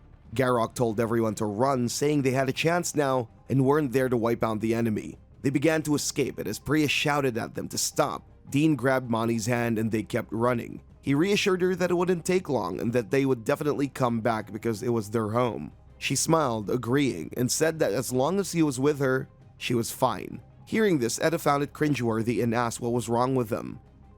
Priya, along with her guards, went to report to Malty about the situation. She asked for a chance to redeem herself, but he told her that there was no need to worry because his subordinates had also failed him. He said that scolding her wouldn't change much, and she asked if she could take charge since she knew they were heading to Palmgard. Malty replied that 6 people weren't enough and they had 12 units available. He decided to assign 5 squads to keep searching for Garrock. Priya was shocked to hear that there would be 70 people involved, and wondered how they could deceive the public like that, especially for muggers. He looked back at her and asked if she ever deceived him. Hearing this, she was taken aback. He pointed out that they had killed 5 of his best subordinates, and it wasn't just about revenge. He ordered multiple squads to be mobilized. Feeling stressed, she wondered what he was planning to do. Suddenly, he swung his sword, saying that this was the situation they were in. With the power of his blade, the 6 soldiers behind Priya were killed, and she was terrified to see that. Malti told her that if they could add these deaths to those 5 who had already died, the public would understand the situation better. He then said that the soldiers were replaceable pawns unlike her, and remarked that they were not bishops. He informed her that he urgently needed to arrange a meeting with Silvus and warned her that if she failed to defeat them, he would personally handle the situation. Priya was shocked to see how far he was willing to go. He agreed that if this information reached Silvus, everything would be ruined. He also mentioned that the Naruk woman seemed to be related to that of Rana, so they had to crush those people at all costs. He gave a smile that seemed friendly, but it was clear that he wouldn't let them escape and tarnish his glory. On the other hand, Edda hunted a dalbird and Dean cooked it for them. Garrock commented that the dalbird tasted more like beef than chicken and began to talk about his cooking skills. They all happily ate the food when Mani whispered to Dean, saying it seemed like he was getting too close to them and that he was too kind. She warned him that there was no guarantee things would go well, so if the situation worsened, they should abandon the others and run away. She insisted that she wouldn't allow any pointless sacrifices, even if he resented her for it.